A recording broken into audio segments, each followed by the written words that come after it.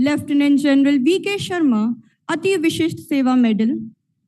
A warm welcome to Honorable Vice Chancellor, AUMP, and Co-Chairperson of the conference, Professor Dr. R.S. Tomar. We are delighted to welcome Pro Vice Chancellor Research and Co-Chairperson of the conference, Professor Dr. M.P. Kaushik. We welcome all the members of the RBEF. We kindly welcome deans, directors, HOIs, HODs, esteemed faculty members, participants, students, and members of the RBEF who have joined us both offline and online. The conference has received best wishes and appreciation from higher authorities. Honorable Governor of Madhya Pradesh, Shri Mangubhai Patel ji,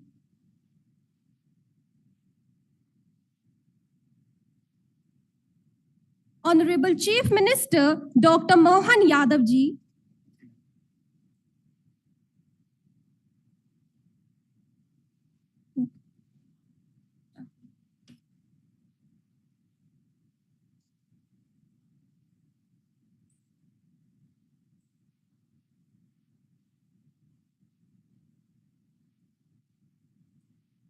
the environment stands at the core of human survival and progress, making it imperative to align rapid technological advancement and sustainable practices, protecting natural resources, minimizing environmental sustainable practices, protecting natural resources, minimizing environmental degradation, and adopting eco-friendly solutions are no longer optional but essential.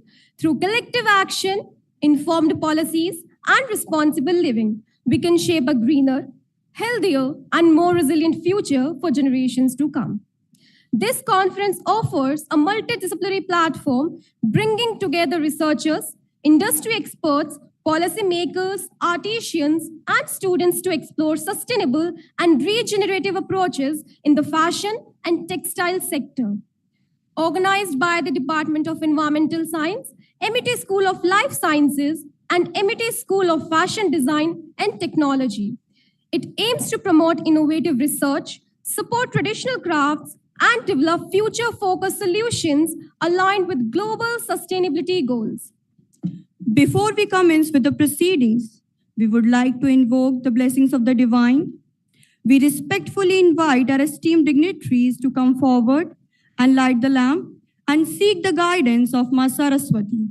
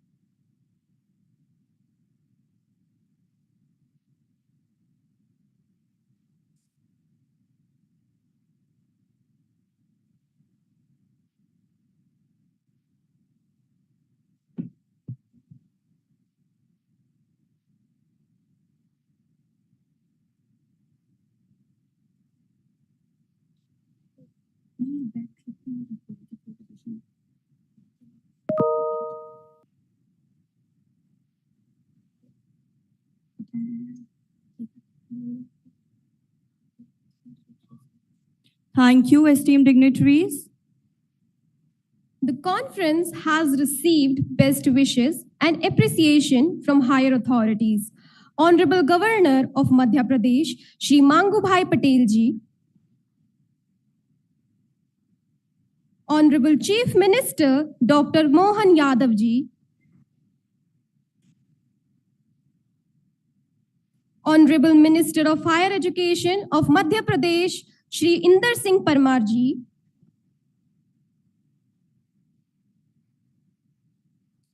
Honorable Founder President of MIT University Madhya Pradesh, Dr. Ashok K. Chauhan, Honorable Chancellor of MIT University Madhya Pradesh, Dr. Asim Chauhan, Honorable Pro-Chancellor of MIT University Madhya Pradesh and Senior Vice President RBEF, Lieutenant General V.K. Sharma, Honorable Vice Chancellor of MIT University Madhya Pradesh, Professor Dr. R.S. Tomar,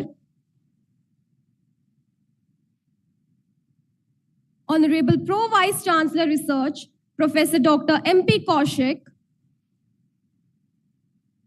and Honorable Convener of the Icest 2026, Professor Dr. Kuldeep Dwivedi. I request Honorable Pro-Chancellor of Amity University, Madhya Pradesh, and co-patron of the conference, Lieutenant General V.K. Sharma, Ati Vishish Seva Medal, to welcome our chief guest of the event, Dr. Pankaj Kaushal, Director, ICAR, Indian Grassland and Fodder Research Institute, with a sapling. Sir, please.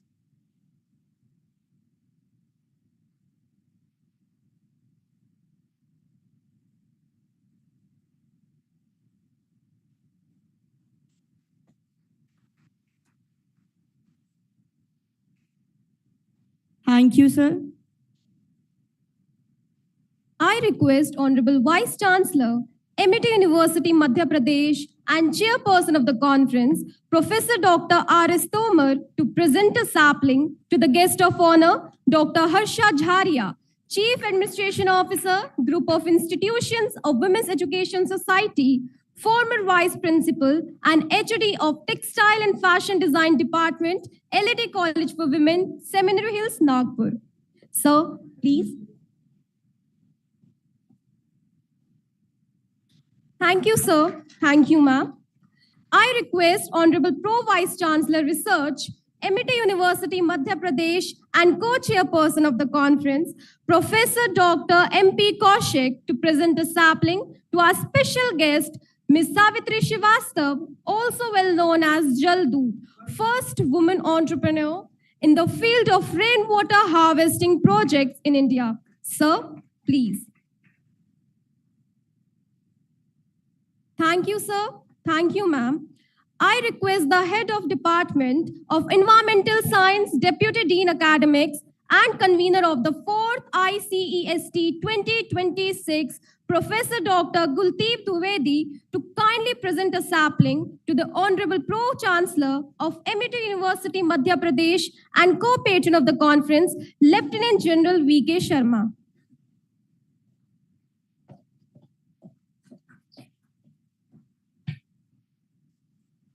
I now request Professor Dr. Swapnil Rai, Associate Dean Research and co-convener of Icest 2026, to kindly welcome the Honorable Vice Chancellor and Chairperson of the conference, Professor Dr. R.S. Tomar, with the sapling.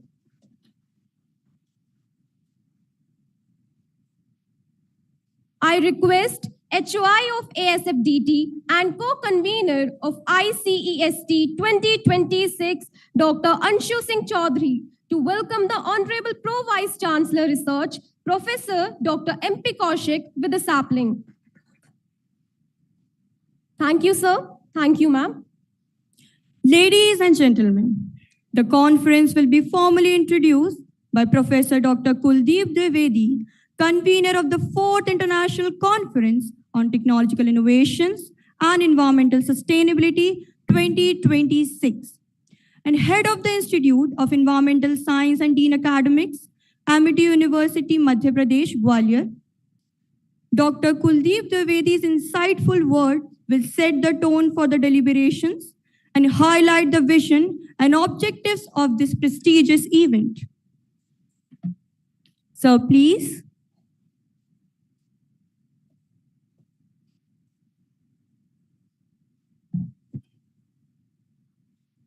A very good morning to all of you, the dignitaries on the dais, the participants, esteemed colleagues, and my dear students. I'll start with a quote. Knowledge grows when it's shared, and research is the engine that propels it forward. And this is the motivation that we are here today, the motivation behind organizing such conferences. Respected chief guest of honor, distinguished dignitaries, eminent speakers, members of academia and industry, dear researchers, students, and participants, a very warm and cordial welcome to all of you. It is indeed a matter of pride and privilege to welcome you all to the 4th International Conference on Environmental Sustainability and Technology, Icest 2026, organized by the Department of Environmental Science in collaboration with the Amity School of Fashion, Design and Technology, Amity University, Madhya Pradesh. I take this opportunity to express my sincere gratitude and cordial felicitation to the Honorable Founder President, Amity Education Group, Dr. Ashok K. Chauhan, and Honorable Chancellor and Chairman, Amity University, Madhya Pradesh, Dr. Asim Chauhan, for their visionary leadership and constant encouragement. Though they are not physically present with us today, their guidance and continuous support always inspire and shape the organization of such types of events at Amity. Special welcome to the Honorable Chief Guest, Dr. Pankaj Kaushal, Director, Indian Grassland and Fodder Research Institute. We are extremely honored by the presence of our esteemed guest of honor, Dr. Harsha Jharia Madam, Chief Administrative Officer and Head of Department, Textile and Fashion Design, Department LAD College for Women's, Nagpur. Guest of honor, Dr. Rania Lampao, STEM instructor and researcher, global academician, Ministry of Education, Religious Affairs and Sports, Greek Astronomy and Space Society, Greece, and she has joined the conference online, and she will be interacting with us in a short while. Special guest, Ms. Savitri Srivastav, better known as Jaldoot, first woman entrepreneur in the field of rainwater harvesting. Welcome, madam. We are privileged to welcome Lieutenant General V.K. Sharma, Ati Vishisht Seva Medal, Honorable Pro-Chancellor and Senior Vice President, Ritnan Balved Education Foundation, Professor Dr. R.S. Tomar, Honorable Vice Chancellor, Amity University, Madhya Pradesh, and Professor Dr. M.P. Kaushik, Pro-Vice Chancellor Research, Amity University, Madhya Pradesh. I also extend a very warm welcome to all the esteemed dignitaries, deans, directors, head of institutions, head of departments, and esteemed faculty members, research scholars, participants joining us both online and offline, and last but not the least, my dear students, Amity University, Madhya Pradesh, who are present here today for this conference. Icest 2026 is a one-day international conference and exhibition dedicated to showcasing best practices in environmental sustainability and technological innovation. The conference will address key domains such as sustainable development and planning, sustainable agriculture and food security, environmental management and conservation, climate change and global environmental challenges, green technologies and smart solutions, resource management and wasteland development, green marketing, and responsible consumerism. It serves as a multidisciplinary platform, bringing together researchers, environmentalists, designers, policymakers, industry leaders, artisans, and students to explore innovative pathways towards a regenerative, responsible, and technologically advanced future. Importantly, this conference emphasizes technological advancement that go beyond minimum sustainability targets, enabling broader environmental, social, and economic benefits. The core objectives of organizing this conference has been to foster out-of-box sustainable ideas through research and knowledge dissemination, to explore innovative solutions to reduce environmental impact, especially in fashion and textiles, to align advancement with key sustainable goals, to promote revival and modernization of traditional arts, ensuring cultural sustainability and livelihood enhancement, to motivate and prepare young minds towards smart energy use and environmental responsibility. A defining feature of Icest 2026 is its collaboration with the MIT School of Fashion, Design and Technology. This partnership embodies a forward-looking vision in which environmental science seamlessly integrates with the sustainable lifestyles and innovative fashion practices. Today, sustainability is not limited to research. It must influence what we produce, what we consume, and ultimately how we live. In this context, fashion emerges as a powerful and influential medium to advance sustainability. It has the potential to drive responsible consumption patterns, promote the use of sustainable materials, and support circular economy principles alongside ethical and eco-conscious production systems. This approach reflects a progressive realization. Sustainability must transcend theory and become an intrinsic part of everyday life. Today, it is expressed through conscious choices, embracing responsible consumption, adopting sustainable materials, implementing circular practices, and ensuring ethical production. By bridging environmental science with fashion technology, we aspire to build a holistic ecosystem of sustainable living, one that not only transforms industries, but also inspires individuals to adopt more responsible and mindful lifestyles. And the inaugural session will have a fashion show organized and prepared by the students of fashion technology using sustainable products with minimum or zero waste development. And they will be showcasing the interaction that technology and sustainability can go hand in hand. The conference has been meticulously structured to ensure meaningful engagement and effective knowledge exchange throughout the day. The program, that is, we are starting with the inaugural session, will be followed by the opening remarks by the Honorable Vice Chancellor and words of wisdom by the Honorable Pro-Chancellor, the address by the Chief Guest, Dr. Pankaj Kaushal, address by our distinguished guest of honor, Dr. Harshad Jharia and Dr. Rania Lampao, and our special guest, Ms. Savitri Srivastava. We are proud to share that the conference has received more than 150 research papers, reflecting strong national and international participation. These valuable contributions have been compiled into a conference souvenir, which will be released by the dignitaries during the inaugural session. This will be followed by a fashion show on sustainable apparels and presentation of mementos to the guest. The midday event include inauguration of the sustainable products exhibition. Those products are also made from waste material without zero waste and energy consumption, emphasizing on the theme of sustainability. This exhibition will be inaugurated immediately after the inaugural session and the signing of a memorandum of understanding with Indian Grassland and Fodder Research Institute.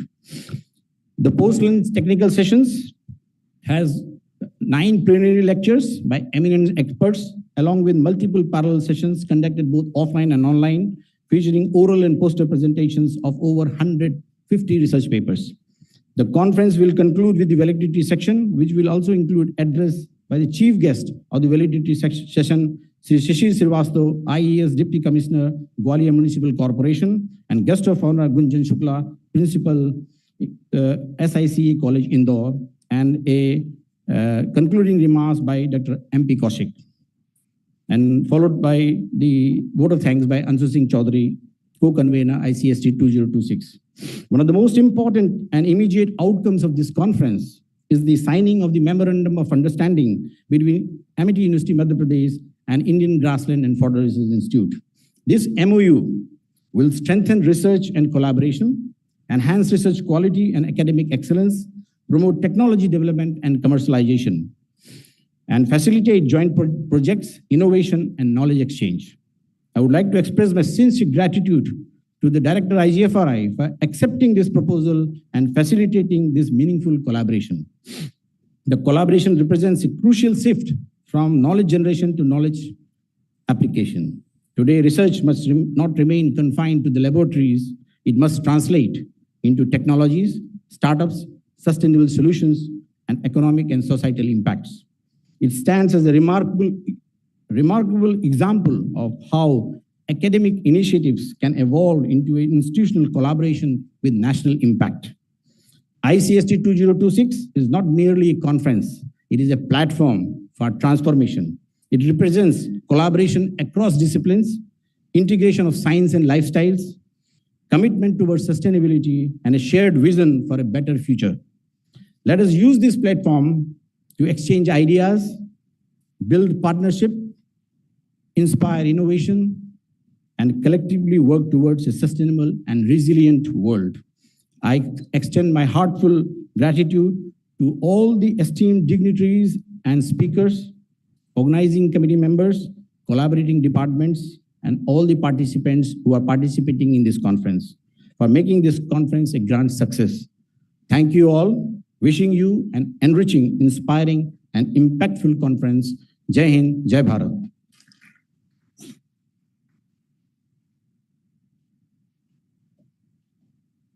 Thank you, sir.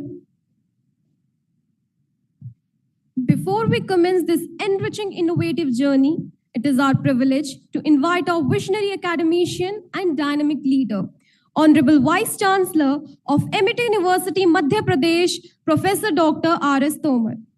Dr. Tomar's unwavering commitment to academic excellence and innovation has significantly shaped the university's progressive ethos. Under his distinguished leadership, Amity University, Madhya Pradesh has emerged as a hub of research, innovation, and holistic education. His inspiring vision continues to guide faculty and students alike towards academic distinction and societal contribution. With great respect and anticipation, I now invite Sir to deliver the opening remarks. Sir, please.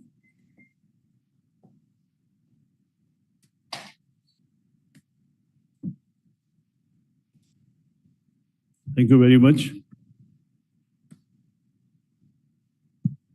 Good morning, everyone.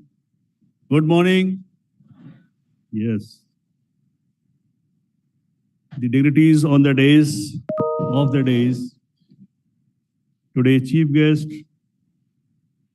of this conference, Dr. Pankaj Kaushal, the director of ICR, IGFRI, the guest of honor, Dr. Harsha Jharia, the chief admin officer and HOD, Textile and Fashion Design Department, LED College of Women, Nagpur, Dr. Rania Lempau, STM instructors and researchers from Greece who have joined online, special guest, Ms. Savitri Srivastava, the Dal Jaldut, Pro Chancellor Dr. V.K. Sharma, Aviation retired, Pro VC Research, Dr. MP Kaushik, the head of our discipline in charge, Dr. Brigadier Gangele, Director Administration and Fishing, Colonel Fishing, the dignitaries from IGFRI sitting of the days, deans, professors, faculty members, and my dear students. This particular endeavor to organize an international event on environmental sustainability and technology.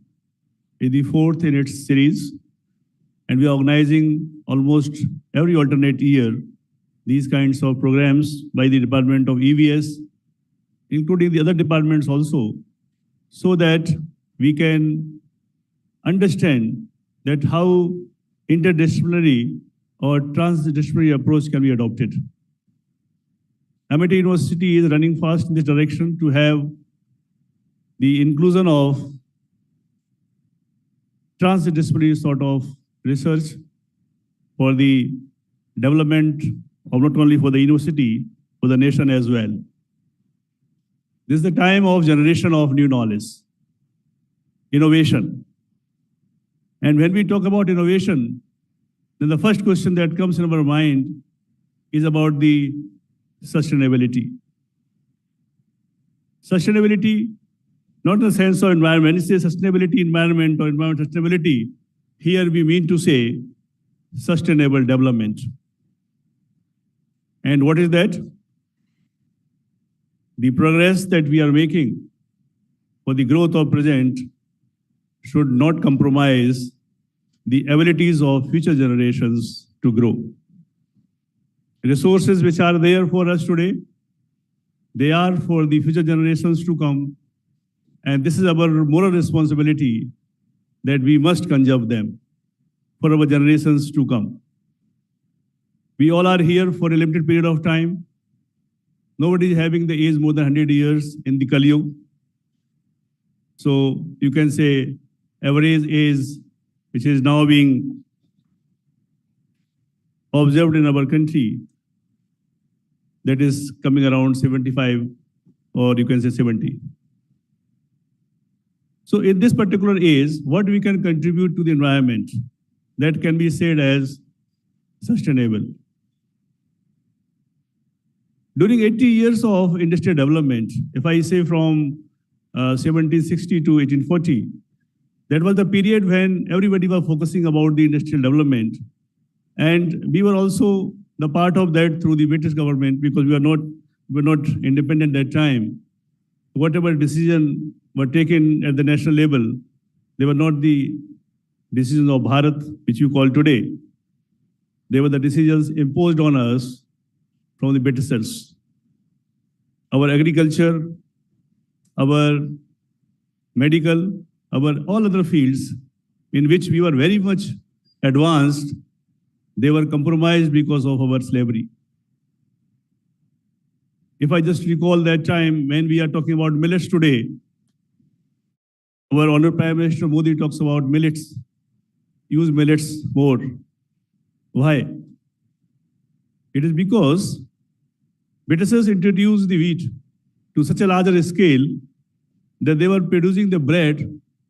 The bread should also not be black, it should be white.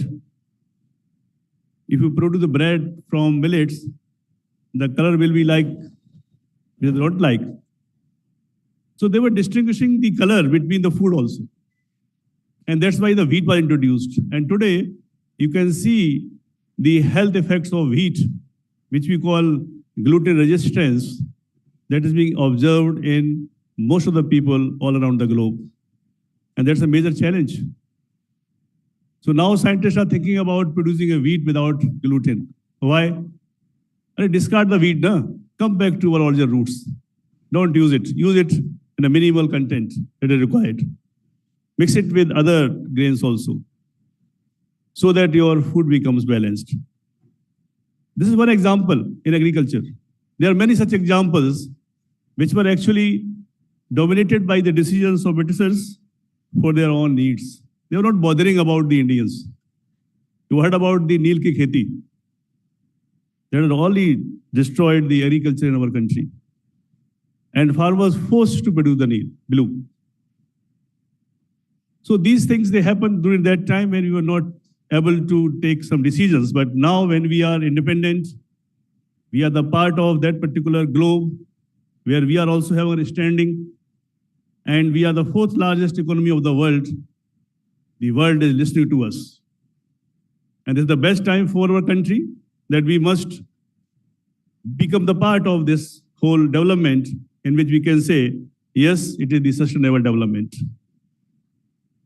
So sustainability, certainly, you are also talking about the Sustainable Development Goals, SDGs. There are 17 SDGs identified. We also try to focus on them from the ranking point of view. But actually what is happening on the ground is not satisfactory. We plan many things, but when it comes to implementation, then we are lagging behind. So the time is for action. What we can do for the nation, what we can do to conserve the environment so that this environment is habitable for our generations to come. So this particular conference that is being organized is for the awareness purpose of all the participants. And here, not only awareness, you will get some good specialized lectures from the specialists in the field, and they will be helping you out to understand the circular economy, the upcycling, recycling. These are all terms being used very much nowadays. But what exactly is happening, that is also known to all of you. We are not at war, but we are also the part of the war that is going on between Iran and US. And that particular aspect should also not be overlooked, that when such kind of scenario has been created at global level, we must also be cautious, not from environment point of view, from our economy, from our political strength, from our defense, and all other aspects which are required to make our country a stronger country, a country which can take its own decisions for the environmental sustainability. Only then we will be called a successful country in the world. So thank you very much, the organizers, for arranging such a very beautiful conference on sustainable development. And I wish a grand success to this conference. We shall be having many deliberations today that you will listen today and try to understand what we can do for the sustainable development, reducing the carbon footprint, and all these terms very nicely used. But the only question is how we can bring it to action, because without action, any planning is of no use. You can say many things. You know, when we talk about the environment pollution, there was a time when people not knowing about the environment pollution. That time, it was said that environment was not knowing that pollution is there. So when we started organizing many conferences, seminars, symposia on environmental pollution or conservation, then more and more pollution took place. Purpose was to reduce it, but result is, it is increasing. It means that the information is shared. Information is being told to the people, those who are following the things, but it is not being implemented. How it can be implemented, that is very important. We have to make the action plan for the implementation of those things which are required for the sustainable growth of the nation. And I wish that our generation will certainly consider these things while going through their whole career of life or any other aspect of the life in which it is very much required that environment conservation should be on foremost. So thank you very much, all the organizers, and I wish all the best. Jai Hind, Jai Bharat.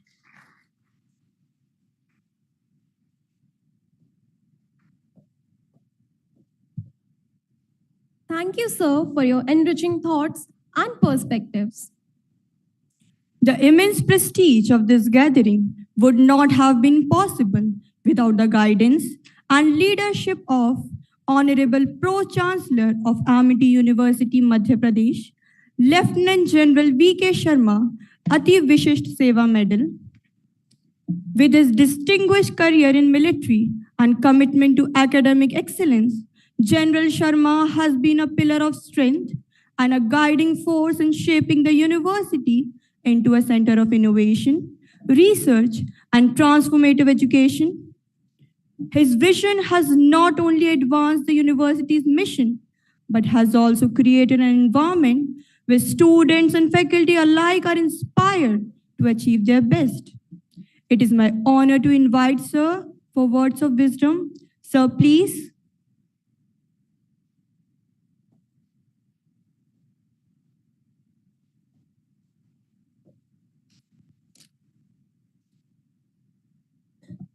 Good morning, all of you.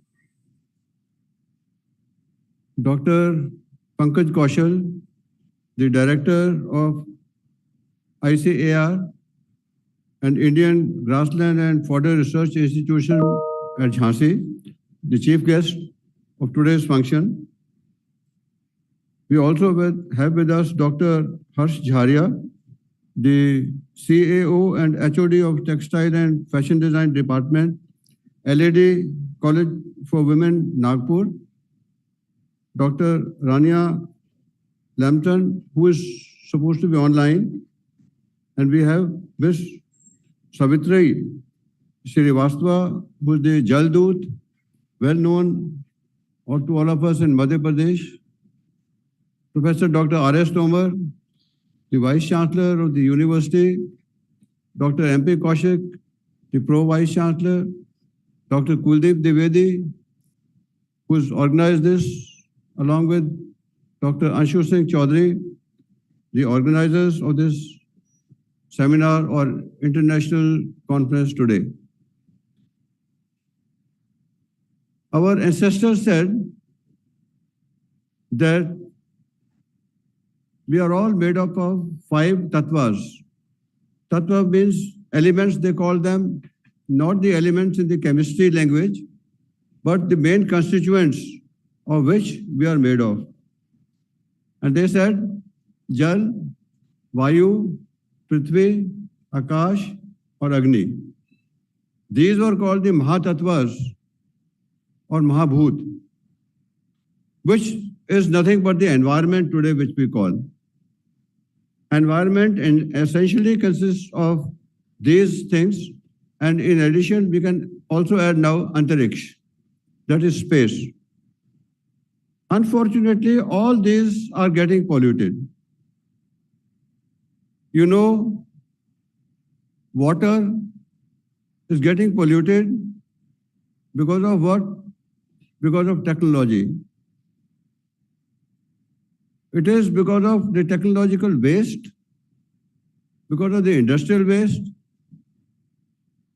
because of the growth in population, which is exponentially growing much more than the resources are growing in terms of those resources which a man needs to survive, to live. You need air to breathe, water to drink, food to eat. Without this, no one can survive. Not only human beings, even any species cannot survive. And it is unfortunate that these are getting polluted because not only increase in population, because we want to be more comfortable than our ancestors. We don't want to give any trouble to our bodies. We want everything to be done by word of mouth, by command. We want everything to be remotely controlled, and we want our lives to become very, very easy and soft going. So for that reason, we have developed technology. But it is because of technology development alone that there is pollution in air, in water, on land, and the energy, which we can call Agni, and also in space. You will be surprised, in space, there is so much of human-made debris which is there. All these satellites, after they have lived their life, they are never brought back. They are just there, moving according to the Newton's second law of motion, that anybody which is at rest continues to be at rest, and anybody which is moving continues to move till such time it is acted upon by an external force. So all these satellites which are there, they just keep moving around, and they are there. There are chances that they might crash with another satellite which is there, and they are causing so much of congestion, especially at these spots where we need geostationary satellites. At 74 degrees east is the spot for Earth, which is synchronizing at 36,000 kilometers with the rotation of the Earth, so that with respect to a fixed point on Earth that stays stable. Agriculture is primarily getting polluted because of excessive use of pesticides excessive use of chemicals which are used as manure. The natural manure is hardly available and not there. It is because of all this that the sustainability is a doubt. We are not sure whether we are overusing the resources to that extent that for the next generation, we will not be able to leave the resources and ask them to fend for themselves. In my school days, I was told by my teacher that drink as much water as you can because today the water is free. Tomorrow it will not be free. We laughed at him at that time that how can water not be free? Water will be free. We thought that it will continue to remain available the way it was. And there were no filters, no ROs. We used to drink the tap water. I am talking about way back in 60s when I was studying in school. Today, you all know tap water is a challenge. It is not available. And the other water, there is no other source. It is all polluted. Or you buy bottled water and pay for it. Air is getting polluted like anything. The diseases are increasing. Now we expect the same technology to save us. And which is right, because there is no other way. The technology has to be there to undo what has been done, to make sure that we breathe clean air, to make sure that we drink clean water, to make sure that the earth, which is repeatedly being used for agriculture, same land, repeatedly plants are being grown there, season over season, year over year, the manure or the power of the earth is being drawn by the same plants and it is reducing gradually, thereby affecting the quality of the product that is being produced from agriculture. That we are supplementing by giving it in terms of the manure or in terms of the chemicals which is being used to make sure that they grow properly, which is causing further pollution. So the only answer to this lies in all of us that firstly, we should understand and accept the problem. Secondly, we should start taking action to ensure that we do sustainable research on this so that this all can be overcome. Reuse, recycle, and reduce. That is the formula.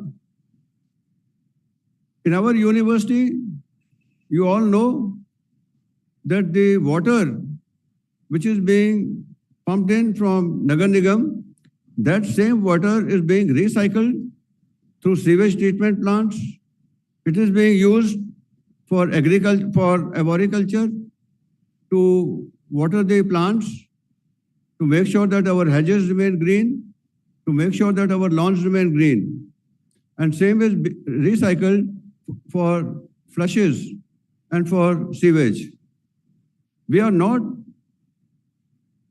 exporting or sending even a single drop of water outside the university. Renewable sources of energy have got no option, they have to be used. And in times to come, the solar energy which is available in plenty in India will be the main source which will be used and needs to be used by all. Electrical energy, again, in terms of vehicles, that is the only way to reduce the pollutants. It is coming up, but the speed at which is coming up is not good enough, which needs to be enhanced. Electric cars are there today, but there are no charging points. There is a dearth of them. Most of the charging points lying faulty. I read a report a few months back in Chandigarh that out of all those, there are only 6 or 7 charging points in the whole of Chandigarh city which are functional. We are neglecting all those and going back to fuel. You know, with the war which is going on, with the blockades, with the commercialization of oil, the oil is going to finish one day. And these countries who are oil exporting countries, OPEC, oil producing and exporting countries, They all say that we will celebrate oil to the last drop. They say we will exploit for financial resources the oil that we have got. Let the prices go up. Alternatives, it is the responsibility of the dependent people who are dependent on this oil to find out the alternate resources. So the onus lies on all of us that we must be aware of all this, and unless we find alternatives, we are here to suffer. You already know the LPG shortage which is there, how it is affecting our own student mess here. I hope you are all aware that the cylinders which the mess was getting, they have been reduced to 50%.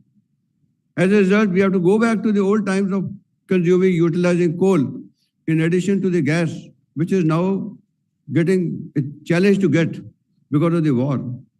We do not know what the situation will be. We have to find our own resources, and we have to become, more importantly, self-dependent. Viksit Bharat is rightly the target given by our Honorable Prime Minister Narendra Singh Modi, that by 2047, unless you can sustain yourself without dependence, you reduce the dependence. If you remain dependent, then the countries on whom you are dependent, they will dictate terms. Because that is how the world is functioning today. And that is how the tendency of the human beings to dominate others still continues. Very apt topic today, and it applies to all, irrespective of branch or stream that you're studying, because environment affects each one of us equally in the same manner. We must be aware about all this, and let us contribute through technology, through research, to mitigate the problems that our country in particular and the human race in general is facing. I wish this national conference, international conference, all the very best and great success. Jai Hind, Jai Bharat.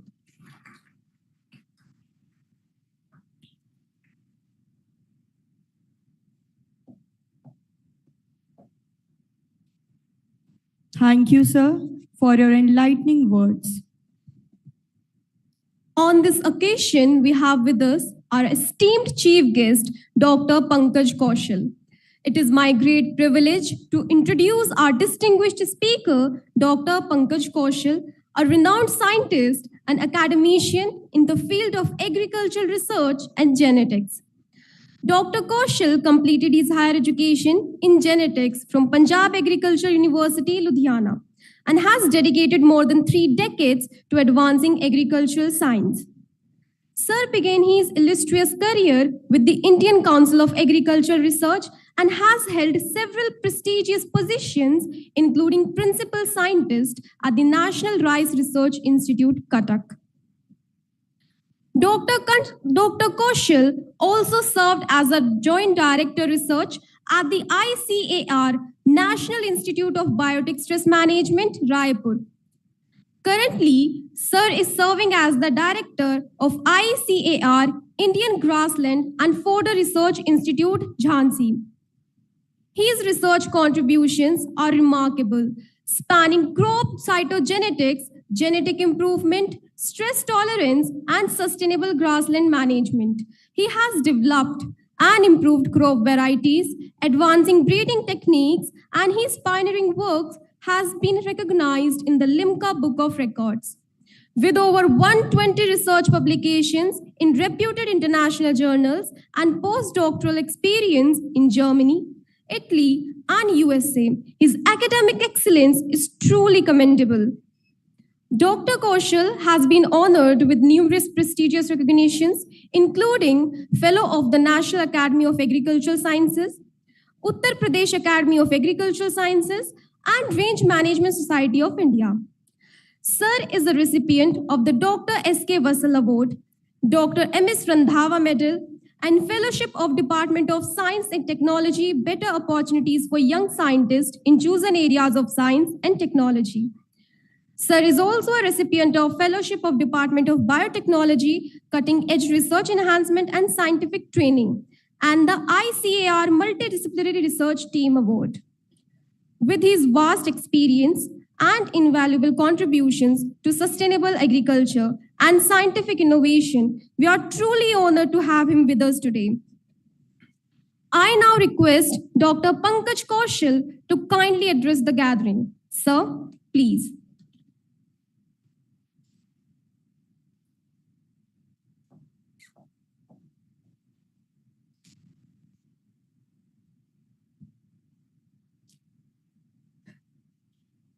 आप सबको मेरा नमस्कार।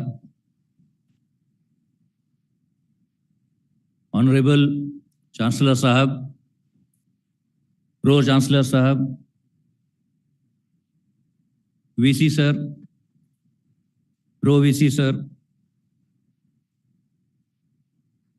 Doctor Harshita, doctor Rania, miss Savitri,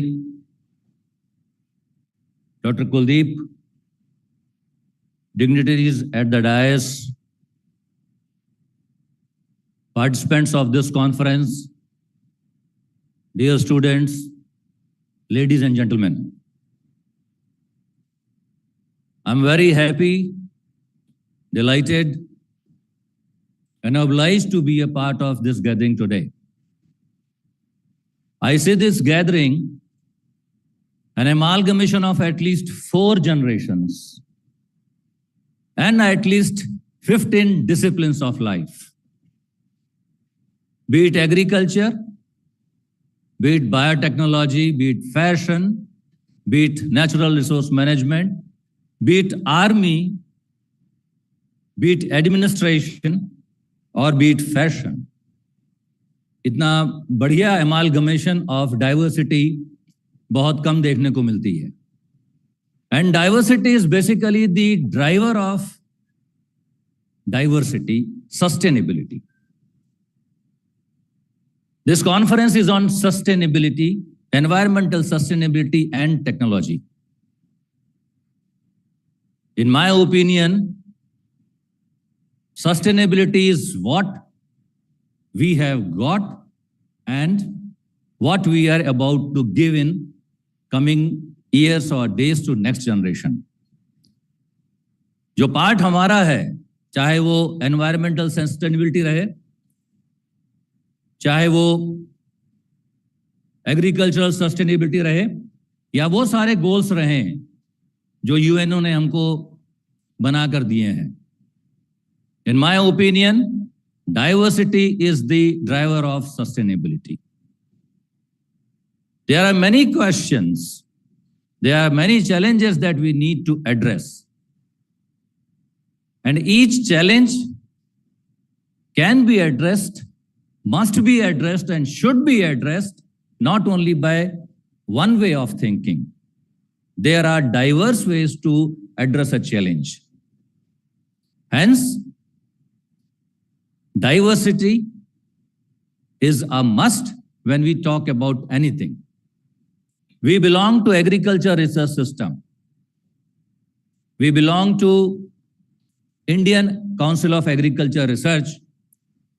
And you might be aware that 85% population of India depends upon agriculture directly or indirectly. That is a challenge to us, how to make a balance between our conventional agricultural practices and modern agricultural practices, which is often contaminated by a lot of shortcuts when we talk about inorganic molecules. Again, in this vast web of science and research, finding answer to such questions is really, really difficult. But difficult questions have easy answers. The first point what we try to do is to break the problem into sub-problems. Sub-problems into sub-components, and then you have answers to those sub-components. Identifying the way to answer a question is the first part, which decides the success of a project. We all work on projects. I was told we are academicians here. We are students here. So we have an approach, we should have an approach whereby all our energy, our ideas should be out of box to solve that problem. We have problems in research. We need to feed around 1.5 billion people. From where you get all this food? The land is shrinking. ईंट, concrete, लोहे और कांच के जंगल जो हमने बना दिए हैं, what we call cities, they are eating the farming land. From where shall we start breeding crops? With the limited area under possession, which is available for agricultural operations, we need to keep on increasing the productivity of agricultural crops. Some of our friends who are not from agricultural science, I must tell you, the variety grown by the farmer, which is recommended to a farmer by any institute. So from lab to the farmer, the development process is for about 13 years. It takes about 13 years for a scientist to develop a variety before it is given to the farmer for cultivation. This is the amount of research that you are trying to answer the questions in agricultural sustainability. 13 years. In our system, ICAR, you might be aware, we are a huge system of more than 113 institutes. And all the important agricultural commodities, we have at least one institute taking the lead and control research on that crop. We have Cotton Research Institute at Nagpur, Wheat Research Institute at Karnal, Rice Research Institute at Hyderabad and Cuttack, sugarcane in Coimbatore, pulses in Kanpur, so and so forth. Very near to you, less than 100 kilometers, we have a very special institute, only one in Asia, that takes care of research on grasslands and fodder crops. IGFRI, Indian Grassland and Fodder Research Institute, established in 1962. I also welcome two of my senior colleagues who have accompanied me to this meeting today. What do we think a grass is? एक छोटा सा जमीन पे उगा हुआ तिनका, हरा तिनका? No. You might be knowing we are the largest milk producer in the world.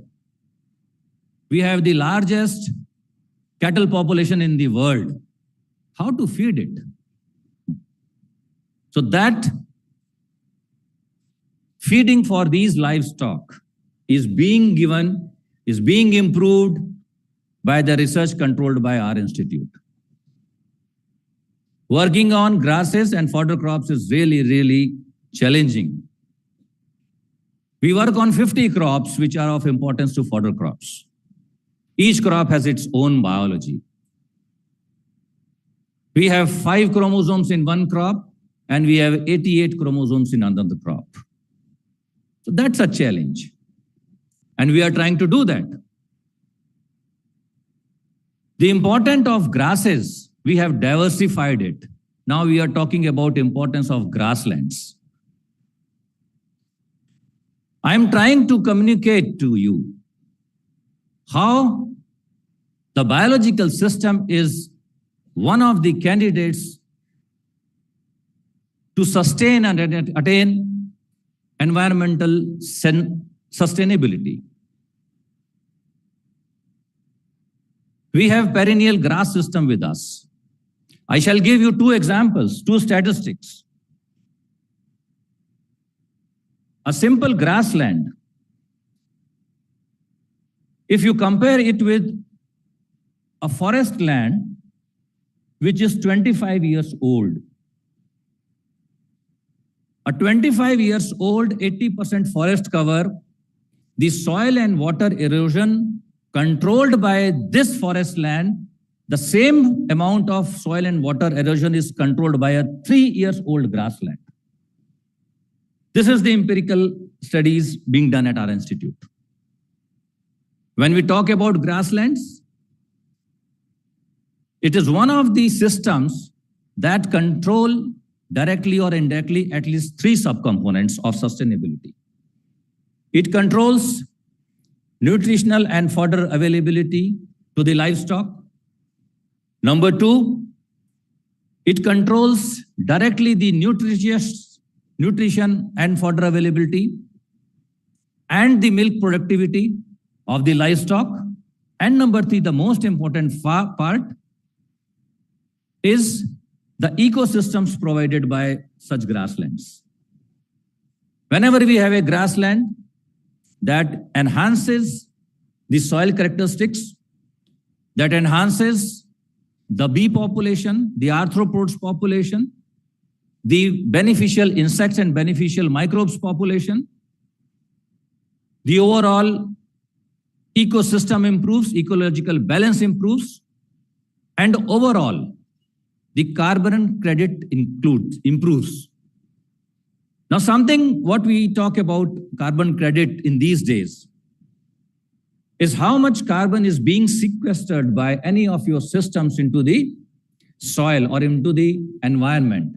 And now state governments, they are paying villagers equivalent money by the system if they are about to sequester carbon or improve the carbon content of the soil. We made a study, and that study shows that in 3 years per hectare, the carbon credit is worth rupees 50,000 from a 1 hectare grassland.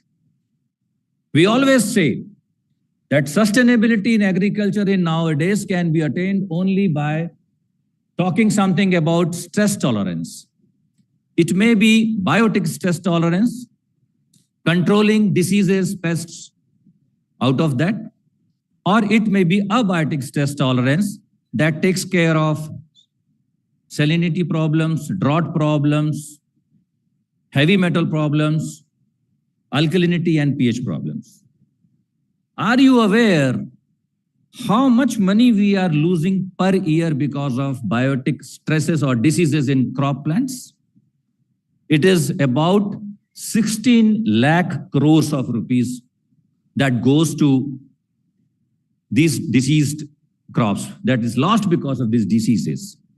This is one of the challenges that we need to find out. Maybe in some of your sessions, you might be talking about genes for stress tolerance. Similarly, in India, we have about 100 million hectare of land which is not being used because of its abiotic stress scenario. Either they are suffered with drought, low carbon, high salinity conditions or so. Those are the challenges that someone need to think, maybe young minds need to think how to utilize this underrated, underutilized piece of huge lands with us. Think different. I already said, tough questions have easy answers. What you need to have is a different dimension to see the problem. You all know the great story, जो आसमान में pen नहीं लिख रहा था because of loss of gravity. USA scientists spent billions of rupees to devise a pen who can work against gravity, whereas Russian scientists devised pencil. So that's how you think. Think out of box. And all those great ideas can definitely come from great institutions, young minds, good mentorship. And one of such examples is perhaps all of you sitting here. These are a couple of points that you need to think. And when we talk about Viksit Bharat, sir has just asked, one of the points of Viksit Bharat is lab to land. What we are trying to do in our labs or rooms, that has to go to the land. At our institute, we are trying to follow the approach, demand-driven research. When there is a problem from the stakeholders, then we try to find the answer to those questions. And this is one of the ways that you can utilize maximum your resources, maximum of your energy, maximum of your time. So drivers of sustainability, I told, are number one, how can we reduce pollution either in the air or in the water or in the land? Resorting to natural system is one of the answers. How can we improve agriculture system? We have answers to that. Look for tolerance for stress conditions. Look for more nutritious food available to us.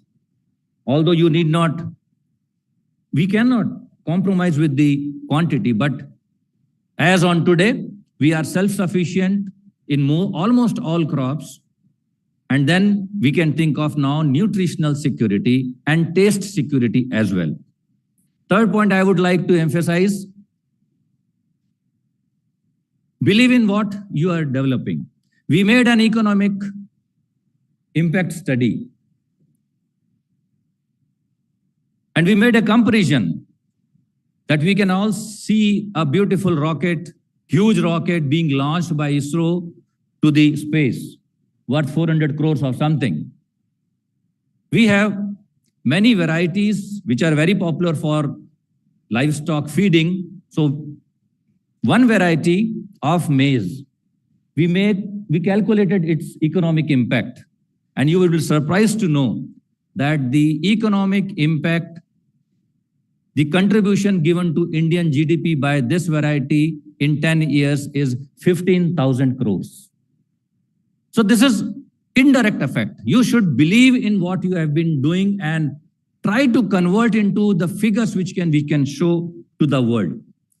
We have developed more than 450 varieties, and impact analysis of about 13 varieties have been completed, and that shows more than 50,000 crores during last 10 years. The same point, कई बार अपनी slides में मैं दिखाता हूँ, एक side ISRO का rocket और एक साइड हमारा मेज का plant, and both are almost equal in their importance and in their economics. Another point of interest, maybe you might be interesting or having some lectures on that, is One Health program. Stay healthy. Stay healthy. Not only you, keep your surroundings healthy, your microbes healthy, your soil healthy, your air healthy, your livestock healthy. So there is very great concept these days. One Health program, One Health approach. We need to talk about that. We need to keep ourselves healthy, and we also need to keep our environment healthy. And for answering all these questions, definitely an interplay between all these aspects of education need to come together. We never thought 20 years back that somewhere biology can be combined with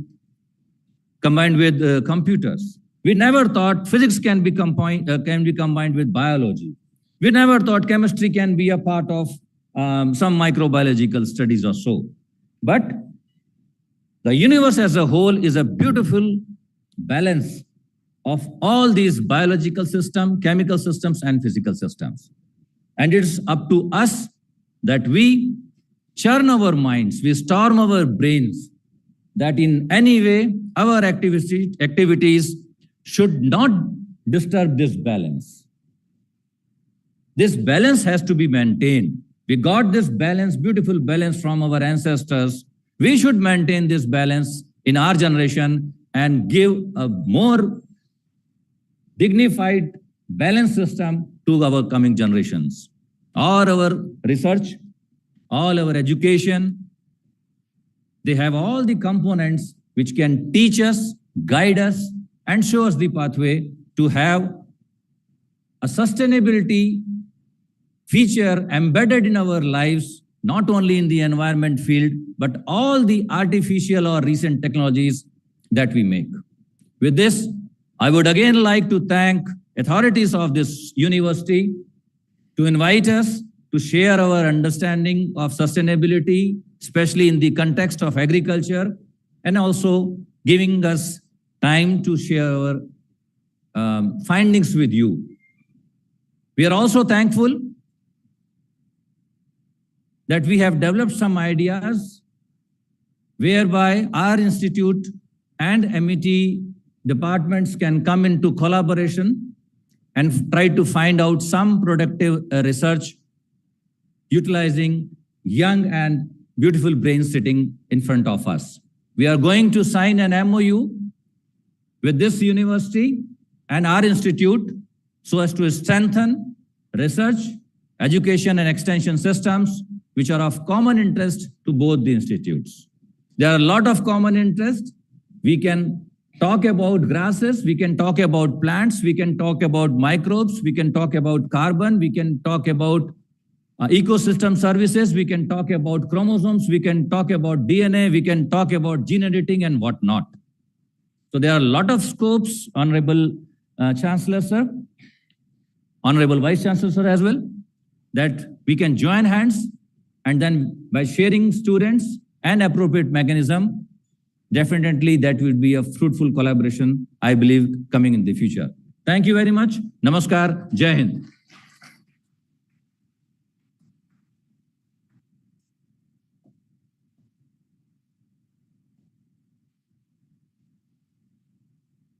Thank you, sir, for your enlightening and inspiring words.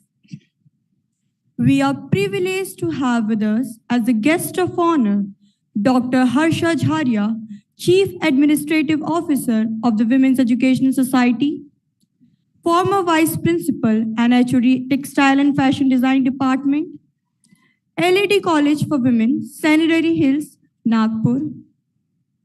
May I take this opportunity to introduce ma'am? Dr. Harsha Jharia is a distinguished academician and administrator specializing in textile and fashion design. With decades of experience in teaching, research, and institutional leadership, currently the Chief Administrative Officer at LED College, Nagpur. Ma'am has held key roles including Vice Principal, Head of Department, while also contributing as a PhD supervisor, curriculum developer, and academic advisor. A recipient of several prestigious awards, ma'am is widely recognized for her contribution to fashion education, research, accreditation, and women's empowerment initiatives. We request ma'am to address the gathering. Ma'am, please.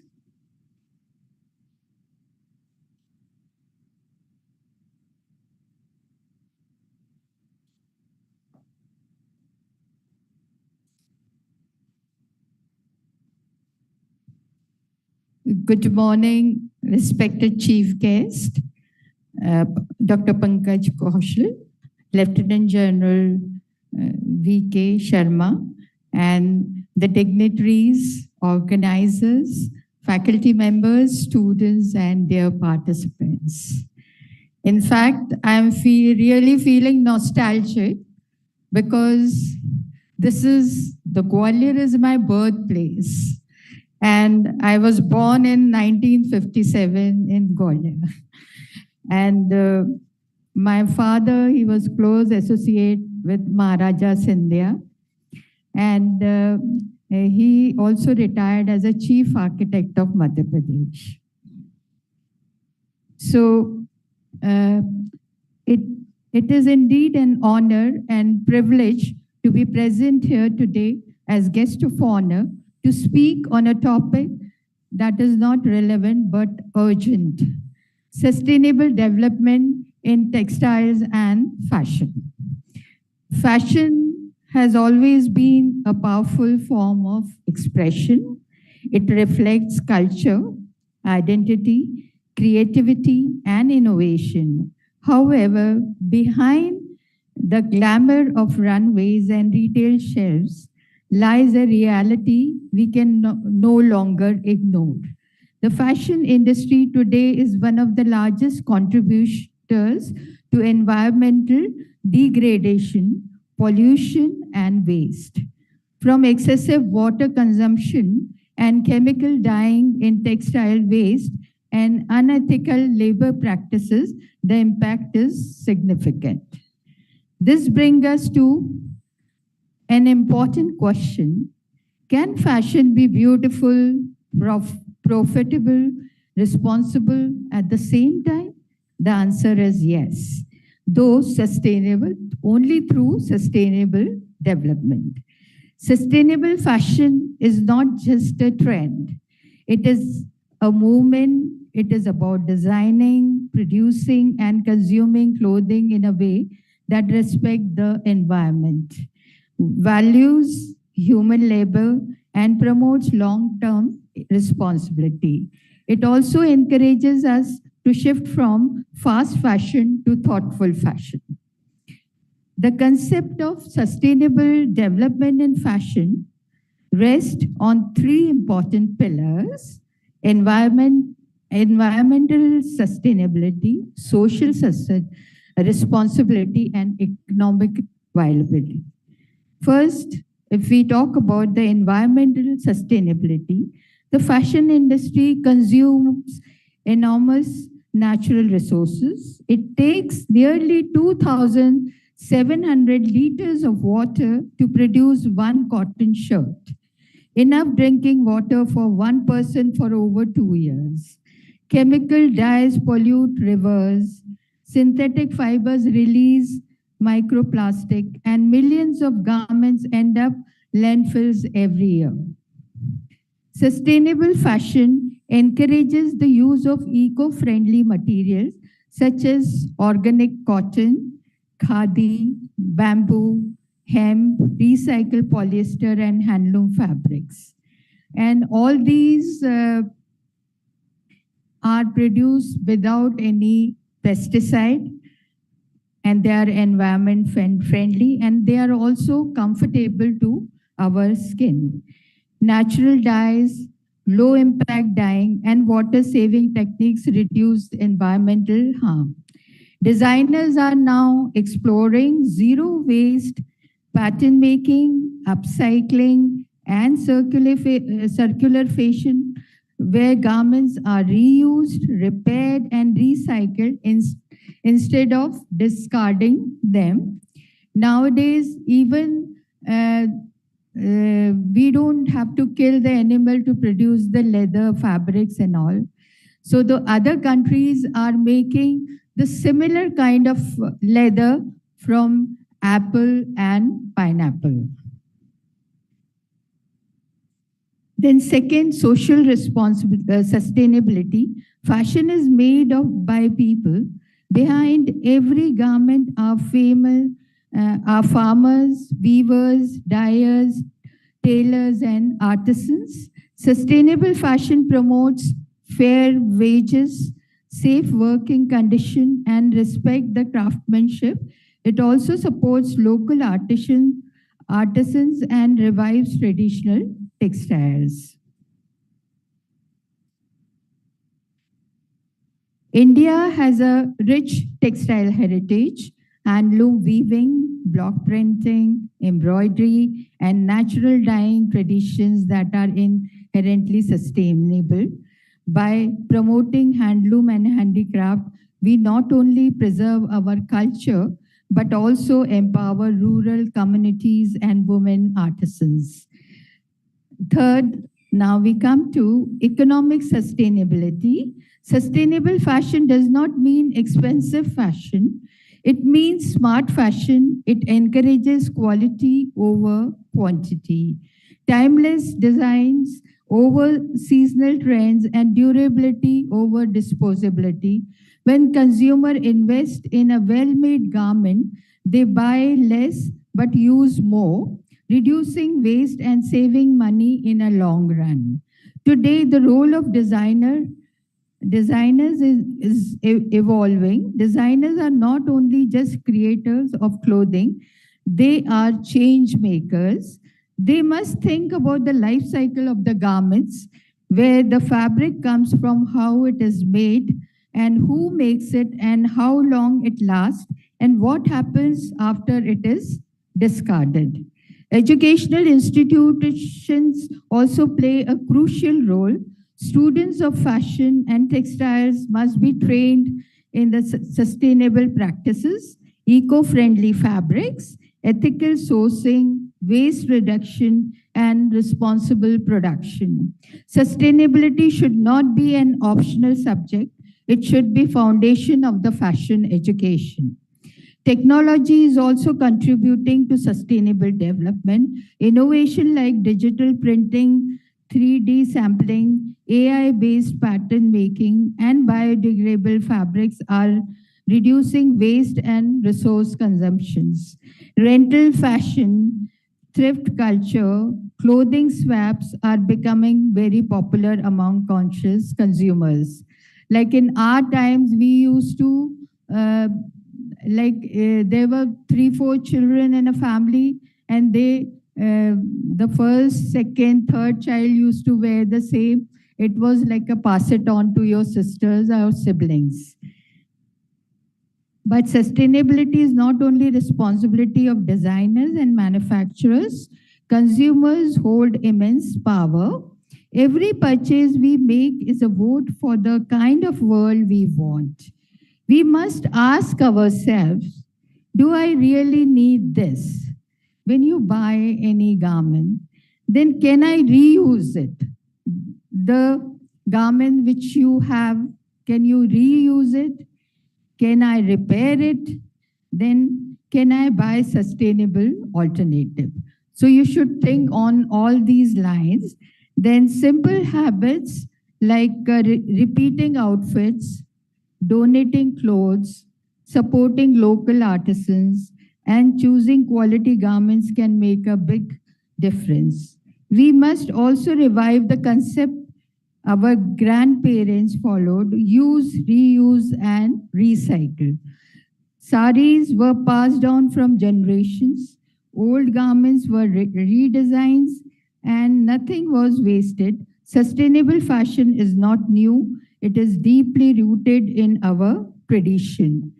Like nowadays, my ex-students are making beautiful outfits from the old saris, and they're really doing good in this.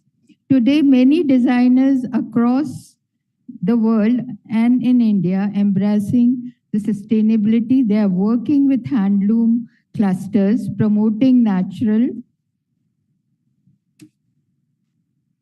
dyes, then creating zero waste collection and encouraging slow fashion. This shift gives us hope that fashion can become a force for good. However, for sustainable development in fashion to succeed, collaboration is essential. Designers, educators, industry, leaders, policymakers, and consumers must work together. Government policies supporting eco-friendly production initiative for handloom sectors and awareness campaigns can accelerate this change. Students especially are the future of fashion. Your creativity can redefine fashion.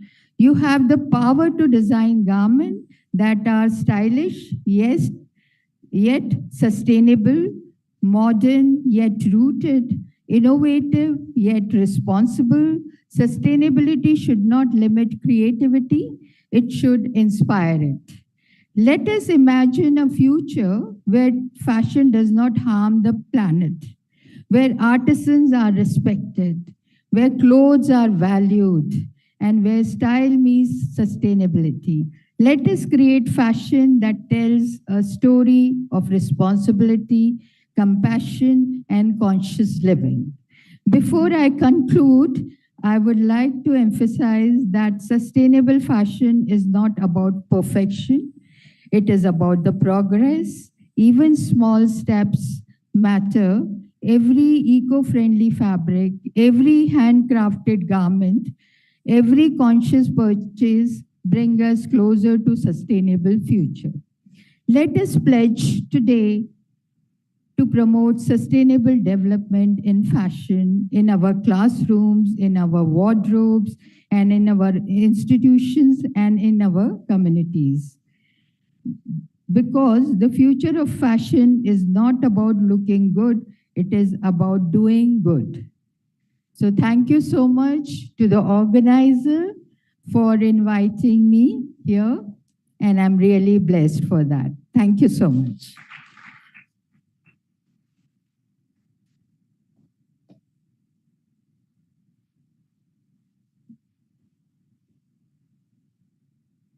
Thank you, ma'am, for your inspiring words. The guest of honor who has joined us online is Dr. Rania Lampao, STEM instructor and researcher, global academician, Ministry of Education, Religious Affairs and Sports, Greece, Greek Astronomy and Space Society. Allow me to take this opportunity to introduce ma'am to you. Professor Dr. Rania Lampao is a globally acclaimed STEM educator, researcher, and keynote speaker from Greece. She is associated with Greek Ministry of Education and serves as a STEM instructor at the Greek Astronomy and Space Society. An award-winning academician, ma'am has received over 200 national and international honors and is a multiple-time Global Teacher Award winner and a Global Teacher Prize finalist. Ma'am is recognized as a global icon and among the most influential women in education and leadership. Ma'am has delivered over 4,000 lectures worldwide and actively promotes STEM through projects aligned with the UN Sustainable Development Goals. A passionate social activist and peace ambassador, she contributes extensively to global education, research, and community development. May I request Professor Dr. Rania Lampao to address the gathering. Ma'am, please. Thank you so much for the introduction. I hope I'm audible. My heartfelt greetings to all the distinguished guests, eminent scientists, respected academicians, researchers, industry experts, students, and participants from across the globe. I'm very honored and very privileged to be invited here at this fourth International Conference on Environmental Sustainability and Technology. I would like to extend my heartfelt congratulations to all organizers of the Department of Environmental Science, Amity School of Life Science and Amity School of Fashion Design and Technology, Amity University, Madhya Pradesh. And of course, I would like to warmly thank you for the kind invitation. This conference provides definitely an excellent platform for intellectual exchange, interdisciplinary collaboration, and the sharing of pioneering research in areas related to environmental science, green technologies, sustainable practices, and of course, circular economy, innovative design solutions. So before starting sharing my presentation, I want to announce my topic. I would like to present about sustainability challenges in AI development. In other words, the AI's environmental footprint, because beneath the remarkable progress of AI lies a critical and often overlooked dimension, an underexplored area in research. It's a topic which can inspire today researchers and scholars to explore more this area, the sustainability implications of AI's rapid expansion. Because as AI systems scale, pressing questions come to the forefront. Can AI development align with environmental responsibility? How can we meaningfully reduce its carbon footprint?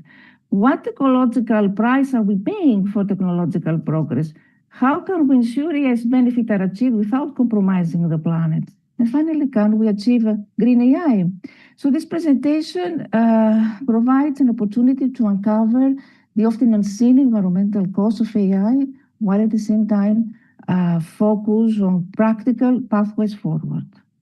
Because I'm going to see through cleaner computing, through more efficient data practices, more robust sustainable AI governance, we have both the capability and responsibility to shape a future where innovation and sustainability advance together. So I will start sharing my presentation.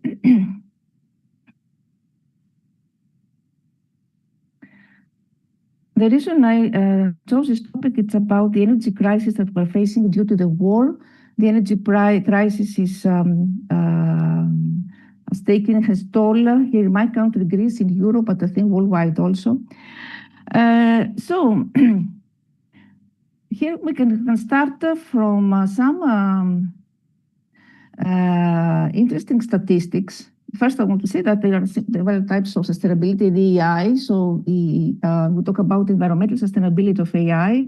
This has to do with how data centers actually impact climate change and what is the carbon footprint of training large AI models. economic sustainability, of course, the social sustainability, how does AI affect the human decision-making, the issues of ethics, transparency, equitability, the political legal sustainability, it's about regulations, and the long-term impact if finally AI can benefit humanity and if AI can help achieve the UN Sustainable Development Goals. So some statistics here show that the National Energy Agency estimates that data center plus AI plus crypto together consumed approximately 460 terawatt hours of electricity globally. Training GPT-4, you see here, required approximately 50 million kilowatt hours of electricity. And according to studies based in Stanford University AI Index report, training of latest AI models emits 250 more carbon than the average American annual output. So just remember that each time you write the prompt query to ChatGPT, you consume energy, but at the same time, you consume amounts of water. So here you can see for inference, a simple query of GPT consumes approximately 0.3 watt-hours. A very interesting study is a 2025 study, How Hungry is AI, which found that inference use of large language models leads to, as I said before, single sort of query. It's a very interesting study. It shows all these alarming questions about energy consumption and the carbon footprint, because actually here you can see that the carbon footprint of GPT-3 in 2020 was equivalent to the average annual energy use of 120 USA homes. Of Bertha, it was equivalent to a round-trip transcontinental flight, etc. So the training of large-scale models, the operation of energy-intensive data centers, and the deployment of billions of smart devices demand vast amounts of energy and resources. So the resulting carbon emissions, water consumption, and e-waste are no longer peripheral concerns. They are central to the conversation on ethical and responsible innovation. So why so much energy? Of course, it has to do with the scale of data, the computational demand, the redundancy. Models are fine-tuned repeatedly for different tasks. And the mitigation trends nowadays, it's about how we can create smaller, more powerful models like this, Dilbert, more innovations in hardware advances, so more efficient GPUs and TPUs, or energy-saving chips, renewable energy use in data center if it's possible, and shared models. Instead, for example, of retraining, companies release pre-trained models for reuse. Of course, what affects energy consumption depends on different factors like model size, data set size, energy efficiency of the data center, power source, etc. And what was happening in the past with additional computing, what is happening now? Now we have much higher energy consumption per task. We have more hungry AI systems, which are, of course, more efficient per operation for AI tasks. As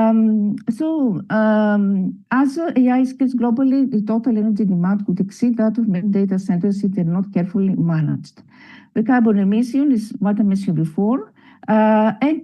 Here, what we can do, some strategies are related with the carbon-aware scheduling, training when clean energy is available, green energy power data centers which exist in Iceland and Oregon, the model optimization like quantization, pruning, and transparency tools. Companies nowadays provide carbon calculators for model training. The carbon offsets renewable energy usage by AI companies. See here what is happening. Of course, we have the switching to clean energy can cut emissions by 80 to 100%, depending on grid mix and coverage. And of course, carbon offsets are used when emissions can be avoided. Companies actually offset the footprint by funding projects like reforestation or carbon capture and storage. But these offsets are controversial because some are low quality, they're poorly monitored or temporary, and critics often argue offsets because they think that they act as a license to pollute rather than drive real change. So what I want to say is that offsets can help, but only if they are high quality, permanent, and verifiable. They are a supplement and not a substitute for cutting emissions. The regional electricity grids also, this directly affect the carbon emissions of AI computing because the carbon intensity of power varies dramatically depending on the energy mix used in a given region. Here you can see, for example, in Iceland, we have nearly 100% hydro geothermal. In China, coal heavy. So what this means? This means that training the same AI model in Norway versus China can lead to a 10–90% difference in carbon emissions for the same electricity usage. So same model, same hardware, but you can see here, the regional issues is important. The trade-offs between model accuracy and environmental cost is interesting to see here that as models become larger and more accurate, their computational demands and therefore energy consumption rise disproportionately. This means that small gains in accuracy often require large increases in computation. For example, improving accuracy from 94–95% on a task may require 10 times more computer. So some optimization strategies here, it's that companies try to adopt is what we call knowledge distillation, when smaller models trained to mimic large models, reducing cost while retaining accuracy. The transfer learning, the model compression, when we trim model size with minimal loss in accuracy. Architecture innovation, have efficient models like transformer, light, etc. And transfer learning I mentioned and fine-tuning, when we reuse pre-trained models, this saves massive energy over training from scratch. So sustainable AI requires smart compromises where good enough performance is favored over perfect accuracy, especially for real-world and large-scale applications. So all these strategies now, and in terms of hardware infrastructure, we have new innovation also, because data centers actually contribute to the environmental footprint of AI. You talk about the cooling requirements. Servers generate a lot of heat, so data centers use extensive cooling systems. Cooling can account up to 40–50% of total data center energy use, further increasing environmental impact. And let's not forget about the resource use, because building and maintaining data centers requires materials like steel, concrete, and RF materials. So all these issues, plus the issue of the water consumption, we have the options here of edge AI and cloud-based AI. So just to say here that Microsoft disclosed that training GPT-3 consumed around 700,000 liters of clean water, and all these factors of water use, the cooling method, evaporative cooling, air cooling, the liquid immersion. So what we can do is to try adopt some alternatives like water recycle reuse, liquid immersion cooling, locational strategies, etc. The issue of electronic waste, of course, with AI. Why? Because we have now shorter life cycles of AI hardware, AI-driven obsolescence. So I don't have time, but to see just some practices, design for longevity use, refurbishment, reuse programs, try to partner with certified recyclers, the AI, the e-waste audits, inventory management, and of course, all has to do with energy-aware training and transparency and reporting. Some tools, of course, to use for tracking AI and for model optimizations, and the ethics frameworks, which play a crucial role, address sustainability, ensuring social equity, fostering long-term thinking, encouraging cross-sector collaboration. On the other hand, of course, there is a positive part because AI can help us in all domains, in all industries, in smart grids, predictive maintenance, in transport, in manufacturing, in agriculture, precision farming, in buildings in cities, etc. Some examples of AI solutions: Google DeepMind, the Microsoft AI for Earth, etc. So definitely AI helps with real-time monitoring, with data-driven insights, but at the same time, it contributes to the problem of climate change because it's about energy-intensive training, electronic waste, etc.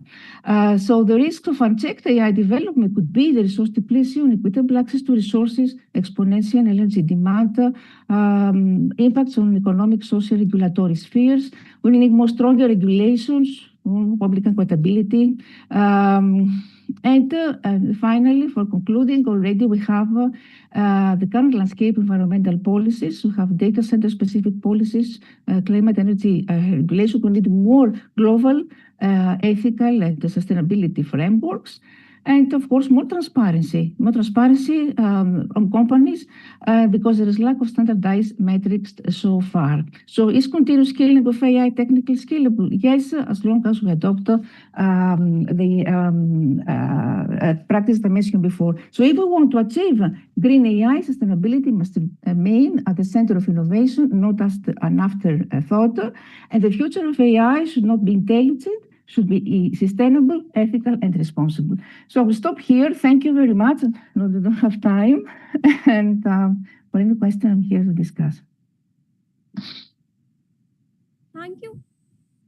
Thank you, ma'am, for your inspiring words. Before I have the honor of inviting our esteemed special guest, Ms. Savitri Srivastav, may I take a moment to warmly introduce this inspiring personality, widely recognized as the Jal Doot and first women entrepreneur in the field of rainwater harvesting projects in India. A passionate environmentalist and social change maker, she is the founder of DIP's Neer Rainwater Harvesting Project, an initiative dedicated to conserving one of our most precious resources, water.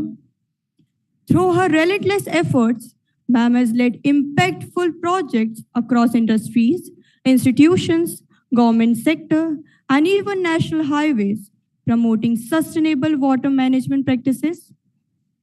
She has been proudly awarded by the Ministry of Jal Shakti, Bharat Sarkar, in recognition of her outstanding contribution to water conservation and the Jal Shakti Abhiyan.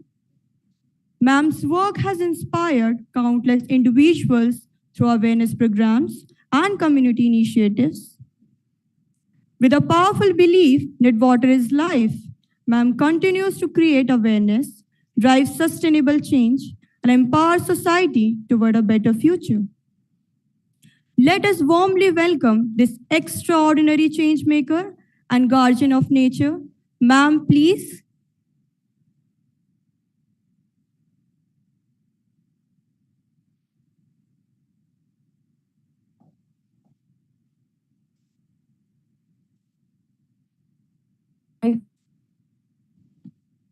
Hello.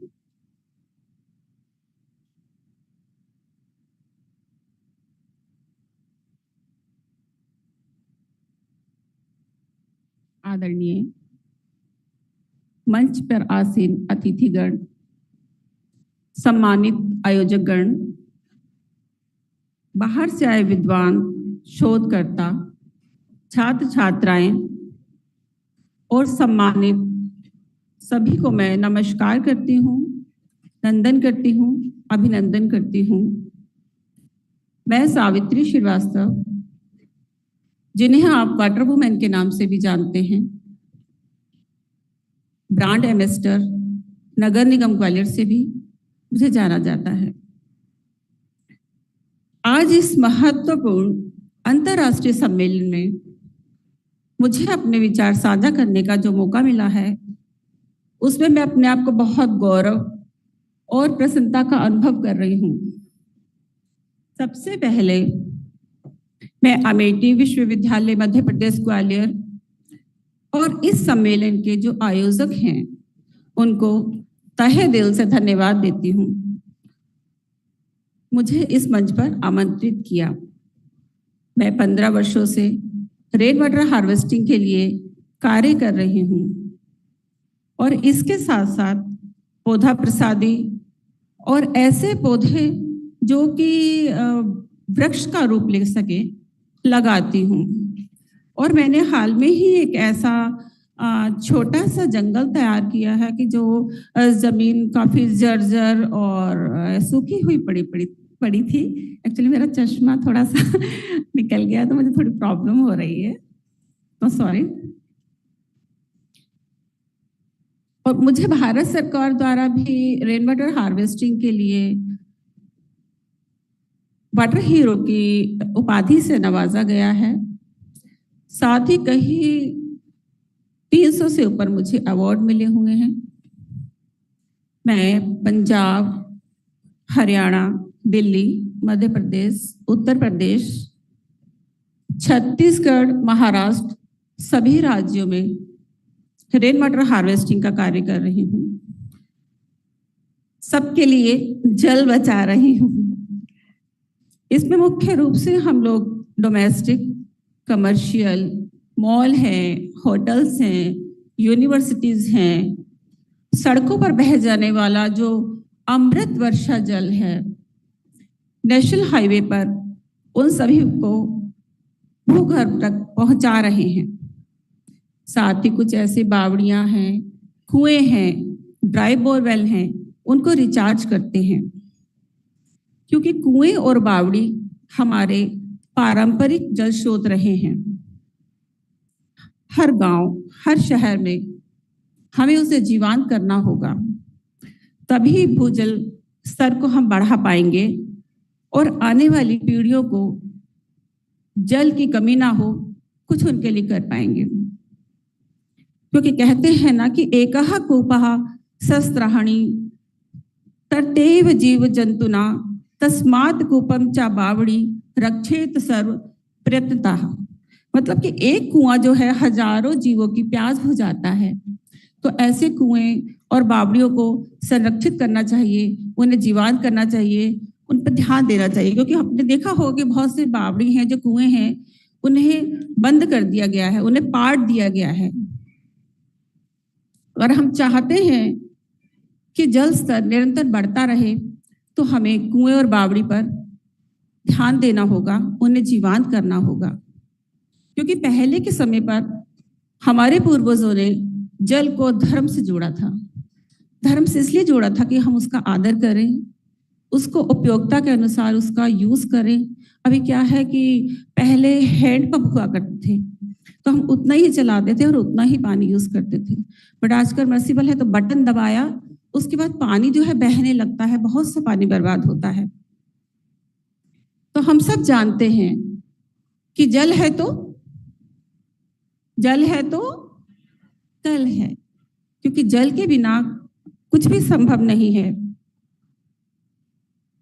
कहने को तो जल केवल 2 अक्षर हैं, लेकिन इसमें पूरी सृष्टि और हमारी पूरे जीने का आधार जल ही है। आज पूरा विश्व जल संकट से जूझ रहा है। जल स्तर है नीचे जा रहा है। जहां हम देखते हैं कि पहले 60 फीट पर पानी आ जाया करता था, परंतु अब हम 200, 500, 700, मुझे लगता है शायद इससे भी ज्यादा डाउन पानी चला गया है। पानी का स्तर जो है लगभग गिरता ही जा रहा है और कई क्षेत्रों में लोग पानी के लिए बहुत संघर्ष कर रहे हैं।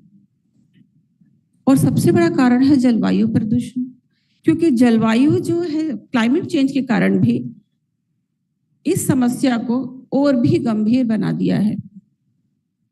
अगर हमने अभी जल संरक्षण पे ध्यान नहीं दिया, तो आने वाली पीढ़ियों के लिए, आपके लिए बहुत मुश्किल का सामना करना पड़ेगा। क्योंकि हमने तो फिर भी पानी बहुत जी लिया, नदियाँ, कुएं, तालाब, बावड़ी, पोखर बहुत देखा है, लेकिन इसके आगे जो हमारी जनरेशन है, जो युवा पीढ़ी है, उसको बहुत मुश्किल का सामना करना पड़ रहा है।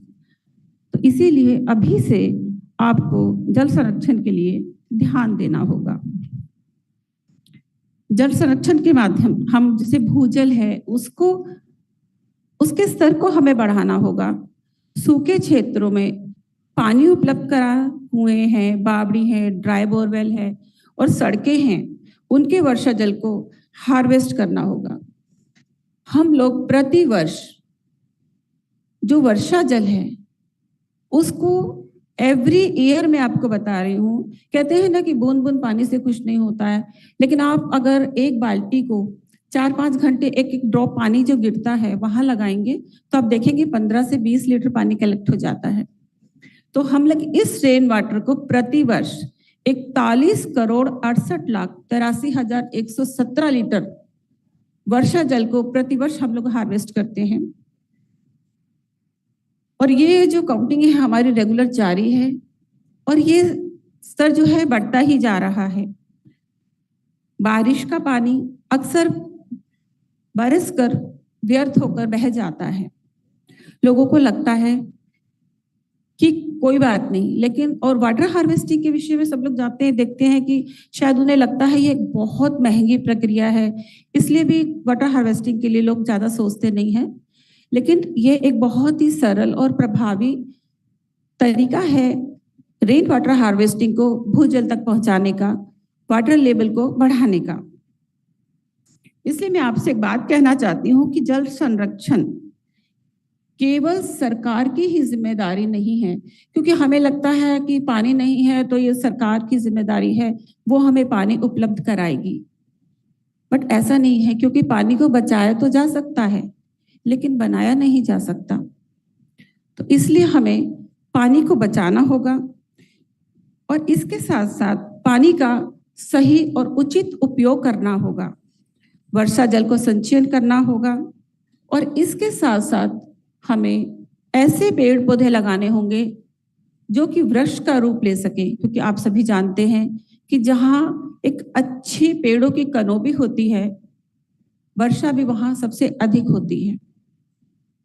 और आज की युवा पीढ़ी, उनसे मैं चाहूंगी कि वो आज से ही अपने छोटे छोटे प्रयासों को स्टार्ट करें। जैसे नल चल रहा है उसे बंद रखें, आसपास जागरूकता फैलाएं, उपयोग से ऊपर पानी को ना बहाएं, लीकेज जो नल है उसे बंद रखें। वर्षा जल संचयन, जैसे मैं एक छोटी सी बात कहूंगी यहाँ पे, बहुत कॉमन सी बात है कि घर में टॉयलेट होते हैं, तो हम लोगों के घर में आजकल के समय पे सबके यहाँ वेस्टर्न शीट्स हैं। तो मैं चाहूंगी कि मतलब एक इंडियन शीट का यूज करें। उससे दो चीजें होती हैं, पहला तो हमारा स्वास्थ्य प्रॉपर रहता है, दूसरा जो एक बटन दबाने में 8 से 10 और 15 लीटर पानी बर्बाद हो जाता है, उससे भी निजात मिलेगी। इस तरीके से भी हम लोग वाटर को बचा सकते हैं। और अब समय जो है ये नहीं है कि हम बस बातें करें, कुछ करें, ये अब समय है सोचने का नहीं, करने का है। क्योंकि वाटर क्राइसिस जो है अपने पैर पूरे विश्व में पसार चुका है। हमें बूंद बूंद पानी को बचाना होगा। आइए संकल्प लें कि ना जल को व्यर्थ बहाएंगे, ना बहने देंगे। अपनी छत का वर्षा जल, क्योंकि उस पर हमारा पूरा अधिकार है, वो हमारा पानी है, हम उसे ऐसे कैसे बहने दे दें? वो जीवन है, उसे संभालें। क्योंकि अपनी छत का वर्षा जल अपने ही घर में रखें। सभी के घर में बोरवेल होंगे, एक छोटी सी प्रक्रिया है रेन वाटर हार्वेस्टिंग, उसे लगाएं। और अगर कुछ लोग रेन वाटर हार्वेस्टिंग भूजल में नहीं डालना चाहते हैं, उसका यूज करना चाहते हैं, तो आजकल एक बहुत ही सिंपल सी प्रक्रिया है कि फ्लेक्सिबल पीवीसी फ्लेक्सिबल टैंक आते हैं। तो बारिश का पानी का टीडीएस बहुत ही कम होता है, तो उस पानी को आप कलेक्ट भी कर सकते हैं, जिससे 6 महीने साल भर आप उसका यूज कर सकते हैं। कई जगह तो अभी जो वर्षा जल है उसको भी सेल कर रहे हैं कि आपका स्वास्थ्य अच्छा रहेगा। तो हम जो चीज प्रकृति हमें फ्री में दे रही है, हम उसे क्यों खरीदें? अगर आप भूजल अगर बढ़ा सकते हैं तो बहुत अच्छा है, नहीं तो उस पानी को आप इस्तेमाल में भी ला सकते हैं। राजस्थान में भी एक ऐसी पुरानी प्रक्रिया है जिसे टांका विधि कहते हैं। वो वहां पर बहुत बड़े बड़े एक टैंक टाइप से बनाते हैं और प्रति वर्ष हजारों लीटर वर्षा जल को उसमें कलेक्ट करते हैं। और पूरे साल भर जब पानी नहीं होता है या पानी बहुत अधिक उपयोगिता में चाहिए उन्हें, तो उस पानी को वो यूज करते हैं। एक तो उसको फिल्टर करने की जरूरत नहीं, प्योर वाटर होता है। तो मैं आप सभी से रिक्वेस्ट करूंगी कि हम लोग संकल्प लें कि बूंद बूंद पानी की रक्षा करेंगे और आज से ही पानी को बचाना शुरू करेंगे, जिससे कि आने वाली पीढ़ी आप लोगों के लिए वाटर क्राइसिस का सामना ना करना पड़े। कहते हैं ना कि वर्षा जल बचाने का हर जन करे प्रयास, तो ना तरसेंगे पानी को, रखें ये विश्वास। अगर एक एक बूंद पानी भी आप बचाएंगे तो कभी भी वाटर क्राइसिस का सामना नहीं करना पड़ेगा। तो बस इन्हीं शब्दों से मैं विराम देती हूँ और आपने इतने अच्छे से सब कुछ सुना, उसके लिए धन्यवाद। Thank you.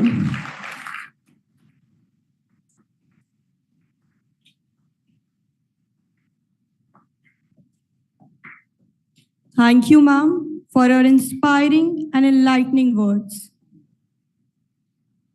As a part of this prestigious conference, we are delighted to announce the release of the souvenir of International Conference on Environmental Sustainability and Technology 2026.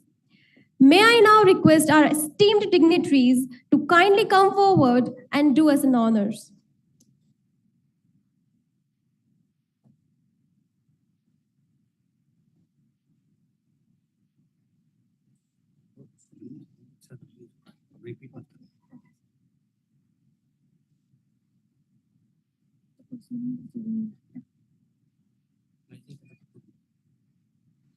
I would also like to request the members of the organizing committee to ascend the dais and join the dignitaries for the book of the proceedings release ceremony.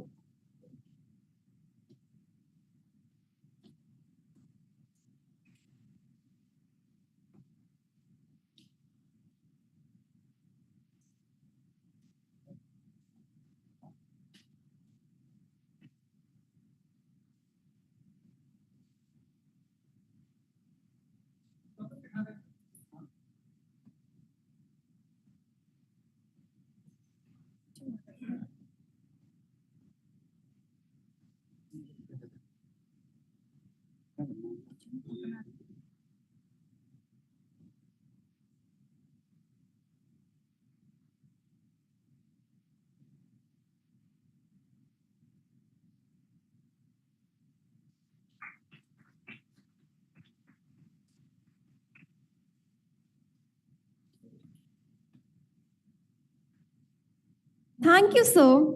Thank you, ma'am.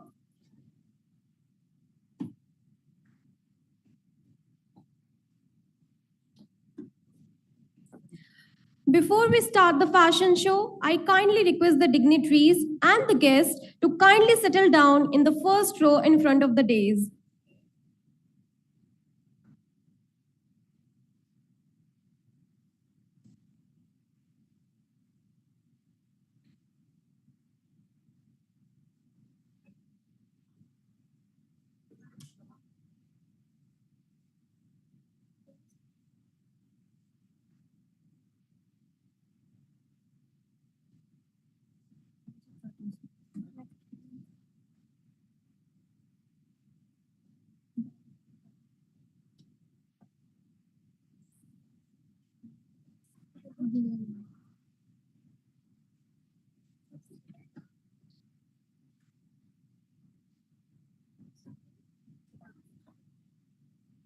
In a world driven by trends, today we celebrate a movement towards conscious fashion, mindful choices, and a sustainable tomorrow. Because true beauty is not what we wear, it's how we care. Dear audience, get ready to witness innovation wrapped in elegance, creativity woven with purpose, and fashion that respects nature. From recycled fabrics to eco-conscious designs, this show by the students of AUMP and MIT School of Fashion Design is a tribute to sustainability with style. Today, we present you a concept that is not just fashion, but a reality, a story. Tides of tomorrow. Today is the story of our ocean, a world that was once full of life, filled with colors, movements, and beauty. But today, that same marine life is going through a phase where its true beauty has begun to fade. And the reason for this is not anyone else but us. For our convenience, for our habits, we have stripped it of its vibrancy. We have filled our oceans with pollutions and plastic. Today, when we look at the ocean, we fail to see the beauty hidden within its depths. But within every darkness, there's always a hope for light. And within that same ocean, there exists another world, a world that is still beautiful, still alive, still holding on to that hope. And this collection represents that unseen beauty because every garment, every texture, every color tells the story of that hidden marine life, a world that is incredibly beautiful, one we may not always see, but can certainly feel. Tides of Tomorrow is not just a fashion collection, it is a message, a reminder that if we do not change today, tomorrow this beauty may exist only as a story. So, this show, let us not embrace just it as a fashion, but also embrace a thought, understand a responsibility, because the future of our oceans is in our hands. Now, let us witness this story through a video.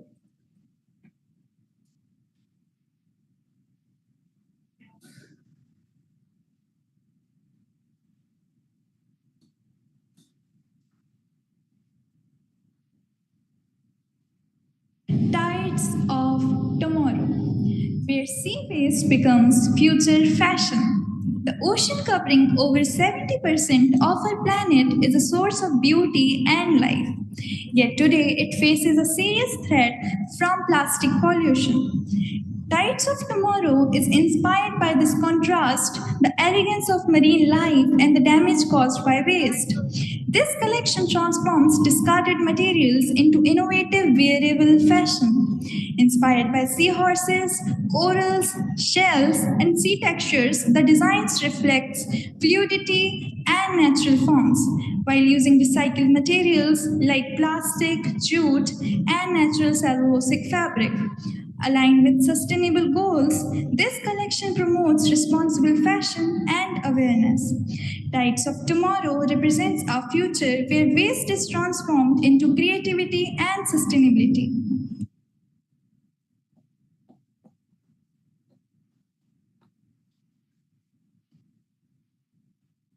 Showcasing how the students of fashion design have brought this vision to life through their collection. Now presenting Tides of Tomorrow collection.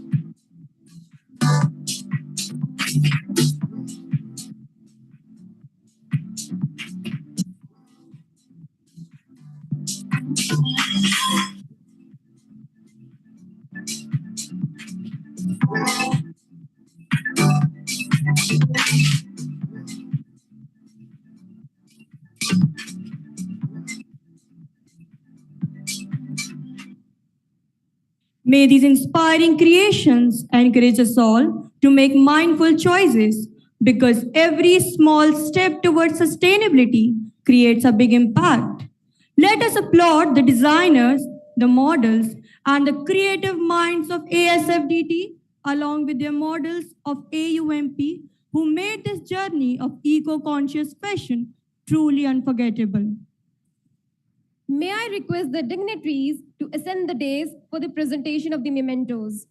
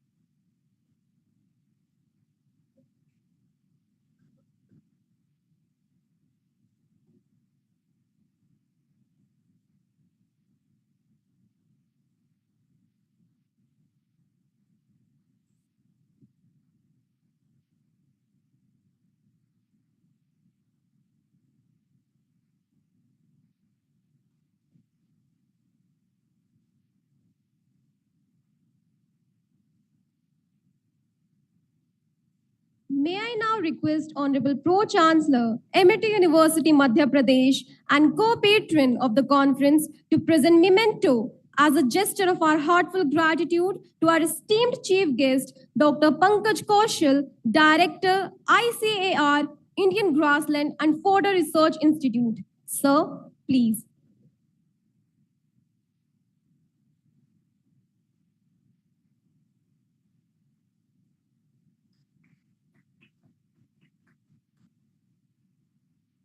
Thank you, sir.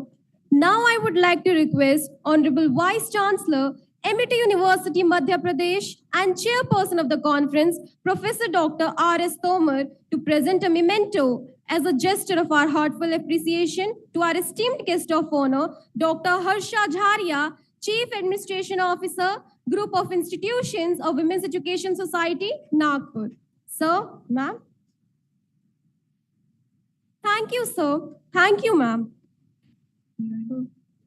I request Honorable Pro Vice Chancellor Research, Amity University, Madhya Pradesh, and co-chairperson of the conference, Professor Dr. M.P. Kaushik, to present a memento as a gesture of our heartfelt gratitude to our esteemed special guest, Ms. Savitri Srivastav, first women entrepreneur in the field of rainwater harvesting projects in India. Sir, please. Ma'am, please. Thank you, ma'am. Thank you, sir. As a mark of respect to our nation, I request everyone please stand for the national anthem.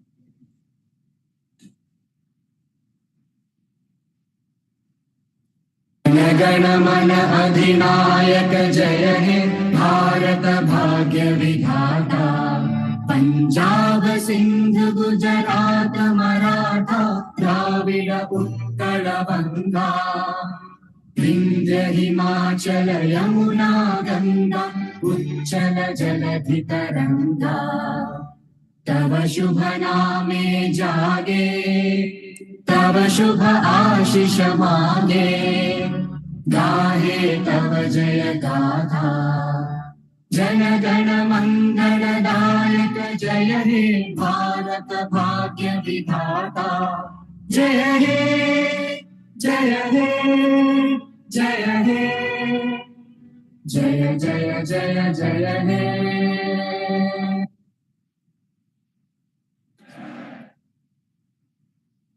With this, we have reached the end of the inaugural session of 4th International Conference on Environmental Sustainability and Technology 2026. We respectfully request the esteemed dignitaries and the audiences to kindly proceed to block the foyer of the campus for the inauguration of the Sustainable Products Exhibition. We hope to see you all there. Thank you.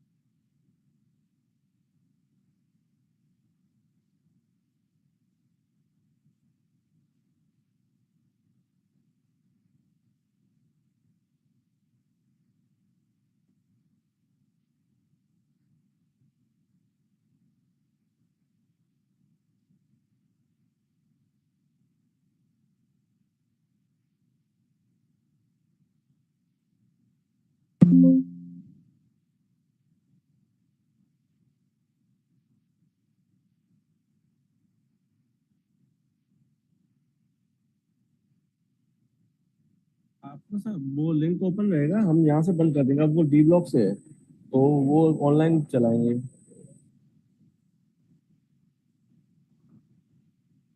नहीं, मैंने बात करी अभी, जाने just हुई बात, कोई अभिषेक है सर, तो वो ऑनलाइन अपने। अच्छा अच्छा।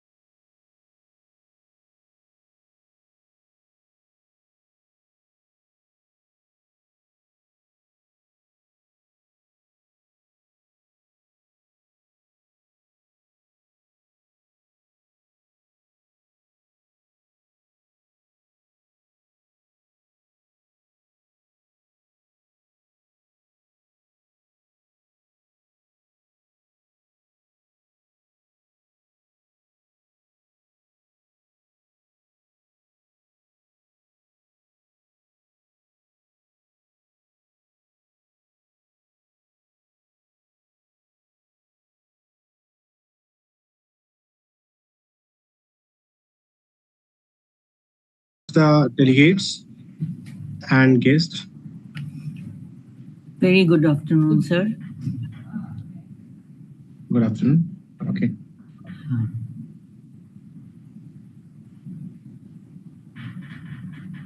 Good morning. Oh, Professor Zero. Good morning, sir. Good morning. How are you? Here is fine, sir. Actually, this is your early morning, I know. Yeah. Very good. So Very are you healthy. feeling well now? For sure. Yeah, that's great. So what is the weather there? How is the weather? Very good. Very warm. Pleasant. 22, 24, something like that. So our delegates already joined. And just I'm calling to Dr. Bhukal ma'am. Are you available here? Dr. Bhukal ma'am. Oh, good afternoon, ma'am. So we have another guest who is the chairman of this session, who is Professor Zero. Now we are introducing him. Hello, Bete. Are you searching someone? Okay, it's meet Monday. Okay. So shall we start our session? Very good. Okay. I will share my screen. Hope you. Yes. You are visible, sir. You are clearly visible. Ma'am is also clearly visible. So just hello, delegates. So I think everyone here of technical session 2. Now we are just starting our session. So before the starting our session, just I'm introducing our chairman, who is the Professor Ciro Riki. So it's first of all, it is my pleasure to introduce Professor Ciro, who bring over 25 years of expertise in the eco-physiological interaction of the agroforestry system. His work in the field began with his master degree in 1998 and has since evolved into distinguished research career focused on the complex relationship between the plants and their environment. Professor Ciro currently serves as a professor of ecology at the Luiz de Queiroz College of Agriculture in Piracicaba, Sao Paulo, Brazil. His research investigates how plants and plants' environmental interactions can be leveraged to increase the productivity through the improved resource use efficiency, adaptation to diverse environment, and adoption to sustainable land use system. In recent years, his work has expanded to address land use change at the forestry agriculture interface, examining how new management practices across different scales impact ecological processes.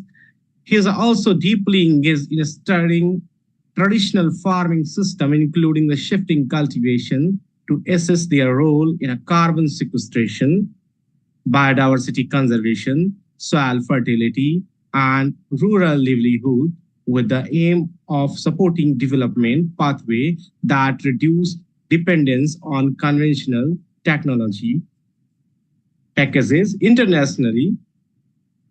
Professor Ciro served as a visiting professor at the Center for the Agroforestry University of Missouri, USA, where they collaborated on a multiple project. So now I just giving the things over to the Professor Ciro for the giving nice talk. So please, Professor Ciro, we can start our session with your plenty lecture, sir. Please. Thank you, Dr. Abhishek. I thank you all the committee, Dr. Kudpi, Dr. Rai, and everybody. So it's very nice to be here. Yeah, I started with plant interactions, but I'm seeing the recent years, not so very recent, but the importance of animals in the forest. So I'm concerning also about the human-animal well-being, the environmental health. So I started one project like that, chicken agroforestry, because I started raising chicken in my backyard. It's very, very nice. It's very, very beautiful. I hope you enjoy this. You see there is so many interface, so many. And I hope you enjoy. We can discuss in time, okay? So what I'm talking about this project is a long project. It is very hard to do to us. It's not completed yet. So chicken agroforest, human, animal, environmental health. Wow, it's not working here. I think now. Here we are in Piracicaba. Here is our university. Here in Brazil, it's everything much newer than India. Our university from 1901. Okay, the old farm of coffee producers here in Southeast Brazil, São Paulo State. So here is the Gallus domesticus, the jungle fowl. There is 18,000 years of domestication. So what there is, its origin is from Southeast Asia. And also there is an origin in India. And so it's relative to the pheasants. It's very, very nice bird. So chicken meat and eggs are usually the daily meat today, but it's normally associated with gourmet meat and very healthy. So it used to be fine, good, weekend food, because it was used to be very expensive. It's nowadays very important world food with meat and eggs and growing popularity. So this is the kind of the chef that was in my house. It was delicious. It's called egg Benedict. So you try at your home. It's very not so difficult with toast and this cream. So what gives the animal well-being? The physical and functional domains is nutrition, environment, health, and behavior. All these underlined by mental domain. This will give the animal welfare status. But you see how it's going this. This is a turkey. It's the same thing as chicken. So you see these huge barns, all these problems, how can be an animal welfare here? So in these systems, these huge barns, 70% of the cost, production cost is feed. High density, 10 animals per square meter, and high cost. You have to build all these sheds, it's very expensive. All this is forbidden for others to get inside of this business. So it's a restricted business, and this meat companies is becoming bigger and bigger. So this is how nowadays chicken arise in a dark house. It's very disturbing. They control all the environment, the light, the quality of the light, the duration of the light, you see. So for eggs, it's like that. You put the animals in a small cage. They cannot not even open their wings. So this is really has a straight relation with the grain production. And you see how much the grain is used for animal feed. In Canada, about 8%. In Spain also. Brazil is growing the share of animal grains for cereals for animal feed. In the world, it's 41% used for feeding an animal.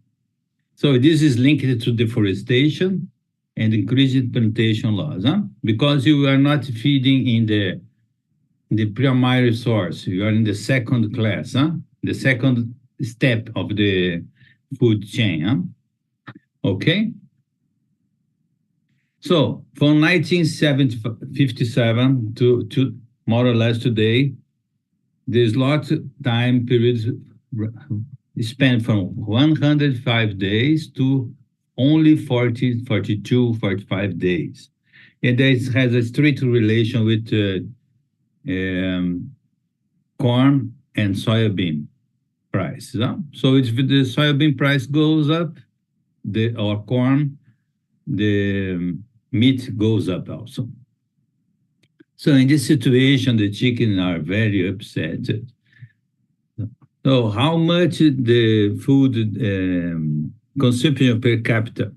Here in Brazil, we are about 117, 120 kilos.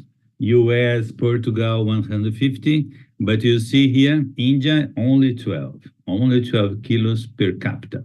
Ethiopia, 7. Another day I saw Venezuela, it's 2 point something, it's very low. So what is happening, we can see now, it's this huge increase in demand of the Southeast Asia. So you see India is going up the demand for meat, okay? So the question is, if I try to do something different, so we talk always in agroforest. Agroforest is an old way to do new things. So we are trying now to seek professionals in natural resource.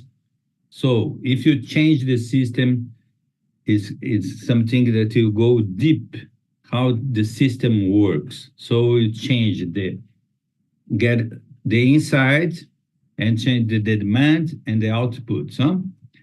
So the idea was to raise chicken freely. We tried this.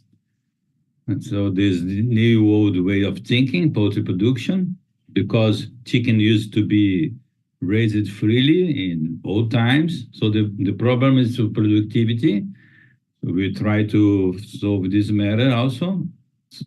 Try to improve animal welfare, bring it closer to original environment, integrate poultry into other systems. The systems normally are not so efficient. Develop a rotational grazing system like cows we can do. We can rotate the place chicken goes and increase farmer income. This is one of our goals also. So in this way, to have a better product. So let's see something we have done. Here is a rubber tree plantation, traditional space 7 by 3 or 8.2 to 2.7 in the rows. This is the first chicken coop we developed here, so you can transfer this chicken to other areas. You see the chicken freely here, and you can see so many plants here that can be used to feed chicken. So the dimension of this is 3 by 1. They can host 50 to 60 chickens. It's very good quantity for a family. So the presence of the plants inside of plantation means only one thing: inefficiency. So trees can give combined production and protection. So you have already one plantation, you are adding things there, you are increasing farmers' income. So the idea is to use this to feed chicken and also benefit the plantation with the manure. You are bringing things inside of this here. So this was my student at the master degree at the time. She developed this research. It's available at our website at Zalking. You can grow. I have already shared this slide presentation to Dr. Rai. Agroforest Chicken and Hens Development Poultry Silvopastoral System, 2022. So what we have done?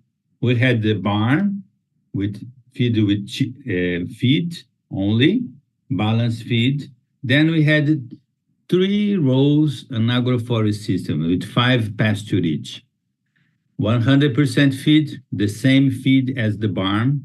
Then the other, 0.5% feed, 0.5% corn grains in weight. No balance, nothing. Just cut half and put grains. And the other one, 50% seed, feed, 50% sorghum.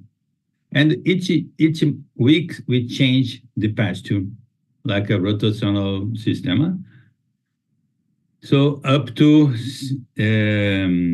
6 weeks, 7 weeks, 1, 5, 6, 7, 8, 9 weeks. After 9 weeks, 100 something days, you can eat the slaughter and go to eat.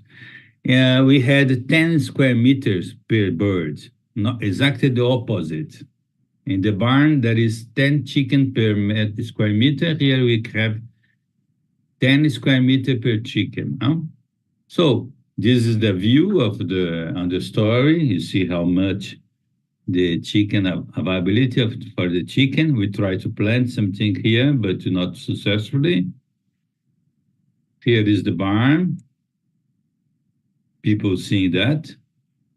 We weigh the chicken every week, control food consumption, food efficiency, calculation. Here you can see how the pasture is feed. The chicken eats the pasture. These are the names of the weed plants. Some birds has a selection. They don't eat anything. That is more preferred vegetables. So go very fast because Dr. Ray said to me to go very fast. So what will happen? We got here is the growth, the weight. At the end there were 2.5 kilos average for meat, clean. Only sorghum had the lowest performance. Okay, all the others were very similar. So you see, we have got half of the feed for the people in these two agroforestry system with corn and sorghum. So we are reducing the cost of this. Okay. Here is the chart of well-being. You can see that agroforestry with corn, T2 here. Okay, T2. Oh. It's eating less. You see here, B, less. Scratching more. Sitting less. This is tedious movement for the chicken. Walking more, the barn here, the black one, T4. So all this comes to that agroforestry system increased the well-being of these animals. They were able to express their natural movement, behavior, anything, okay? So here you can see the feet of the animals, the birds. In the barn, we call lockdown, the big nails, and while in the agroforestry system, they use a scratching, searching for food, and small insects, plants. You can see how it developed them. So here is the meat, what we obtained. In the first here, T1, agroforestry system plus feed, exactly as the barn. T2, agroforestry system with corn. 3, agroforestry system with sorghum, and in the barn, here in the left, in the right bottom. So what we can see here? The barn got the biggest breast and the smallest gizzard, while the agroforestry system with the grains, chicken had the biggest gizzard and biggest also heart, and thus give us a more yellowish color. You see, with feed and with corn, the meat got this more yellowish color, had this a little bit more flavor, but this is my personal, without have tasted that, but it was much more attractive for the Brazilian market. You see here how agroforestry with sorghum, the color is more pale, as well as the barn. But you see something here. In the agroforestry system with feed, And exactly that in the barn, the same feed, the color in the agroforest system is yellowish. So you can see that something in the pasture is adding flavor and color. So you can control this to give you a proper market share. This is about egg production we have made also. And so what is here? We saw that chicken in agroforest system is start laying eggs first. And the percentage of production was the same, no difference. So there is no justification to keep the chicken in this huge barn and misleading them. And also, let's see the quality of the eggs. You see here, the color of the yolk is much brighter and is much darker, more yellowish, it's more attractive. People generally prefer this kind of eggs. And also this hog unit, you see here, hog unit here in the second table. All this gives the quality of the eggs. You see how better the egg quality here in agroforest system compared to barn, without doing anything, okay? So you can get better quality of meat, better quality of eggs. So what we noted is a long used to do is done in France. They have regional productions with this, they have the yellow, the red label. It's the chicken that don't have feathers in the neck. So they produce in different location and they compete with the quality, improving the quality. So you have a market for this and you can improve the farmer's income. So you have a value added for the opportunity, high quality production, cooperative, you can found cooperative and try to access the gourmet market with better price. So chicken, I was just researching, India has so many native chickens. So it's an opportunity to market differentiation that I believe India is prone to do this. So many qualities, so many differentiation, you can go in this direction very easily. So as I told you, it was very fast. We are now in our conclusions. So what we're going to conclude in this experiment. The rising chicken agroforest system is possible. They promote a greater welfare and allows expression of natural habitats. Agroforest needs to combine increased production, more jobs, and provision of environmental services at the same time. You can assure a better food security and market differentiation, and there are excellent opportunities, added value, perception of quality. People love this, people like chickens, everybody share chicken, they like. My neighborhoods, they like the sing of the male here, the cock-a-cock. They like this very much. So chicken benefits and complement the system. They consume the unwanted plants and also fertilize the soils. You are making the land use more intensive. You are increasing the efficiency of the system. Huh? So chicken are natural beings and they must be raised ethically. The final remarks, enjoy life and bye-bye. Thank you, Dr. Abhishek. Okay, sir. This is very interesting and very nice introduction and lecture here. So you did a very wonderful work in your backyard, I think. It is work of your backyard, I think. Yeah, I have also see here, but this was at my university. Whole farm you have. So a very nice result. But what is the view about the taste of that chickens? Which kind of the chickens you have taken so many chickens? Which one is the better taste? So have checked the taste I of don't all. know. So many, so many. One thing that we use lots of chicken at 45 days if you buy in the market. And the Brazil and the US produce 50% of the chicken in the world. World. Yeah, but chicken can live up to 20 years, 18 years, 15 years. I had chicken here with 12 years. Yeah. But I think if you like more hard, more flavor, you get older chicken, older animals.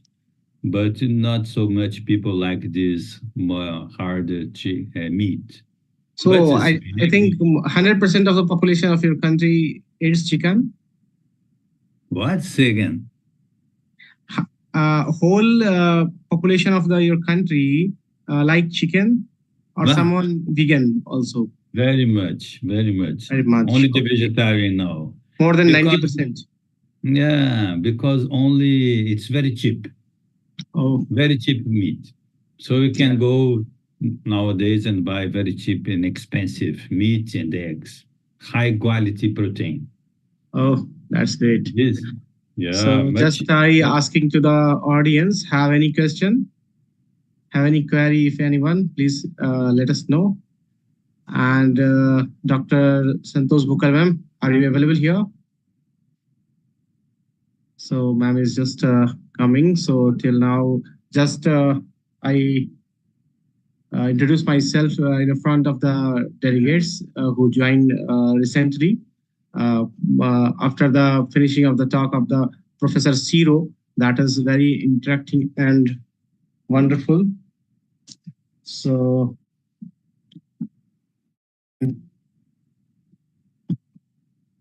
am I audible, sir? I think internet is not working right now. Hello? Yes, sir, you are audible. Okay, that's great. So what I'm saying, so I, Dr. Abhishek Bhardwaj, and I'm assistant professor of the Amity University. So I just interested to call Dr. Santosh Bhukkal, ma'am. Ma'am, am I audible? Yes, sir.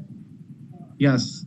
So just introducing to the Dr. Bhukkal, ma'am. Dr. Santosh Bhukkal is working as a professor in a department of the environmental science and engineering at Guru Jambleswar University of Science and Technology, Hisar. Dr. Santosh Bhukkal completed PhD in Punjab University, Chandigarh. So she was awarded a postdoctorate fellowship for a women UGC, New Delhi. Prior to that work, she was as an assistant professor in Sri Guru Granth Sahib World University, Fatehnagar, Sahib, Punjab. So right now, Dr. Bhukkal received so many awards in a conference, in a national and international conferences, basically. She has published more than 70 research papers, and she has so many projects, and she published many of the national and international books. So right now, she has recent projects. So now we call to Dr. Bhukkal ma'am to present something in front of delegates. So we have a very less time, ma'am, 10 to 15 minutes. Please, it means complete your session within this timeline. So this is our request, because we are in a delay. We are already late. The presentation is visible? Yes, you are audible, ma'am.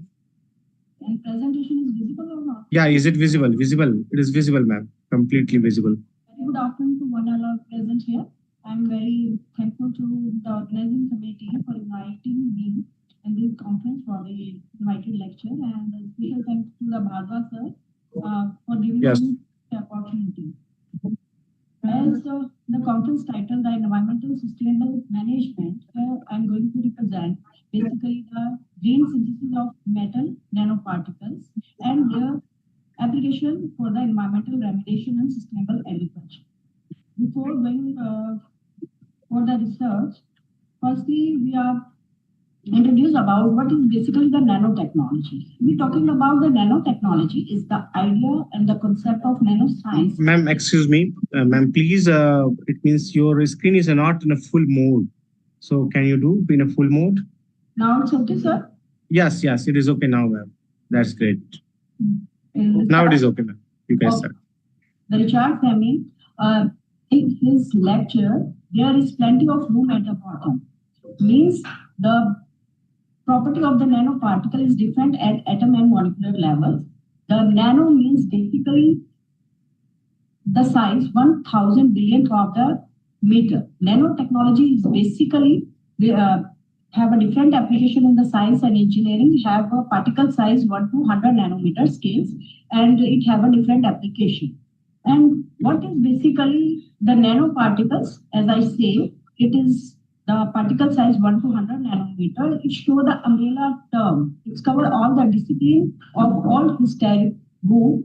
Means it shows the different property at different particle size. Here you can see the total surface area is 6 centimeter square. It have a different property. If we break in this particular cube into 1 nanometer cubes, the area is increases. And if we further break these cubes, the total area is 60,000 centimeter cubes. Means it exhibit the different property at different scale. If the particle size is low, it show the different application in the different field. It's one of the famous Licurious cup residing in the British Museum in the London. It's one of the example of this nanotechnology. Here you can see this have a nano cup have a different color, green to yellow. Means this cup has a unique properties consist of gold and silver nanoparticle, which exhibit the different property from micro scale counterpart to the nanoscale counterpart. So at the nano level, the property will change. Then the question is come in our mind, is that nanoparticle is already exist in nature? Yes, the nanoparticle also exists in nature. As we're talking about insect and lizards, they are able to stick on the wall because the presence of the nanostructure in their foods. On the Spider-Man also, they have a super strong nanofibers in their webs. On butterfly, which we can see, they showing the different color reflections due to the presence of these nanocrystals. And in the plant also, chloroplasts have a nanofactories which help in the to trap the sun energy to make the glucose. So this nanotechnology is already existing in nature, but the nanoscientists which are working on the nanotechnology, they want to copy this nanoparticle to make the new material for the different application, maybe storage or different type of application. Why we choose particularly this nanomaterial? Because these nanomaterials have a different property at the nanoscale. If we're talking about the quantum effect, as we already said in my previous slide, at a nanoscale, the nanoparticle exhibit different properties. Here we take the example of gold nanoparticles. It maybe appear red or purple instead of yellow because it's depend upon the size, how this gold nanoparticle interact with the light.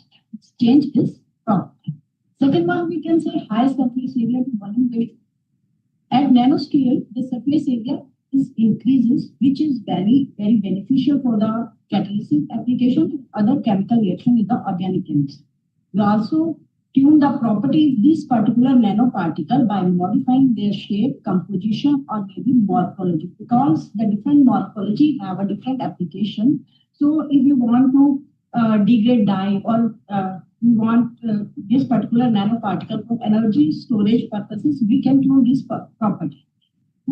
And they also increase the strength and durability. Broadly, CNT and BNT mostly used for the enhanced strength, durability, and conductivity of particular nanoparticle, and energy storage purpose also we can use CNT and BNT.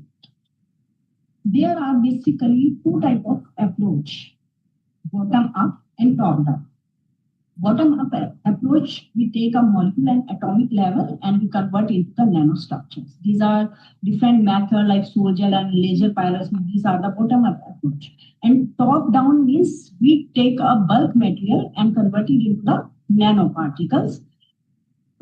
These also have a different method, but our focus is basically the green chemistry rule, waste management and environment safety and the sustainability. In our lab, we basically focus on the nanomaterial synthesis and their application in bioactive compounds, sustainable agriculture, wastewater treatment, and solid waste management. Today, we are as I told, there are 12 principles of green chemistry. In our lab, we are basically focused on 3 green chemistry principles. First one, prevent waste. Second one, safer solvent use. And third one is the safer chemical and the product. In our lab, we use co-precipitation method and use green reducing agent. Our plant extract for the preparation of this nanomaterial. We use the plant extract. We use neem and moringa for leaf extract for the preparation of zinc and copper oxide. And on the other hand, the waste which is left here, leaf material, dry material, which further used for the biochar synthesis using neem leaf, and then we make a composite of these neem leaf biochar with the zinc oxide nanoparticle. And we also prepare the algal extract, oscillatory and spirulina blue green algae for the iron and titanium synthesis. This is the basic characteristic we are used for the characterization of this nanomaterial: UV spectrophotometer, FTIR, XRD, scanning electron microscopy, ADX, zeta potential, AFM, dynamic lighting scattering, TEM, and thermodynamic analysis. Then we use these particular nanoparticle for the application of sustainable agriculture, as I told, and for the plant growth, antimicrobial, antifungal, and antibacterial activity. And this biochar used for the wastewater treatment for the laboratory removal, and these particularly iron and titanium oxide used for the chromium removal.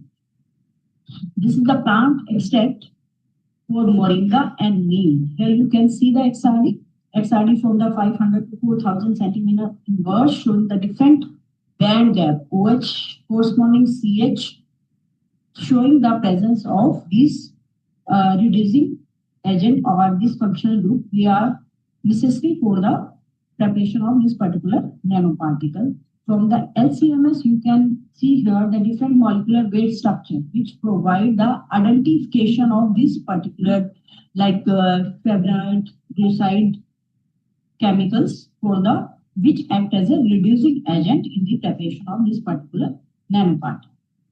These are the synthesis method which I use, co-precipitation method for these zinc oxide and copper oxide.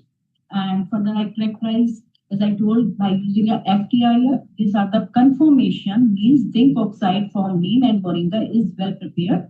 And then we confirm the preparation of this nanoparticle by the XRD, showing the different deflection peak, major peaks in the range of 30 to 40 conformation of zinc oxide nanoparticles. And from the STEM scanning electron microscopy, you can see here, they are the sample are agglomerated somewhere here, and we found the spherical shape. And this is the EDX, which showing the presence of zinc and oxide oxygen molecules in this, which further confirm the formation of this zinc oxide nanoparticle. And where these are the transmission electron microscopy and 100 nanometer scales, which showing the particle are fully formed. Particle size is formed in the range of 40 nanometer. And then for the copper oxide nanoparticle, the same here. We confirm from the FTIR presence of metal oxides bond and different chemical bonds, showing the formation of copper oxide nanoparticle. And here we see the crystallinity of the copper oxide nanoparticle, which is confirmed by the XRD. And here is the STEM, which confirm the formation or morphology of they are spherical in form, and zeta potential. From the zeta potential, we confirm the stability of this copper nanoxide nanoparticle. These are more stable. We showing this sample is capable for further application. And this is the elemental analysis which confirms the presence of copper and oxygen metal amount in this. And from you can see here the third pattern, selected area electron diffraction pattern exhibit the different concentration ring, means crystallography plane of the well meshed with the crystallography face of the X-sub. Then we done the antibacterial and antifungal activity with the zinc oxide nanoparticle. Here you can see the inhibition zone is formed around the bacteria. Here we take a E. coli, Bacillus, and Streptococcus pseudomonas, 4 type of bacteria where we are taking for the antibacterial activity, showing the inhibition peak, means zinc oxide nanoparticle showing a good antibacterial activity toward this particular bacteria. In the case of antifungal activity, we increase our concentration for 50 ppm to 1000 ppm within the 10 days. Here you can see the color is completely disappear, means this particular zinc oxide nanoparticle shows the antifungal activity as well also. In the case of copper oxide, the copper oxide with a concentration of 1000 part per million with the same E. coli, Bacillus, Streptococcus bacteria, you can see here the inhibition zone is increased around 1000 part per million, showing it show the best activity, antibacterial activity as this particular concentration. And in the case of antifungal, in the previous slide I said we take a 10 days data, but here we also take a 5-day data. In the 5-day data, the fungus is not fully growth. That's why we take a 10-day data. This is the control, and as we increase the concentration, this red color is disappear, which confirm the disappearance or antifungal activity of this particular nanoparticle for the antifungal activity. And this is the combined bright field of fluorescence. Here we take the red, here we take the rhodamine isocyanide dye for the fluorescence purpose. Here you can see the bright field, which is confirm the translocation of this particular nanoparticle in the fungi as in the bacteria also. The confirmation is our nanoparticle is translocated in fungi as well as in the bacteria. Then we also done the plant growth analysis using this zinc oxide and copper oxide nanoparticle, where you can see and the germination index, root index, total chlorophyll, catenoid, fresh weight, shoot weight, and dry weight, all are increases with the zinc nanoparticle. Means it's showing the zinc nanoxide particles show higher activity as compared to that of copper oxide nanoparticle. And this is the control for the zinc oxide nanoparticle, where you can see the stomata is closed. And if we prepare, we add the zinc oxide and copper oxide nanoparticle to this, the stomata is open. Means we open a route for the translocation of this particular nanoparticle into the plant. If we compare this both the nanoparticle zinc oxide and copper oxide, zinc nanoparticle, one of the, we can say, essential micronutrient which promote the enzyme activity, improves seed germination, lower phototoxicity, and safer to plant even at a wider range as compared to that of copper, because the copper is a micronutrient but is required to the plant for low concentration. At high concentration, it inhibit the growth of plant due to its toxicity. So we can say zinc oxide nanoparticle is more beneficial as compared to that of copper nanoparticle. After that, we prepare the leaf extract which is left behind. We made a biochar, and we also prepare a composite zinc oxide neem leaf based biochar by this method. And this is the XRD of neem leaf based biochar and zinc oxide leaf based biochar. Here you can see this showing the amorphous nature, and this show the crystallinity or peak in the FTIR as well as in the XRD, that precipitate increase when we modify this neem leaf biochar with the zinc oxide, means to show the higher activity as compared that of neem leaf biochar. Here you can see from the SAM, this is the rough structure as compared that of when we add the zinc oxide in neem leaf biochar. And this is the EDX which confirm the formation of this particular composite. And here you can see from the zeta potential analysis, this is shift to the negative side. Negative side will show the higher stability as compared that of neem leaf biochar. And then we also apply this modified nanoparticle for the naphthalene removal. We study this batch mode study with a different pH condition 2 to 12, dose 10 to 60, and concentration of this particular nanoparticle 10 to 60, and time interval from 25 to 125. The overall optimization condition is pH A and time 100 minutes.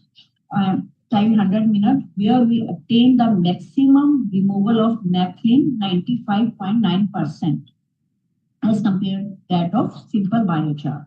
And if we're talking about absorption isotherm and kinetic model, the Langmuir show higher value, R square value 98 over Langmuir model, is showing the Langmuir model is the best fit for this particular type of study.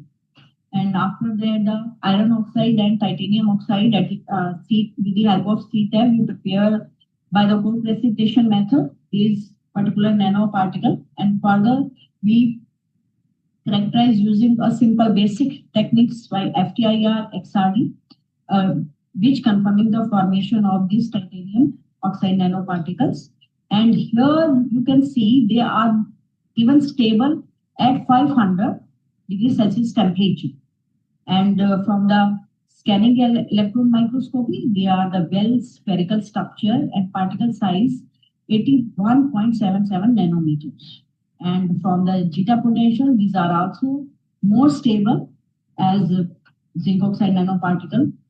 And further, we use this particular titanium oxide for the removal of chromium. Here you can see if we can increase the dose from the nanocomposite of this titanium oxide directly tab, we obtain the maximum absorption at 89.55, around 160 nanocomposite dose. And metal concentration, we attain a maximum 87.26 at the 100 part per million dose of this particular metal concentration. And here also the Langmuir and the Tumpkin model is best fit for this particular type of studies.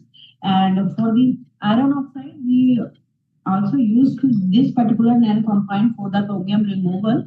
And you can see this XRDs confirm the formation of these oscillator iron oxide nanoparticles. And from the same, these particles are little bit agglomerated, and the particle size which are calculated is around 75.42 nanometer in this case. And further, this nanoparticle are also used for the chromium removal.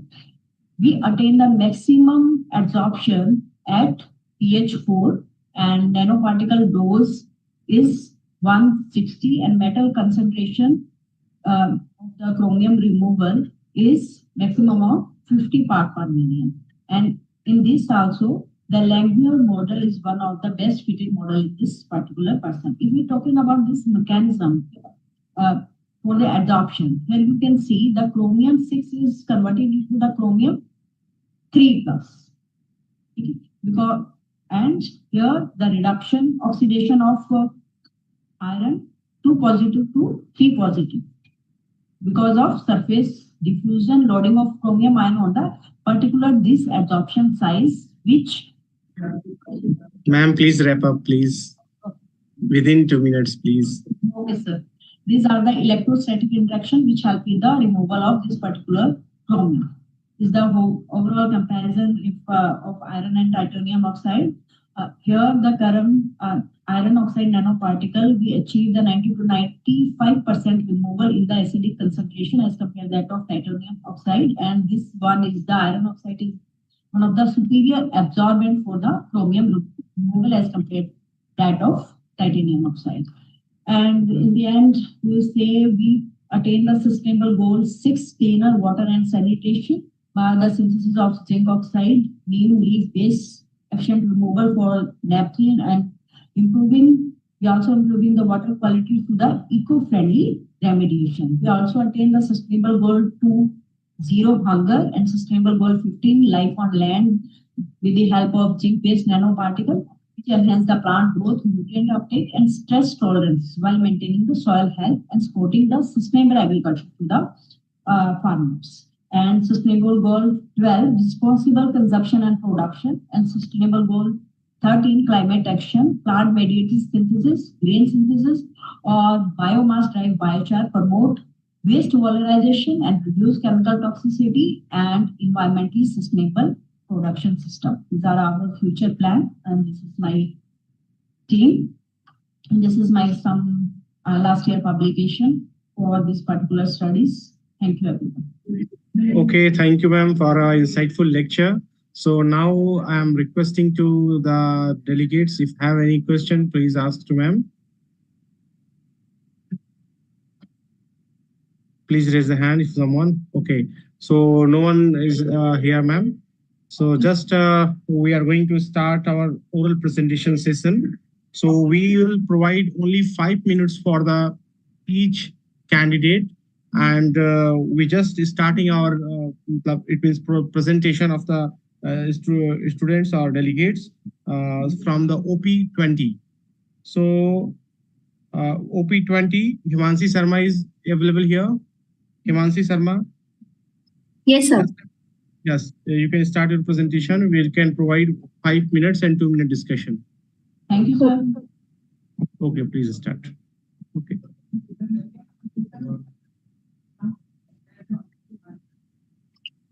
A very good afternoon to everyone. Myself, Himanshi Sharma, a BSc Chemistry student from the Albert Educational Institute. My research topic is based on development of multi-pigment acrylic cooling paint for passive and cooling application.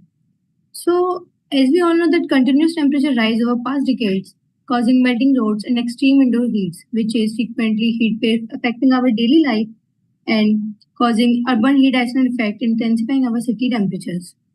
So, due to all this rising in global warming, causing different issues. These are the various measures which we are using to control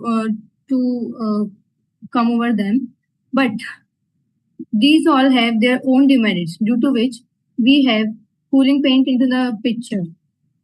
It is a refractive based paint. It is a refractive coating, also called as solar heat refractive paint. And sir, can I get 1 minute? Actually, it is not showing properly. Please. Yes. Sorry. It is not in a full screen. Please do in a full screen mode. Yes. Is it okay? Yeah, it is okay. Now you can continue. Okay, sir. Yeah, we hearing you. No worry. आप आगे चलिए. Introduction हो गया. Okay. Okay. So now this is the cooling paint. It is a very special paint that reflects sunlight. It also called solar reflective or heat reflecting paints. Contains pigments like titanium dioxide or silica. Reflects sunlight back into the atmosphere and reduces urban heat island effect. Passive data radiative cooling emits thermal radiation through atmospheric window without active energy input and helps in thermal management.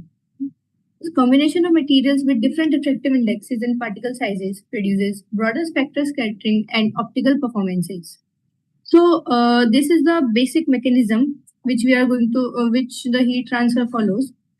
The first one is conduction, direct transfer of heat through a material. Cooling paint reduces heat flow into the building. Second is convection, transfer of heat between paint surface and moving air. Airflow carries away the absorbed heat. And the third one is radiation, heat transfer through electromagnetic waves. And cooling paint reflects sunlight, heat, and emit via a sky window. In the market, there are various types of cooling paints available, but they only prefer one mechanism, all of them. We aim to bind all these three mechanisms in a single system so that they work together efficiently. Additionally, by combining all the compounds currently used in market-based cooling paints into a one formulation, so we can achieve better overall performance. So, to develop and characterize a 4-pigment radiative cooling paint based on barium sulfate, titanium dioxide, silica, alumina, and demonstrate enhanced solar reflectance in sub-ambient cooling relative to commercial white paint and BSO4 formation. So this is our research objective. The specific objective includes pigment preparation and characterization, paint formulation and development, and cooling performance evaluation. First, we go through the preparation methods of all these 4 pigments. First one is of BSO4. We have taken the 0.5 molar barium chloride in 20 ml of ethanol and added 10 ml of 1 molar ammonium sulfate dropwise. A white snatch precipitate will be observed on continuous stirring. After that, we centrifuged it and washed with ethanol several times. And on calcination of 200 degrees Celsius for 1 hour, I got my nano powder of barium sulfate. This is its XRD plot, which is showing that it is the barite and the phase is orthorhombic. Then this is the FSM data. It is showing that the image, the morphology is quasi-spherical and irregular particle, significant agglomeration, and having particle size up to 50 to 150 micrometer. The magnification which I have taken the image is of 40,000. And this is the ADX plot, which is showing the weight percentage of the major elements. As you can see here, that the barium, sulfur, or oxygen is the major compounds here. Then this is the preparation method of silica, which I have used by the writers. This is it is observed in the cristobalite phase, and this is the FSM data. It is showing the irregular particles, and the size is 30 to 100 nanometers. Then this is the preparation method of titanium dioxide, and this is its XRD plot. The phase, the phase which I have obtained is the anodized phase. This is FSM data. It is showing the weight percentage and the EDX plot also. The alumina preparation method is this. This is the XRD plot, and this is the FSM plot. The particles are irregular, angular to sub-rounded particles with agglomeration, and the particle size up to 3 to 15 pixels. So this is the transmittance graph. This graph represents the transmission percentage versus wavelength. 4 different compounds plotted together for comparison. The x-axis represents the wavelength, and the y-axis is percent transmittance among these samples. As you can see that the orange line is of the titanium dioxide. So the titanium dioxide shows a significant absorption in UV region due to its band gap, while the visible region is become more transparent. This is suitable for application for cooling coatings and UV block materials. And others are showing high transmittance, which we can say that they are not absorbing the light; they are just passing light through them. Okay, so this is common result. Common conclusions directly. Conclusion. Got it. Sir, actually, conclusion is this: that I have observed that 50 degrees Celsius down. Yeah, I understand your result. Reflectance, I got the things. Yeah, here is the reflectance you studied of the. Yes, sir. This is the process which we have followed for the data collection. For that, we have used thermal scanners, thermal guns, or thermocouples, and all for this data collection. But still, the data collection is going on. I have collected for 2 days data, but it is not. I think it is not completed to show you. So that's why I have not shown it here yet. But it will be shown in the paper, which I am going to submit you till 30th of April. Good, Thank you so much. Okay, so this is very nice work.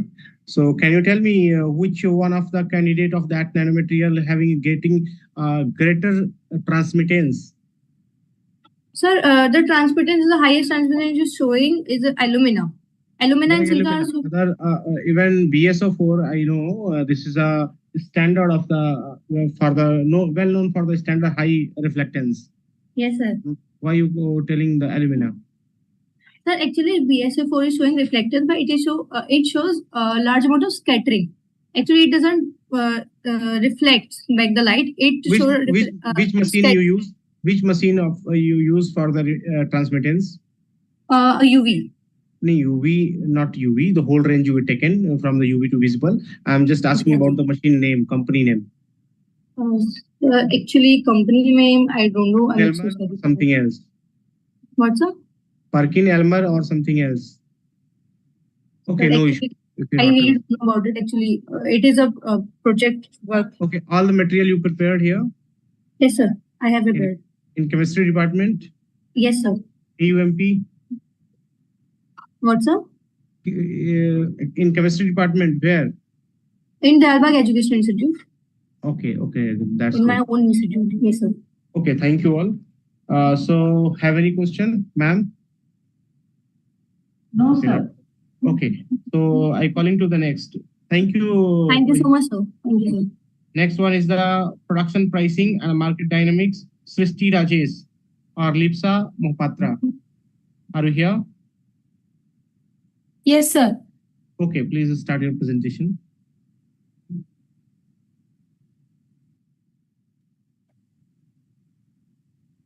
So is it visible, sir, the presentation? Yes, it is under process. Yeah, right now it is visible.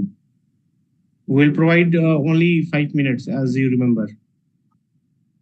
Okay, sir. So is the presentation visible to you? Yeah, it is visible, but it is not on a full screen. It is a zoom out from your side.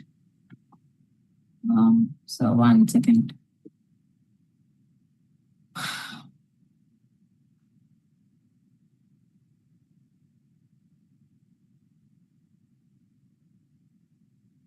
So next one is the Binani. Okay, sir. So good afternoon, everybody. We are talking about sustaining traditional textile ecosystems, and our study is based in one of the handloom clusters of Odisha, which is the Nuapatna handloom cluster that produces ikat handloom fabrics. So I am Lipsa Mohapatra and my co-author is Srishti Rajesh. She could not attend because she has a meeting right now. No issue, no issue. As I said, it's a village which is very near to Cuttack, which is the millennial city of Odisha, and it has century-old artisans who are carrying the indigenous knowledge of how to make khandua silk and khandua cotton by weaving extra weft and extra warp designs with ikat into the fabric. So thousands of artisan households still remain there in a decentralized production system.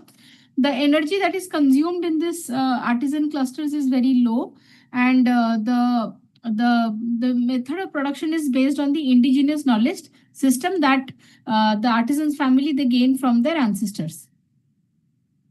So what kind of products are produced? Saris, cotton and silk, dress materials, home furnishings, bedspreads, accessories like handmade pouches and bags, and premium exclusive products like fine silk ikat. So the production process starts with the yarn preparation. Then the yarn is bleached and then tie and dyed. It is a resist dyeing method in the textile manufacturing processes. And after that, it is either dyed with natural dye or synthetic dyes. And then it is dried, untied. It is then set on the loom. And the weavers who are expert in how to do the weaving, they align the pattern of the yarns to create ikat motifs. The motifs which is used in the fabrics are all nature inspired, and they are also inspired from the different scriptures of Hinduism like Mahabharata, Ramayana, and in Hindu and in Odisha, because the Jagannath culture is very predominant. So most of the motifs and the stories revolve around the Jagannath culture of Odisha.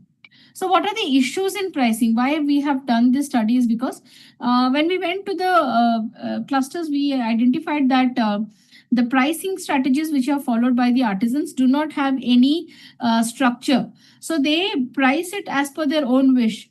So there is a problem in the assessment of the raw material, in the manpower required, as well as the pricing of the final product. In most of the cases, we found that the women of the household who are also involved in the process of manufacturing do not get their due, while the payment which is made to an artisan is made on the family basis. The whole all the jobs done by different family members. The transaction costs are overlooked and they mostly depend on middlemen. labor value is ignored, as I said, that women labor is not paid for. They depend on intermediaries for the supply of yarn and the supply of the finished goods, and they use intuitive methods of pricing. So what are the gaps? So they have low formal cost or accounting adoption, and high dependency on middlemen, and weak digital and brand presence.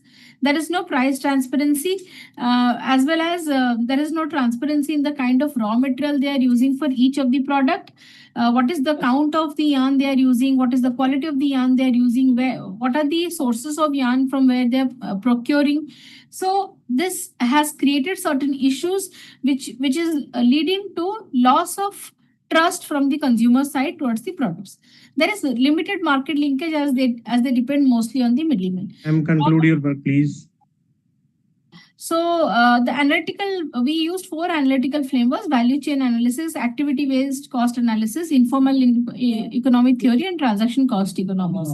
So the key findings were, due to pricing opacity, they follow non-transparent and pricing methods. There is no formal records. Weak branding and input cost pressure is there, as well as digital absence is there. So what are the recommendations and suggestions? We are suggesting cost-based pricing model, and to make it like every step of the process has to be measured in terms of the time, labor, and the raw material being used, and cost be assessed like that.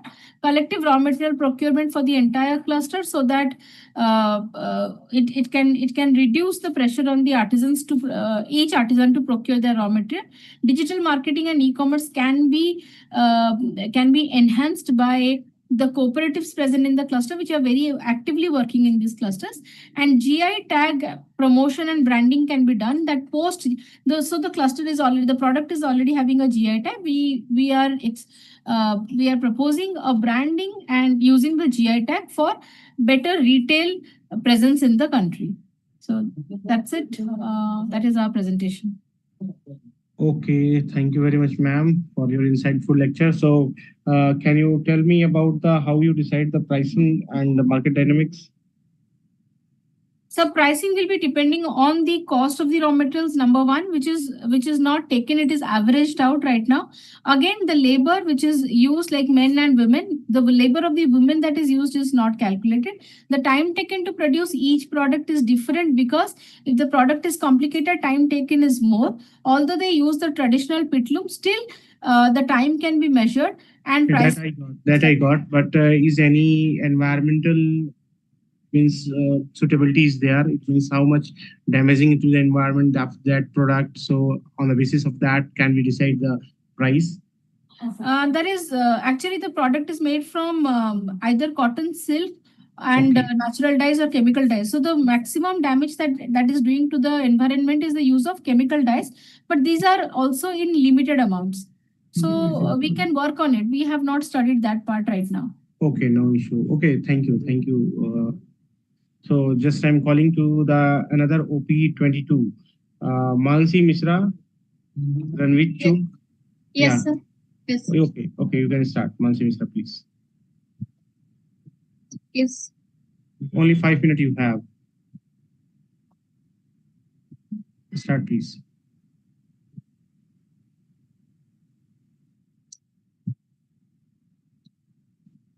Sir, my slide is visible.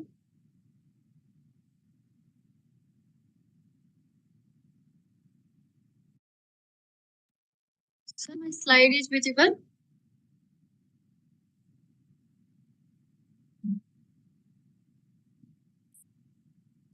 Sir, my slide is visible.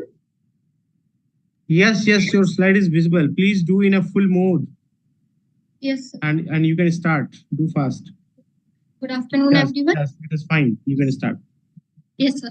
So as we all know, water is life, or water is a vital resource for human survival and ecological balance. But due to growing industrialization and urbanization, water pollution became a major problem. And among the spectrum of these pollutants, synthetic dye are the primary concern due to their resistant nature. These dyes are non-biodegradable, toxic, and resistant to degradation. Malachite green is a cationic dye, and it also causes serious risk to aquatic life and human health. And as we all know, Rajasthan is a major textile hub, And malachite green is widely used in textile industries and in aquaculture. And globally, about 80% of dye discharge wastewater is directly discharged into the water bodies like ponds, river, and lakes. And in Asia, about 1/3% of wastewater is pre-treated before discharging into these water bodies. There are some conventional methods that are present for remediating these dye, but they are costly and generate secondary pollutant. Therefore, there is a need for sustainable, eco-friendly method like such as phytoremediation. Phytoremediation is a technique in which pollutants are removed with the help of... Not need to generalize definition. Yes. Please go ahead. These are the objective of my studies. Yes. To evaluate the efficiency of Epomia aquatica in removing malachite green dye, and we study the different conditions like plant quantity, dye concentration, and pH. These are the methodology of my work. First, I do the plant selection and collection, then acclimatize the plant for 7 days in laboratory, then prepare dye solution. First, we prepare at 100 ppm dye concentration, then we check different conditions like different plant quantity to 0.25 gram to 2 gram.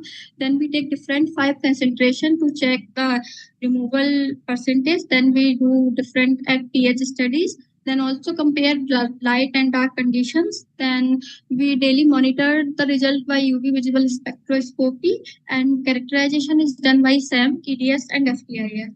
These are the results. First, high plant quantity like 2 gram effectively decrease the dye removal because of high surface area, metabolic activity, and adsorption capacity.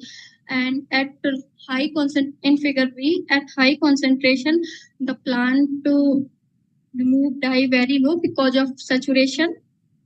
Effect plant in figure C, if we compare at light condition, the plant is photosynthetically active and metabolically, so the dye removal is increasing in light condition as compared to dark. At different pH, the dye removal is most is at 7 and 8. These are the same images of my plant material. Before the image, the surface is porous and irregular, rough, and after the dye absorption, the surface is smooth. Which catalytic dye you taken? Sir, malachite green. Okay, good. This is my EDS spectrum of plant. Show the element composition. Okay. These are the FTI image of untreated Epomia aquatica, in which the peaks of different functional group like hydroxyl group, carbon group, they shifted after the treated with the plant. These are the conclusion of my study. Epomia aquatica demonstrates the effectively phytoremediation potential for malachite green removal, and removal efficiency was influenced by plant quantity, different dye concentration, pH, and light and dark condition. UV visible analysis confirmed by dye removal, and characterization, SAM, EDS, and FTIR support adsorption and dye and plant molecules interaction mechanism. And these methods offer a sustainable and eco-friendly solution for wastewater treatment. These are the references I used. Okay. So Manshi, can you tell me what is the size of your nanomaterial you prepared? So you shown your micrometer in the SEM. Actually, I don't know the correct size. Okay, it means you are not characterized properly. It means XRD you have did or not? No, XRD. sir. Okay, no issue. So, okay, thank you. Okay, thank you. Next one is the Hitesh Rimal. Yes, sir. I'm available. Yeah, you can start. So can I share my slides? Yeah. So Mansi, you can remove. Yeah. Mansi, you can remove your slide, please. Mansi, yeah. Are you unable to upload? No, I'm unable to share, sir. Oh, why? Because the host is not allowing multiple presenters sharing for this meeting. Okay. Mansi ji, please remove. Please unshare your slide. This is one thing. Oh.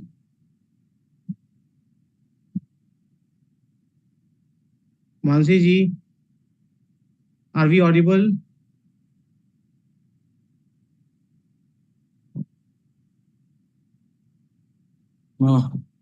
Yeah, you can start. Yeah. Now I can do that. Okay. Yes. So is my screen visible, sir? Yes, it is visible. It is visible. Okay, thank you. Very good afternoon to all. But please do in a full mode. Yeah. Right now it is visible. You can start. So very good afternoon to all of you. My name is Hitesh. The topic of my today's presentation is tracking the pharmaceutical and personal care product in aquatic environment. So my guide is Dr. Richa Nagar from MIT Noida, and my co-guide is Dr. Siraj. So I just wanted to tell you the capability of mass spectrometry, what it can do. So our purpose of study was to do the screening of different pharmaceutical personal care product pollutants in the river Yamuna. And so we did screening using the high resolution mass spectrometry. So we took the sample from river Yamuna from the upstream to the downstream, and then we did the solid phase extraction. And after the extraction, we did the HRMS analysis, and we got a lot of masses. We got a lot of compounds out of it. So the purpose, the way it is identifying is like, for example, it is searching against the library of each compound against the global library database search, and based upon the fragmentation pattern, accurate mass screening, and lot many other factors like isotopic similarity and all, we identified somewhere around 98 compounds in screening work in the pre-monsoon and the post-monsoon session. And this is the one of the example, like caffeine shows lower concentration in upstream points, and when it goes to the downstream where the contamination is high, it is increasing. So this is how the data is for all the 98 compounds.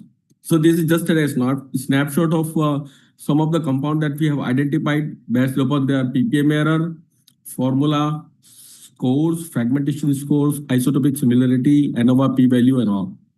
So these are the different categories of compound that we have found using the high resolution mass spectrometry. So it includes the antibiotics, surfactants, insecticide, dyes, plasticizer, and lot many other things.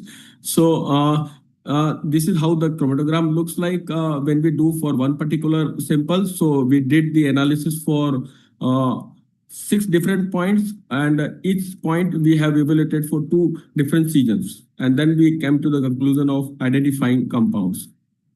After identification, we have selected some compounds which are from the different category, and then we have quantified them. So using the tandem mass spectrometry. So this is a different technology altogether other than the high resolution mass spectrometry, where we can quantify the compound at very, very low level.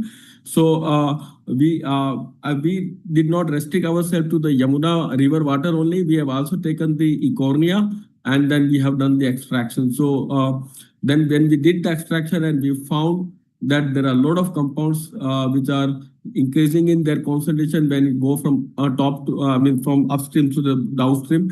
And we surprisingly saw that bioaccumulation of these compounds are increasing where the river water sample is low. So that also shows the phytoremediations, and we have got the paper publication on this also. So these are the various compounds that we have used for quantification. We did not quantify all the 98 compounds because we do not have the standards of all. But yes, we have limited our study to quantify the various categories of 9 compounds. So the whole workflow was extraction of the compounds using the solid phase extraction techniques, and then identify those compounds in the pre-monsoon and the post-monsoon sessions. And then we quantified those compounds at nanogram per ml level. And then we came to the results and discussion. So the conclusion about the study is the advanced analytical techniques like LC-MS are not just scientific milestone, but essential tools for the policymakers to quantify those compounds and do the risk assessments. So this is what from my end. Thank you. Okay. Thank you, Hitesh sir, for your insightful presentation. Thank you, sir. So now we call to the another person, Monica Sekhar Gupta. Yes, sir. I'm here only. You can start.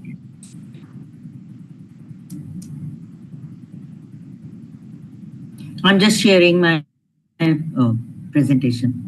Okay.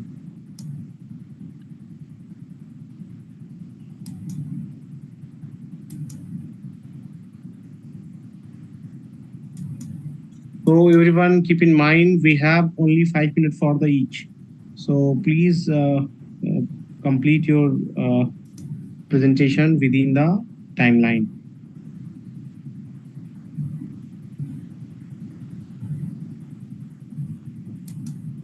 So next one is the Saurabh Gupta and then Abhilasha Dixit.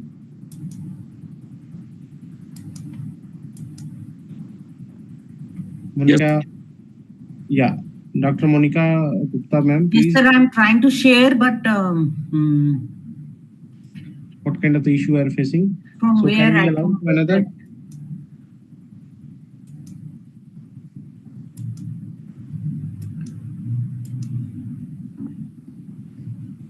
Yeah, Saurabh Gupta, you can also try. जो भी पहले आएगा करा लेंगे कोई issue. Okay, sir. Okay, sir. Yes, sir. Yes, sir. I'm sharing. Okay, Monica madam आ गई. ठीक है. Yes, sir. Yeah, yeah. Now you're visible. No. My presentation is visible.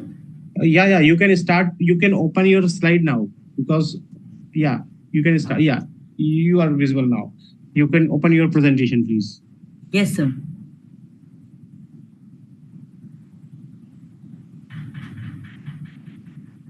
Yeah. Is it visible? Yeah, you can start. So, without wasting time, I shall start. Myself, Dr. Monica Shekhar Gupta. I'm a professor in IDEA at Indus University, Ahmedabad, and my topic of presentation is the viability of straw bale as a sustainable construction material in Indian context. And just to tell you what is straw bale exactly, it is made up of straw, that is the dry stem of cereal grains left after seed heads have been removed. Means it's an agro waste, and that is being compressed into the form of a brick, as you can see in the image. And straw which is soon grown, cut and blended in the field, often stockpiled on the farm and transported to the building sites. So straw, being the renewable and the recyclable material, tend to make straw bales economically and environmentally attractive.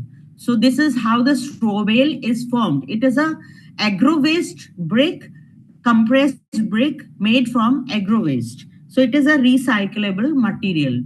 And background of this material, I just need to tell you in brief that it is 100 years back in a house was made, the 100 square meter, 2-story maison fluid in Montargis, France, was built in 1921, the oldest straw bale house.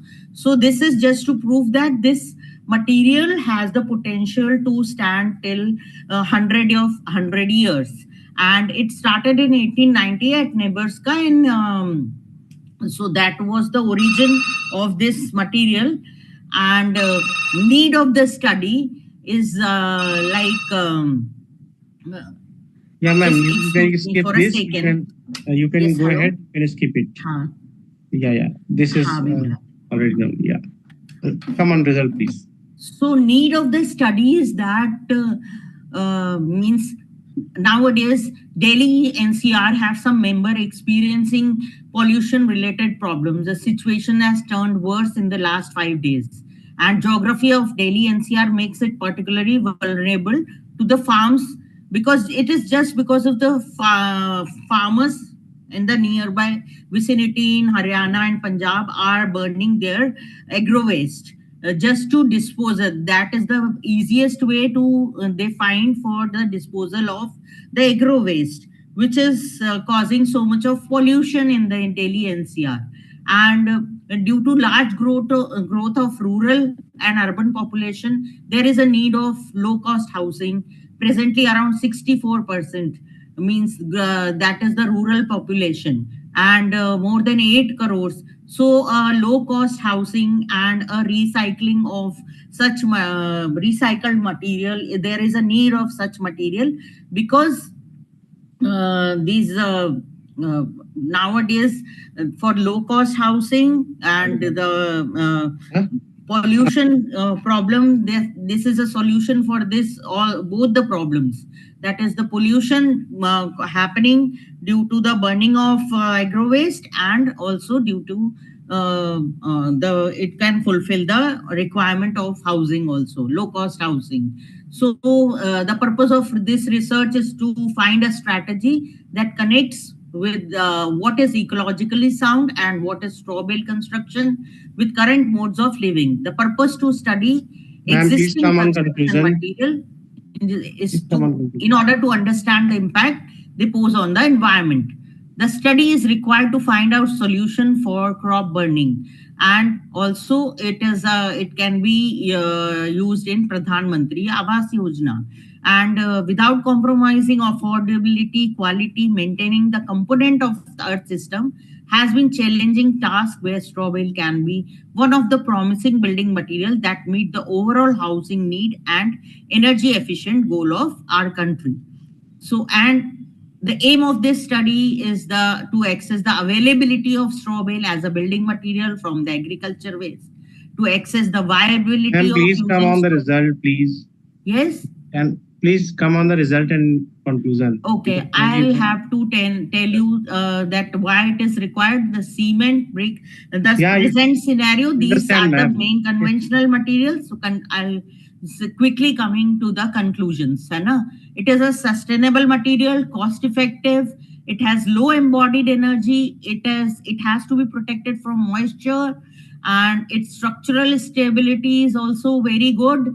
And for looking at the future, just because of its big size, it has to be used in prefabricated form, just to use in the urban areas also. And that is the main advantage to use it in. So I have done a comparison between the precast and the straw bale precast construction and the conventional precast construction, just to show that how it is better than that in every aspect, looking at many parameters.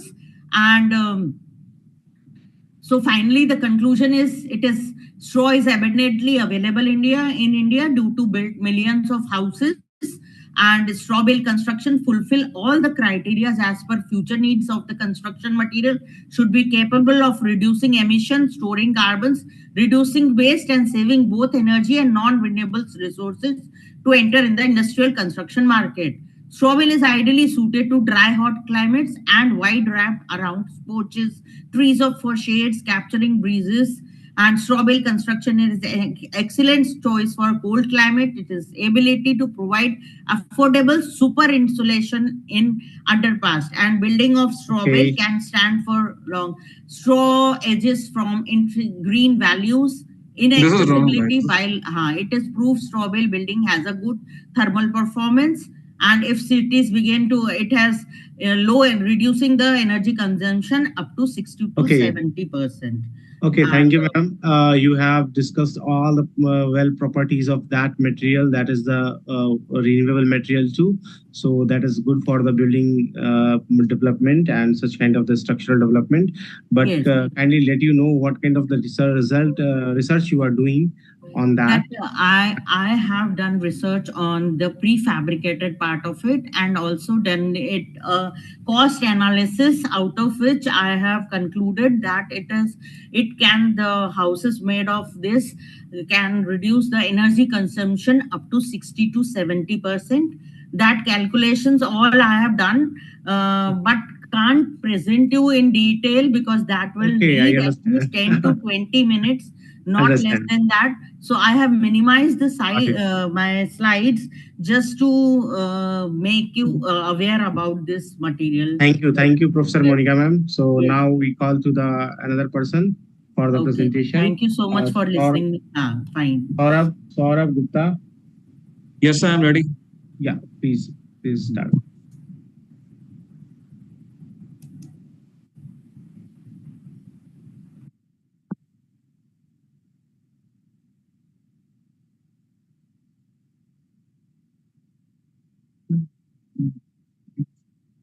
Is the slide visible?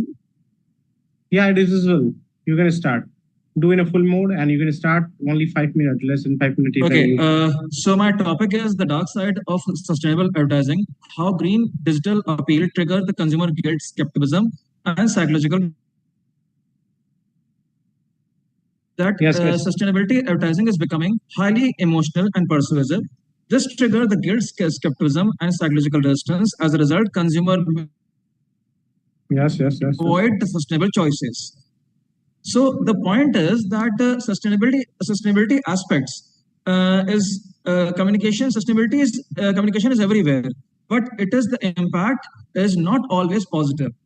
To begin with the concept where I have focused upon that the problem statement of mine that can sustainability advertising unintentionally backfire. So does it really happen? The research gap which focus upon the criteria that the dark side of sustainable advertising remains unexplored in existing literature.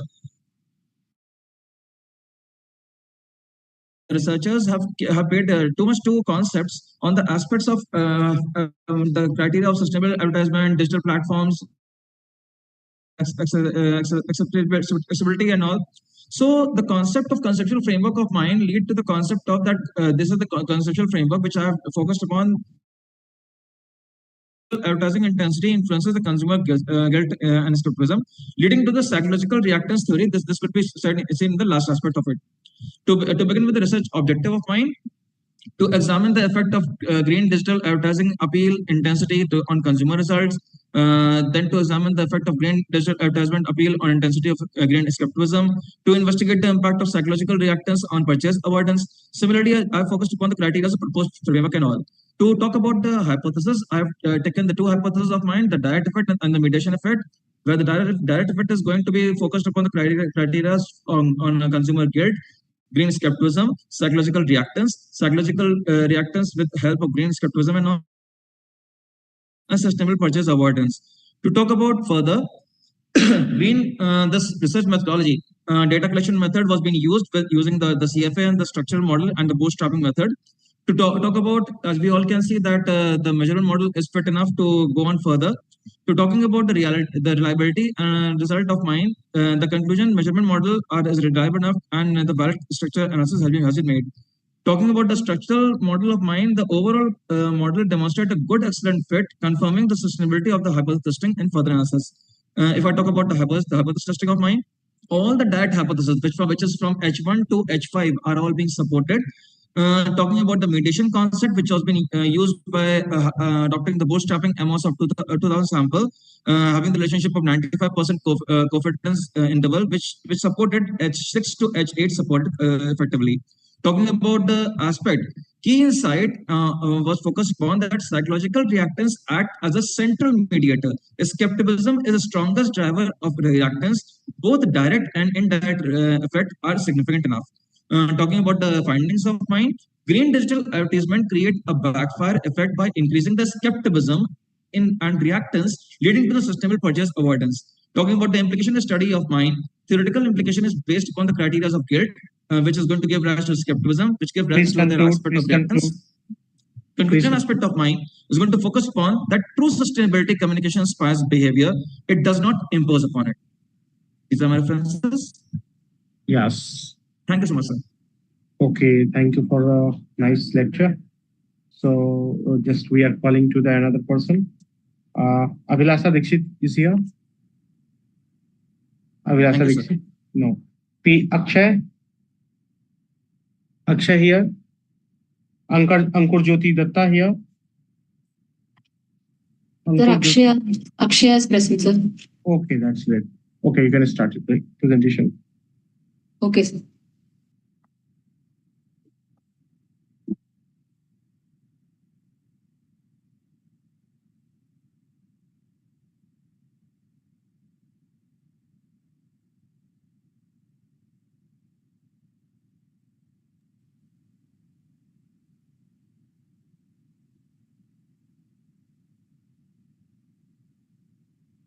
Sir, is the screen visible?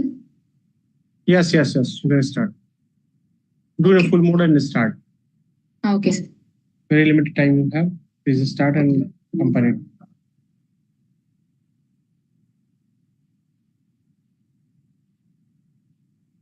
Sir, is it in full mode now? Yes. Okay. Good afternoon, everyone. I'm P. Lakshya from SRM Institute of Science and Technology. I'm a final year BTech Biotechnology student, and Today I'm going to present my review paper on environmental toxicants in smokeless tobacco. And we are going to focus on heavy metals and pesticide-mediated molecular pathways and the biomarkers in oral squamous cell carcinoma. First, before we start this presentation, I'd like to share what we are going to say here. First, next. I got it. I read it. Next.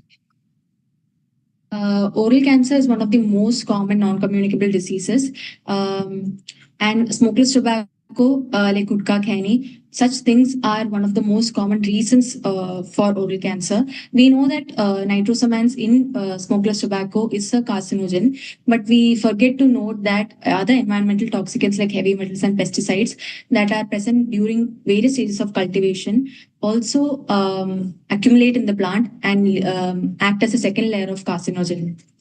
Next. First, we will see heavy metals. Heavy metals, since tobacco plants are hyperaccumulants, they accumulate all the metals absorbed from the soil in their leaves, and these are present even after various stages of processing in the final product. And hence, when the consumer consumes it through the oral mucosa, the heavy metal reaches the system and it acts as a carcinogen. And similarly, pesticides like insecticides, herbicides, they persist through various stages of curing and processing, and these pesticides increase reactive oxygen species which cause DNA damage, which leads to oncogenic activation. One such hallmark is 8-hydroxy-2-deoxyguanine formation, which is the most common mutation found in oral cancer, where guanine is converted to thymine, and these pesticides are also endocrine disruptors, and they also lead oncogenic pathways by p53 tumor suppression. Next, we will see the key molecular signaling pathways in oral cancer. WNT beta-catenin pathway.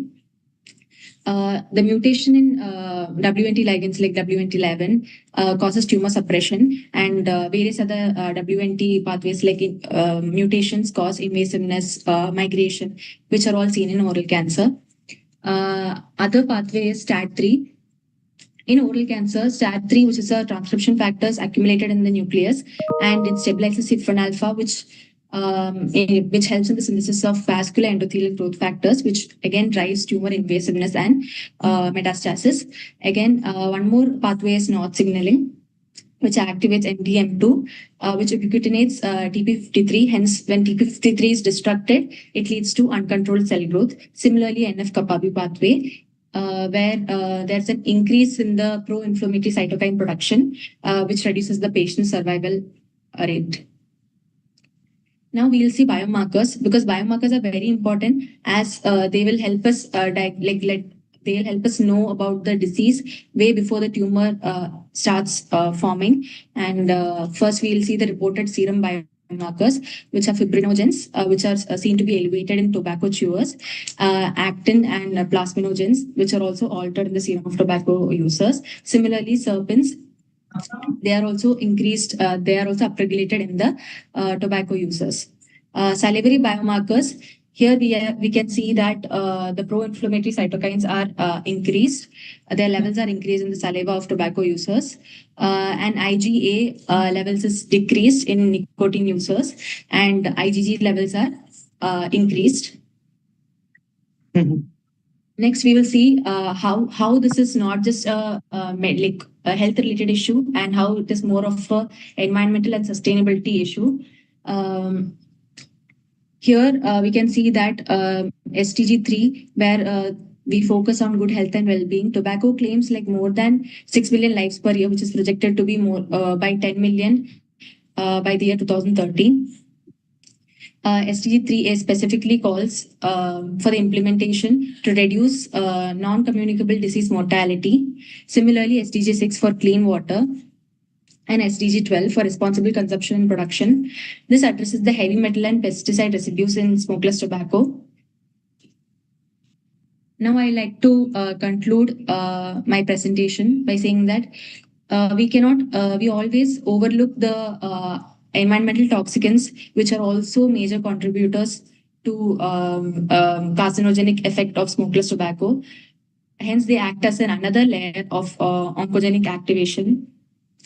Hence, we should focus more on the synergistic pathways and synergistic effect of both heavy metals and pesticides in the formation of oral cancer. And stricter regulations and sustainable agriculture practices should be followed.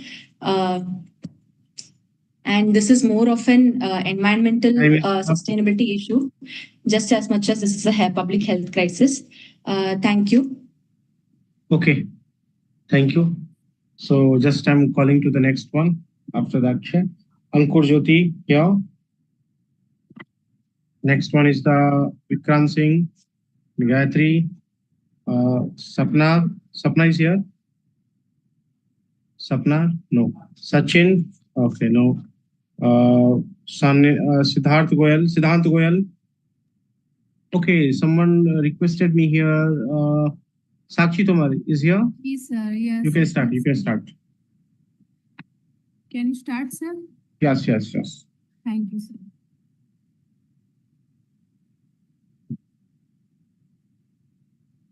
Do first.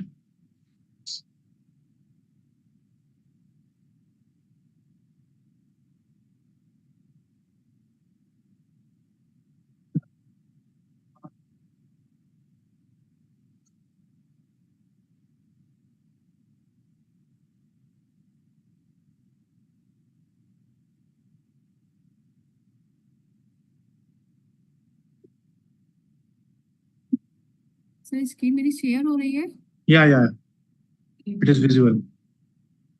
Good afternoon, everyone, respected judges and participants. I am Sakshi Tom from AKS University, Madhya Pradesh, India. My research focuses on sustainable solution for microplastic pollution using plant growth promoting rhizobacteria. Today, I am presenting my work on microplastic waste degradation using PGPI isolate from industrial and dumping site of Satna. Microplastic pollution is an emerging threat to agriculture soils. It mainly originates from sources like mulching, wastewater, and industrial. In Satna region, due to industrial and agriculture pressure, microplastic accumulate in soil, which affected soil structure, microbial communities, and nutrient cycle. This ultimately reduces crop productivity. To address these issues, PGPR can be used as an eco-friendly approach to improve soil health and reduce microplastic stress. And methodology. No, sorry. Have you done your experiment or you're just hypothesizing? I'm audible, sir. Have done this work? No, sir, I am not done. I am pursuing. Okay, this is a hypothesis. This is your hypothesis. Yes. So one thing, please explain. So what kind of the PGPR you have, or you can isolate, which work for the degradation of the microplastic?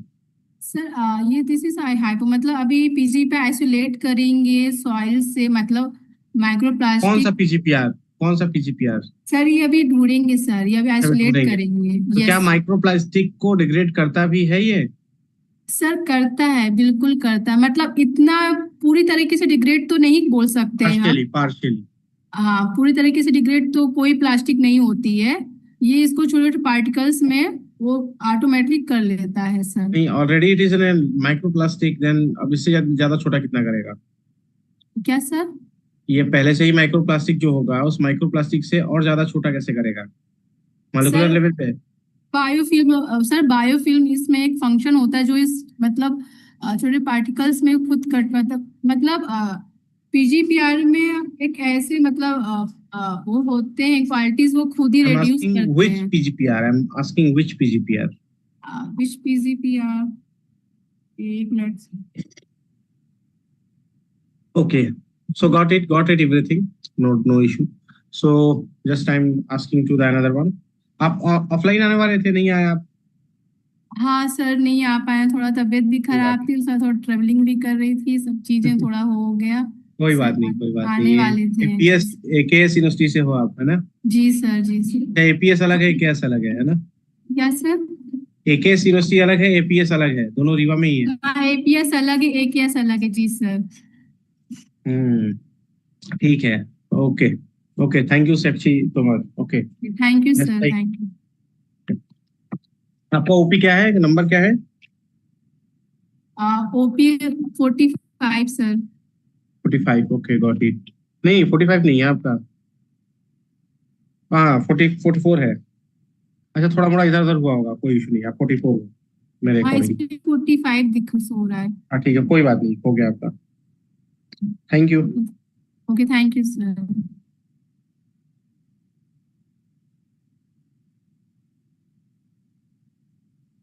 Okay, so next one, Ankur, Jyoti, Gayatri, Sapna, Anit Kumar Yadav. Are you here, Anit? Anit Kumar Yadav, are you here? Okay, Anup Kumar Verma, Abhinandan Datta, no issue. Nivya, Ragini Singh, साक्षी तुम्हार हो गया। Elena Gala. Yes, sir, I'm here. Yeah, please start. Yes, sir.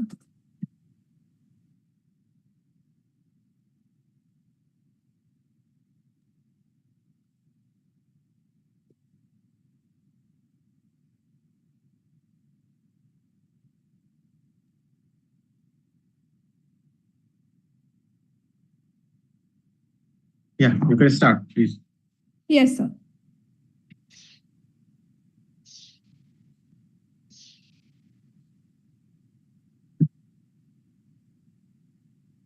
Good morning, everyone. I'm Srujani Valavalkar, and along with my classmate Alina Kala, will be presenting our study on the seasonal analysis and mapping of urban heat island in Thane city using GIS and satellite imagery.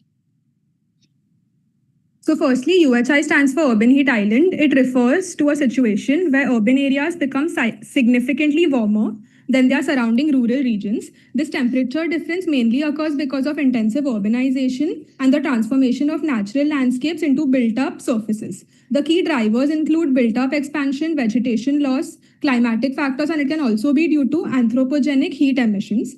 Also, it is important to understand what LST refers to. LST refers to land surface temperatures. It is basically the temperature of the Earth's surface as measured by satellite sensors. It shows us how hot the ground or surface materials are. LST is crucial for urban heat island studies because it helps us to identify hotspots. Next. Next slide. Please.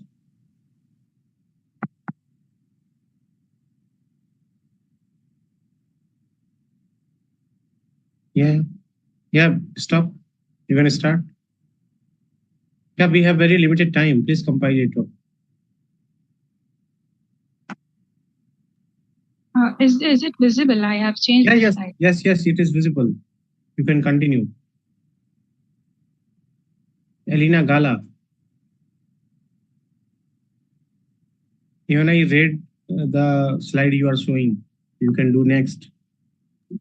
Yes, sir. Yes. Yeah, so the main aim of a study was to map and analyze how the urban heat island effect behaves seasonally in Thane. To break that down, we first looked at where the hottest areas are and how they relate to land use, like built-up zones versus the vegetated areas. Then we quantified how much of the city actually falls under these high temperature zones. And finally, we tracked how these patterns change over time seasonally and especially during unique periods, like the COVID-19 lockdown. Before starting, we reviewed 123 research papers from 1990 to 2025, and this helped us design our methodology and apply it specifically to Thane. Now, when talking about the study profile area, Thane city is located in Mumbai metropolitan region and it is administratively governed by Thane Municipal Corporation. The demography of Thane has changed from 2001 to 2011 from 8 lakh to more than 10 lakh. Also, the physiography of Thane is ideal for mapping UHI because it has hilly regions, it has industrial areas as well as low-lying wetlands and creek zones. When talking about the data set that we used Landsat 8 and Landsat 9, which were the two satellites. Also, the bands that we used were the thermal infrared sensor 10, which is ideal for LST derivation. And the seasonal data that we used was distinctively divided into 3 seasons. That was summer from March to May, post-monsoon from October to November, and winter from December to February. Next. Okay. Satellites don't directly give temperature. They capture the thermal radiation, which we convert in step by step into actual temperature values. So we process these images in Google Earth Engine to derive the land surface temperature using standard data thermal data conversion methods. After generating the temperature maps, we exported them to QGIS, where we analyzed spatial patterns and identified high temperatures.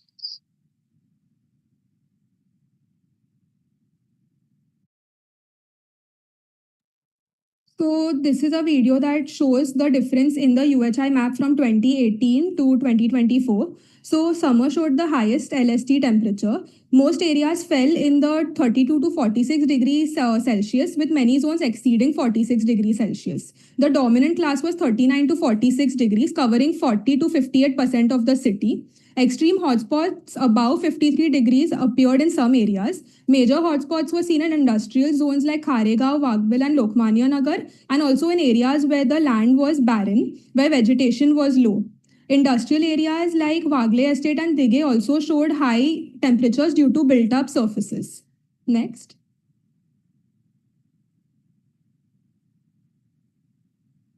Post-monsoon in Thane showed a transition phase with lower temperatures than summer. Most areas fell in 32 to 39 degrees Celsius range, covering 50 to 61% of the city. High temperature zones above 39 degrees Celsius significantly reduced after the monsoons. Extreme heat classes were also nearly absent. In the post-monsoon area, we saw a shift that the most temperature regions were seen in dense settlement areas like Anand Nagar, Diva, Azad Nagar. They remain warmer. So have any idea to quantify that heat island? So it is only qualitative, I think. In a high redness, it means it means heat island. Yes, sir, but we know the temperature zone and how much percentage of the city is showing that temperature zone. Overall have quantify. Can you show here? So that you can show in and make conclusion. Okay. Okay, sir. We reach at a conclusion. Okay. Do first. Next.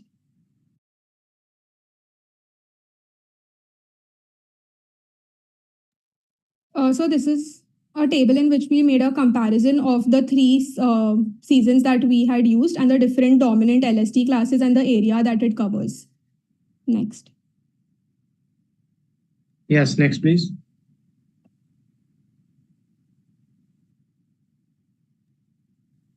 Yeah, and this is during the COVID-19 lockdown, especially from March to May 2020, we expected temperatures to drop due to reduced traffic and industrial activities. However, our data shows LST remained high, and this period was actually one of the hottest across the entire timeline. This is because it coincided with peak summer conditions, and factors like intense solar radiation and heat wave conditions had a much stronger influence on temperature. So in our dataset, LST-based UHI was not significantly reduced by lower anthropogenic activity and was instead more strongly controlled by seasonal and climatic. Okay, next. Conclude it. Already your time has been finished. Come on, direct conclusion. Yes, sir. To conclude, Thane shows a persistent and seasonal UHI effect. The same regions, which are industrial and dense built-up areas, remain stable hotspots. The 2020 COVID period shows that even reduced activities, climatic factors played a greater part. Seasonal comparison provides us a clearer understanding of where the hotspots are and why do they occur. And the study highlights the need for urban greening, reflective materials, and climate-sensitive plants. Okay, thank you. Next one is the Sweetie Sharma. Sweetie is here. Hello, sir. Yeah, Abhinandan. Sorry, sir. Yes, actually, that Okay, no issue. I will come in a row. Okay, Sweetie. Abhinandan, you can wait. Sweetie. Okay, sir. No issue. Hitesh Kesarwani.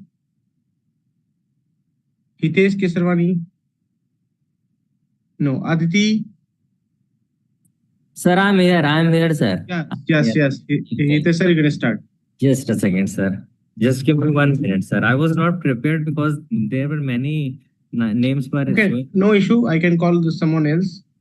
Be prepared, okay? No, sir, Aditi? I'm ready. Just give me 1 minute. I am completely ready, sir. Okay, you can start, please. Just give me one minute, sir. 1 second. Let me open my PPT. Just that.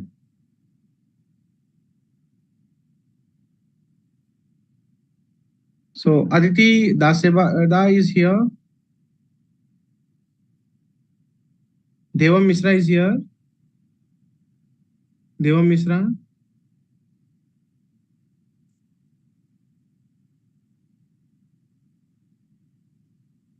Anup Kumar Verma is here. Anup Kumar Verma. Anit Kumar Yadav. Anit Yadav. Siddhant Goyal. Sweetie Sharma is here. Why not replying? Siddhant Goyal. Sachin Tiwari. Sapna Kanya. Gayatri. Nobody hearing me. Why? So please, Hitesh Keswani, don't take time. Please start. Just a second. Where is your PPT? Yes, sir. It is right there. I'm just sharing on the screen. Share. Yes. Share. Sir, is it there on the screen? Yes, it is there. Okay, thanks a lot, sir. So, congratulations, sir, for this wonderful opportunity and organizing this conference. I will just quickly wind up. My topic is surge in AI adoption, the impact on job market dynamics and sustainable youth employment. And this is very relevant in today's scenario. So, to measure this, I have taken 3 objectives broadly, which is artificial intelligence is replacing jobs in traditional job market. Second is to know the movement of skill set demand in general job market, and higher education and frequent curriculum revision effect on sustainable employment opportunity. So for research methodology, I have taken AI adoption as independent variable, whereas youth employability, university degree, these are dependent and mediating variable. So the model which I have used is TAM, which is a very popular model, and the second one is skill-based technological chain, which is SBTC model and human capital theory. I have just 4 hypotheses, which is AI use in industry positively influences the response of higher education. AI demand skill can positively influence the response to higher education. Then job automation and transformation. And the fourth one is response to higher education positively impact the youth employability. This is the general framework model which I have developed to test these things, where higher education is treating as a mediating variable, where you can see the youth employability is a dependent variable, and rest on the independent variable, AI skill demand, automation and job transformation, and AI adoption in industry. These are the independent variables, sir.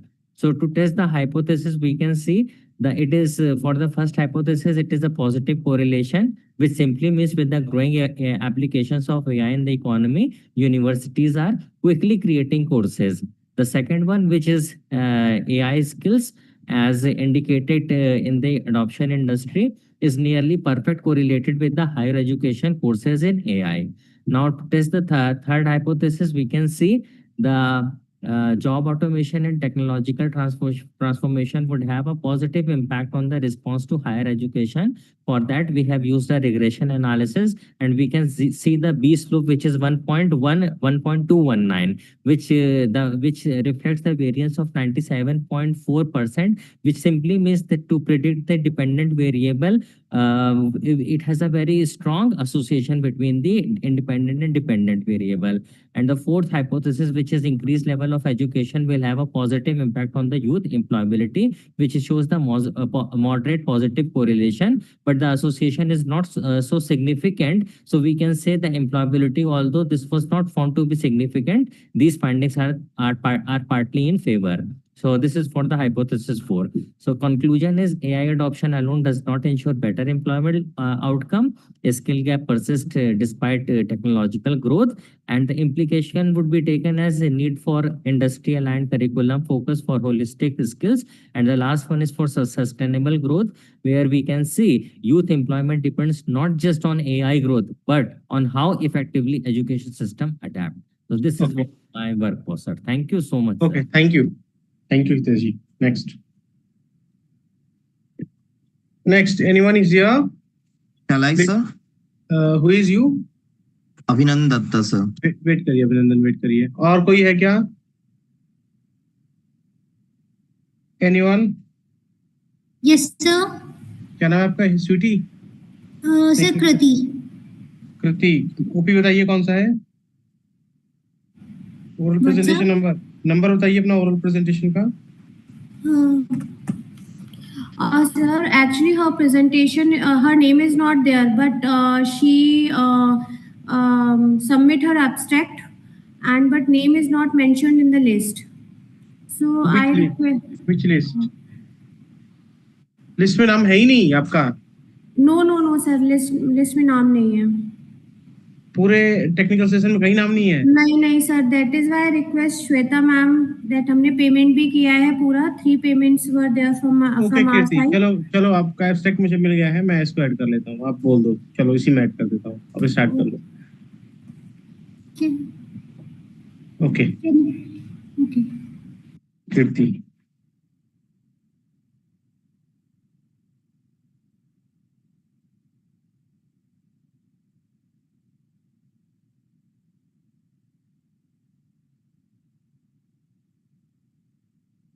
Okay, कृति के अलावा anyone more?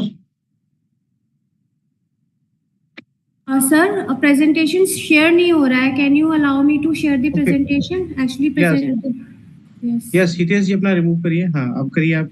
Okay sir. Kriti Maheshwari. Yes sir. Sir, it's visible? Yes, show करिए. Okay, thank you, sir.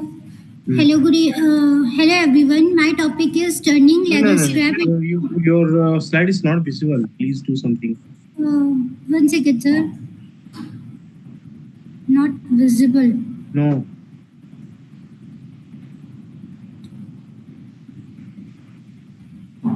Sir, now it is visible.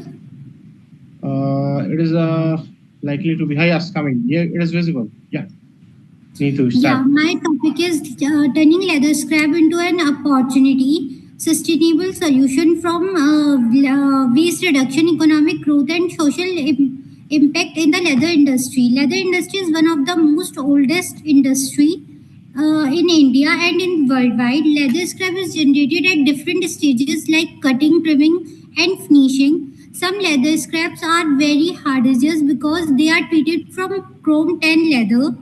Managing the leather waste is a big challenge in the industry right now. The problem is why this matters. Leather industry is one of the oldest and economic important sector worldwide. A major portion of raw material never become a finished product. The scale of this problem is around 40 to 50% of the hide mass is discarded during tanning process, cutting and manufacturing stages. In India, over the 4 million people are employed, but they are also face the problem of the leather from the leather industry. Research and scope of the presentation is this study address a clear gap in existing knowledge while individual aspect of leather waste is chemistry, its environmental footprints and economy. Objective of the study is to study about the leather waste in different area of the industry, understanding how it affects environment and how it's better and boost economy. Mapping the waste and where scrap is generated. There are many sectors: trimming and outcuts, shaving and splits, buffing, dust and chrome tan leather. It's a special case There are more from leather scrap is generated during the tanning process, during the cutting and manufacturing, and after the consumer recovery. Social impact and social and environmental impact. Improve improper disposal of leather waste is the major cause in the environmental. It affect our groundwater, soil, and air pollution. It also create air pollution. Come on, conclusion, please. Come on, conclusion. What you observed and what is your result? Okay, sir. Understand about the leather, please let me know. Okay. Yeah, just before it. The conclusion is that for the environment method like chrome recovery, upcycling the leather waste for social support upcycling groups and innovations for economy, we need to do more innovations. Like I am doing a project like this. I'm making a project like this. Yeah, it is really interesting. Thank you. Okay. So next, Ragini, please. Miss Ragini, am I audible?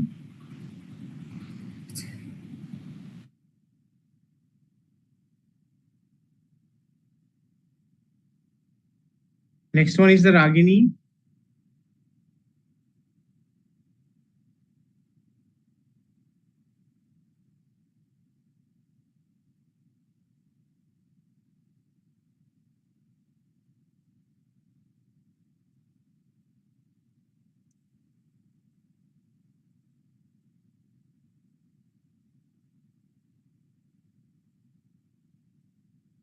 Ragini, please. Am I audible?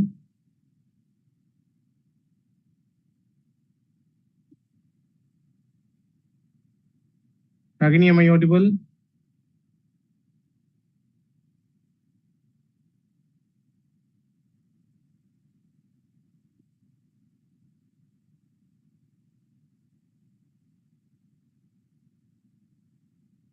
Arindam?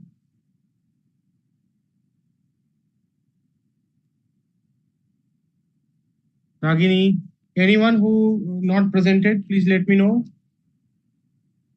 Sir, may I, sir? अभिनंदन, चलो तुम ही शुरू कर दो, 2 minute देंगे time, चलो जल्दी करो. Okay, sir. Anyone else? Aditi, Vivek, Sweetie, साक्षी तोमर हो गया है, चलो साक्षी का तो हो गया. Nivea,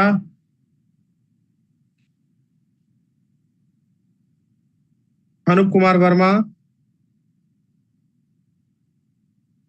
Anit Kumar Yadav. Anit Yadav, are you here?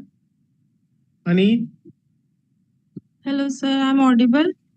Yes, Ragini. Okay. अभी तक कहाँ थे? जल्दी लाइए, अपना स्लाइड दिखाइए.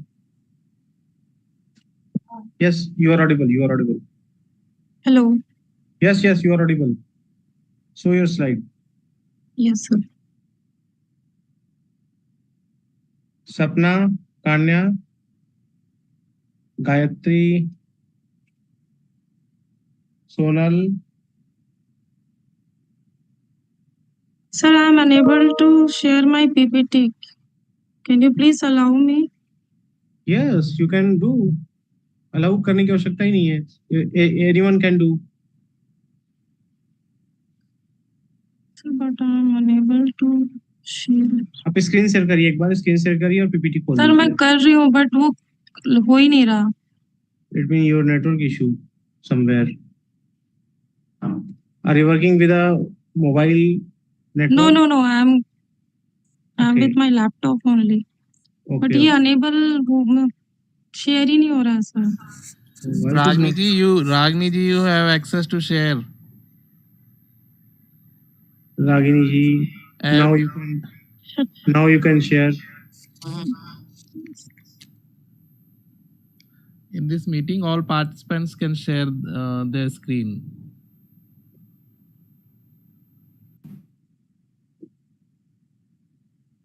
Okay, next one.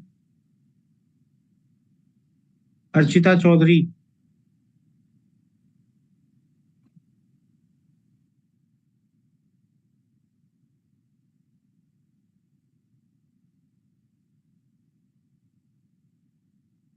अभिनंदन आप ही कर दीजिए.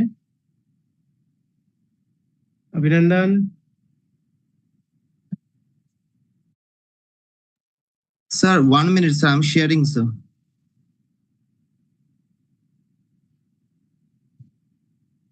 Is it visible, sir? No, it is not visible. Is it visible, sir? No. It is not visible. But I shared this. Devam Sharma. Aditi Daseda. AI enable sustainable OTT platform.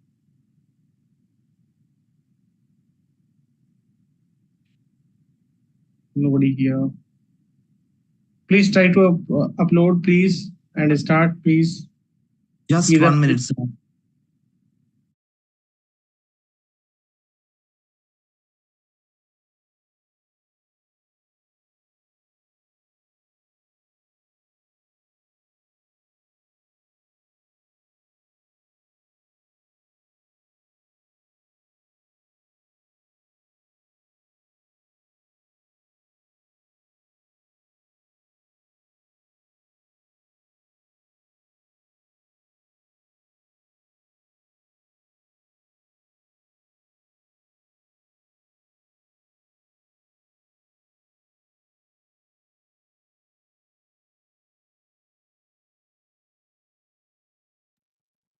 Sir, is it visible now?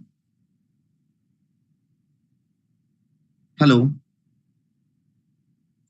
Sir, is it visible now, sir? Hello, sir.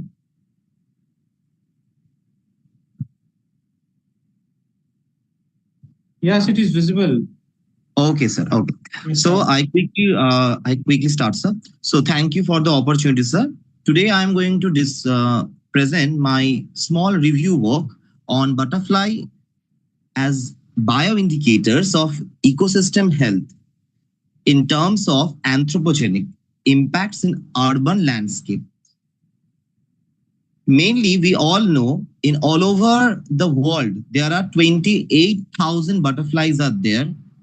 And in our India, motherland India, around 1,317 butterflies. And long-term butterfly monitoring programs gives us invaluable data sets for understanding the population trends, even the state and health of the habitat.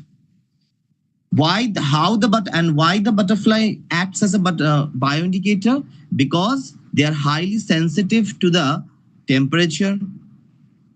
Even the decline in early butterfly species directly gives a signal to loss of native plant as well.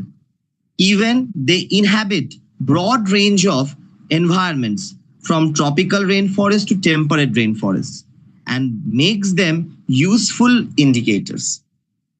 Now, several studies have been made based on the butterfly distribution. So few of them, according to SME-Stack, butterfly can be considered as one of the most important flagship species, which can be also used to conservation purpose as well. And as you can see, sir, I have clicked these pictures from my state as well and from work of my research institute.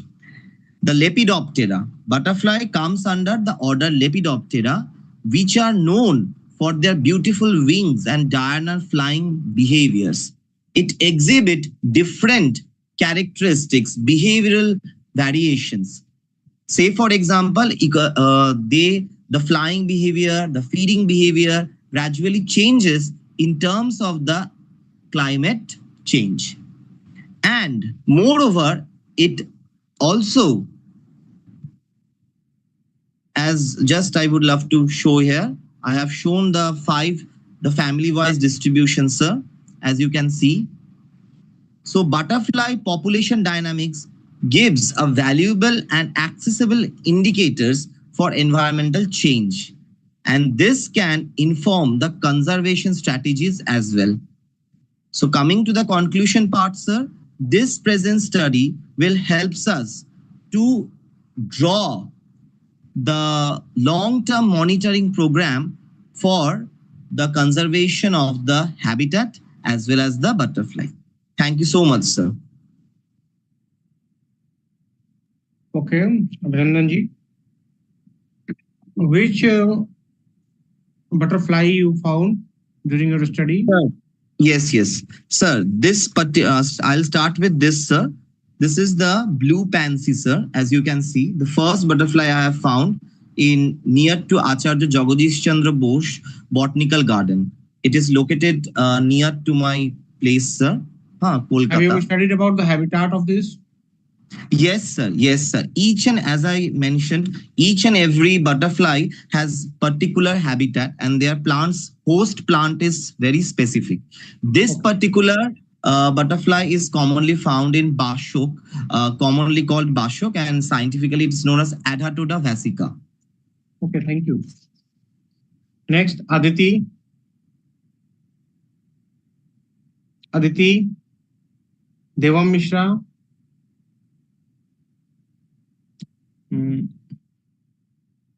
Sweetie Sharma. Nobody here? I'm doing absent. Just checking the name. Aditi Sharma, Devam Mishra. हो गया. Ragini, Nivya, Anup Verma, Anit Kumar Yadav, Siddhant Gole, Sapna Kanya, Gayatri.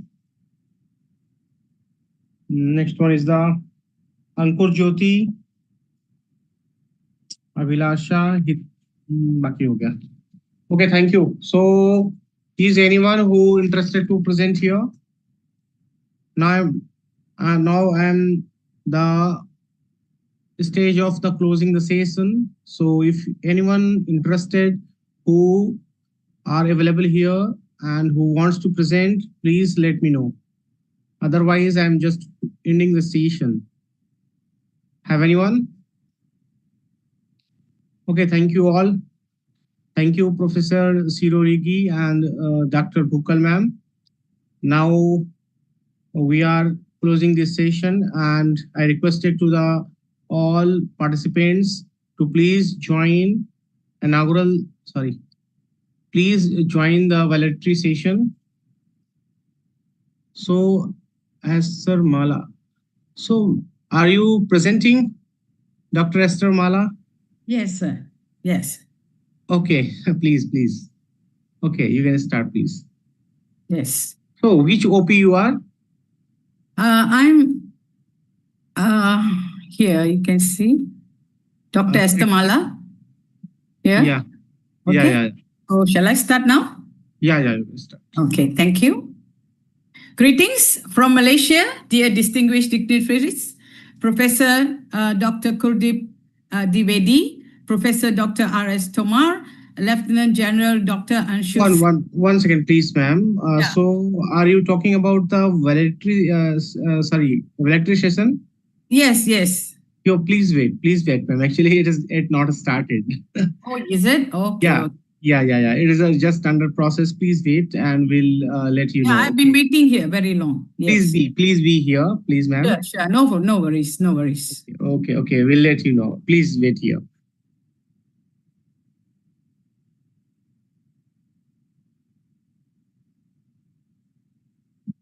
So I requested to the everyone, please join the valedictory session that is about to start.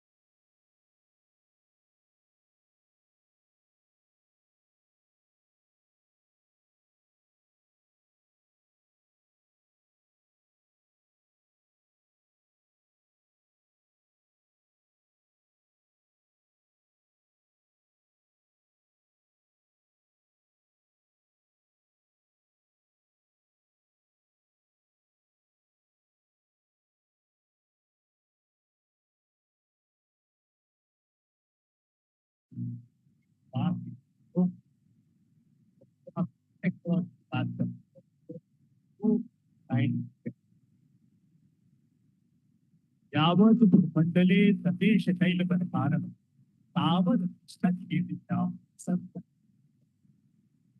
इसका हिंदी में आशय ये है, जब तक जल, जंगल, जमीन, नदियां और पहाड़ रक्षित है, तभी तक हम और हमारे आने वाली जो हमारी संपत्तियां हैं रक्षित रहेंगी और जीवित रहेंगी।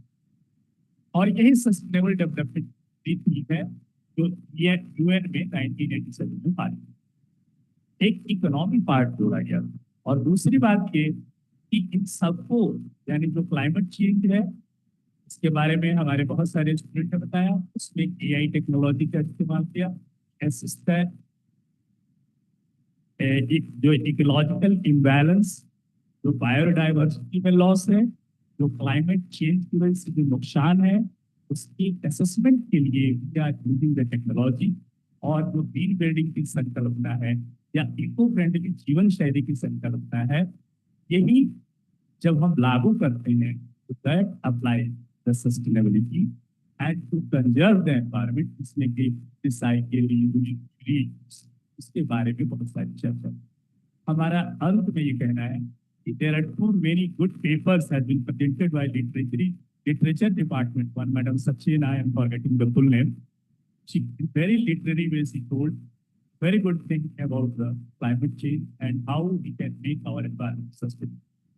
एक मैं शेयर करके इस प्रोग्राम में अपनी बात खत्म करूंगा, शायद मेरी कि ऐसा नहीं है कि हम लोग यानी सिर्फ साइंटिस्ट सोचते हैं एनवायरमेंट के बारे में। उन्होंने भी एक लिटरेरी में बहुत सारे ऐसे लिटरेचर्स का रेफरेंस किया और मैंने एक जावेद अख्तर का शेर पढ़ा था, इसको पढ़ूंगा, 2 लाइन का शेर है कि कैसे लिखूं चांद के किस्से, कैसे लिखूं मैं फूल की बात, और रेत उड़ाए गर्म हवा तो कैसे मैं बरसा।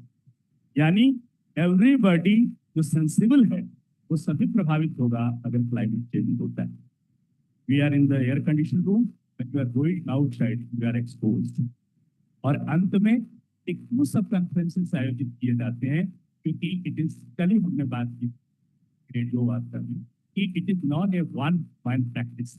ये सिर्फ सरकारों के लिए, सरकारोपेक्षित लोग हैं, हमें अपने रास्ते खुद तलाशने हैं, इससे हम इस सृष्टि को, इस ग्रोथ को और इस पृथ्वी को बचा सके। It is like our mother, ये मासी है और इसको बचाने में जन जन की भागीदारी की जरूरत है और संगठित, क्योंकि इस बार का जो अर्थ डे मनाया गया 2 दिन पहले, उसकी थीम यही थी, our power hour. So whatever the power you have, just implement that power for the conservation of the nature. यानी हम रिसोर्सेज को एक्स्ट्राऑर्डिनरली यूज न करें, सस्टेन करें। और अंत में एक मैं पढ़ता हूँ कि कोई जागे न जागे ये है उसका मुकद्दर, आपका काम है आवाज लगाते रहिए। धन्यवाद, जय हिंद, बहुत अच्छा। Thank you.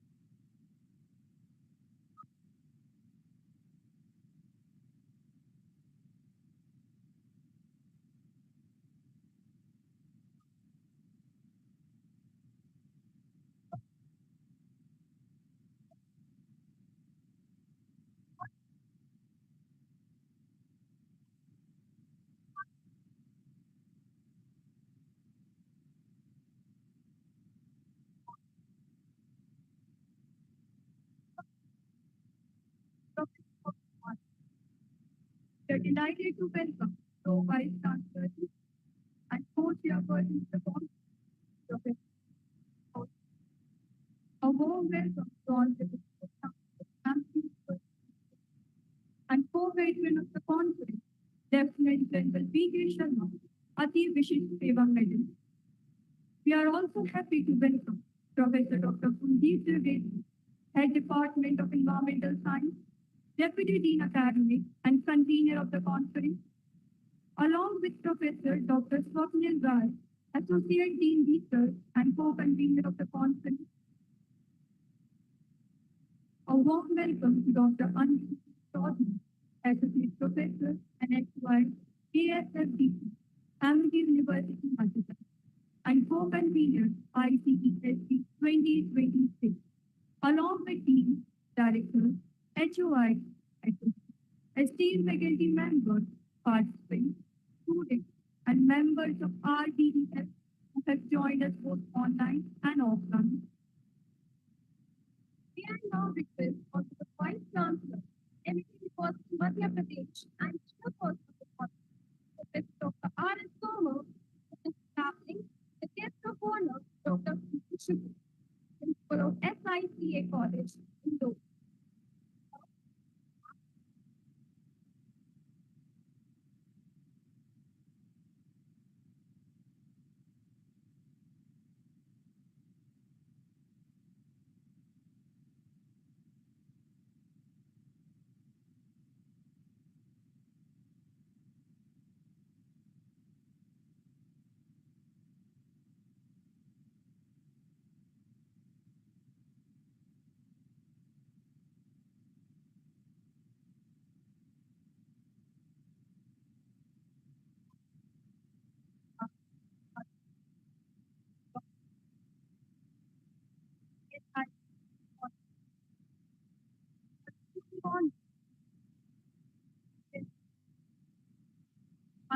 Dr. Gulshan, the dynamic academic entrepreneur, mentor, currently serving as of SICA College. With over 18 years of experience, he has been conflict a gold medalist in finance, both finance. Ma'am has guided multiple doctors, scholars, and contributed extensively to national and international research. Beyond academics, she is a certified training teacher, Six Sigma trainer, classical dancer, poet, and marathoner. She is actively mentored entrepreneurs, promotes spiritual growth, a working with dancing philosophy. Ma'am's achievements especially support and recognition.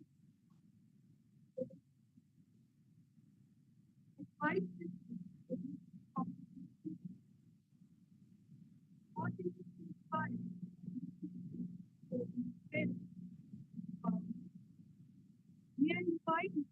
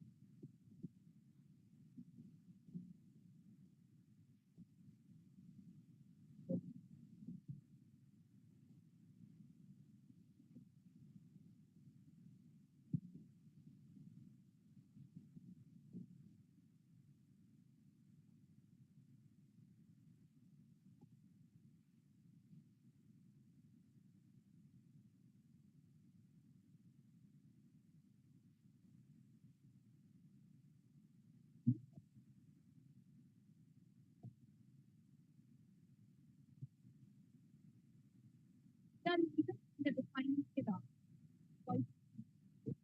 about how we build, innovate, compete, and collaborate. Define not only but the health of our planet and the well-being of no longer guided with our consumers. But let us be very clear, technology alone is not the solution. It is needed. The real transformation depends on how. So we must ask ourselves two questions. Are we innovating? Are we designing systems that are inclusive, resilient, and stable? Are we thinking long-term beyond immediate gains? Sustainability demands a shift in the mindset for extraction to implementation, from efficiency alone to responsibility, and from isolated efforts to collective actions. One of the most exciting aspects of this movement is the convergence of disciplines like engineering, environmentalists, policymakers, entrepreneurs, and communities are coming together like never before. This collaboration is very important for this future. No single sector can solve this problem. Coming from the spiritual background, I would like to take your attention towards the few aspects of Gita for today's discussion. Knowledge is not just, but it is a wisdom and help of deals with beauty, ethics, and the balance of action and talk about pipeline action being what that is. One of the simplified teaching of Gita, Karma Yoga, says Karma Yogadikarastu, माँ फलेषु कदाचित्. हम सभी को कर्म योगी बनना है और मुझसे करने वाले जो और करते हैं बहुत अच्छी बात कही कि ये जन भागीदारी की बात, ये बिल्कुल सच है सर. मैं आपकी बात से पूरी तरह सहमत हूँ. और सस्टेनेबल डेवलपमेंट गोल्स को अटेन करना ग्रुप टास्क नहीं है, बट ये सेल्फ चेंज, माइंडसेट में चेंज लाना हम सभी के लिए है. Whether we are working on environmental issues or developing new technologies, we must act responsibly without being driven solely by the objective of gaining profit or personal gain. The Gita emphasizes modernization and balancing life. Teaches one who is temperate in eating, sleeping, working, recreation can mitigate all material pains. This principle directly aligns with the sustainable living, avoiding excess consumption and maintaining harmony with nature. The Gita also highlights the interconnection of nature in chapter 3, verse 14. It's all living bodies subsist on food grain, which is produced from rain, and rain is coming from the sacrifice. This reflects a cycle of mutual dependence, reminding us the human survival depends on respecting the natural system given by our mother. Another important lesson is the containment. The Gita says, the one who is satisfied with what comes by chance is free from envy. In the world driven by consumption, the teaching encourages us to redeem the greed and adopt sustainable life. The Gita provides a powerful insight. Here again, the self is the self-friend of the self, and self is the enemy of self. This means that tools like technology are neither good or bad by themselves. These are the human intentions that determine their impact. Technology can uplift humanity or harm it, or depending on how we use it. The Gita warns against the uncontrolled attachment. It says, when a man dwells on the object of sense, attachment is born. In today's context, this can relate to the overdependence on technology, addiction to the devices, social media, or constant consumption of information. The message is clear. We must remain in control while using any of the technology and not let it control us. Ethics is another critical aspect in chapter 3, verse 21, says that whatever actions a great person performs, the common people follow. Very important aspect it is. This highlights the responsibility of leaders, innovators, and developers. Those who create technology must ensure it serves humanity and do not cause any harm. When we integrate the teaching of Gita with sustainability and technology, we arrive at a powerful framework of Gita teaches inner balance, while sustainability and technology address the outer world. Together, They guide us towards the responsible progress, as Geeta beautifully put it, acting thoughtfully with awareness and purpose. In practical terms, this could mean developing green technologies, promoting renewable energy, designing ethical artificial intelligence, making decisions that benefit both people and planet. The Gita also reminds us that wise individuals act for the welfare of the world. This work is wise for the welfare of the world. This is the spirit what we need to do. A commitment to have collective well-being over individuality. In conclusion, Bhagavad Gita offers a timeless wisdom that deeply relevant to the modern age. It reminds us that true progress is not just the technological development, but ethical and sustainable development. By combining ancient wisdom with modern innovation, we can create a future that is not only advanced, but also balanced, compassionate, and sustainable. Last but not the least, we have knowledge, but should use it with wisdom. To the innovators, leaders in the room, you can carry both opportunities and responsibilities together. The solution you can design today will shape the system of tomorrow. Let them be the solution, not only solve the problem, but also restore balance to our ecosystem, economies, and society. Thank you so much for having me here. Wonderful conference. I enjoyed this informative sessions. And once again, congratulations. Firstly, thank you so much.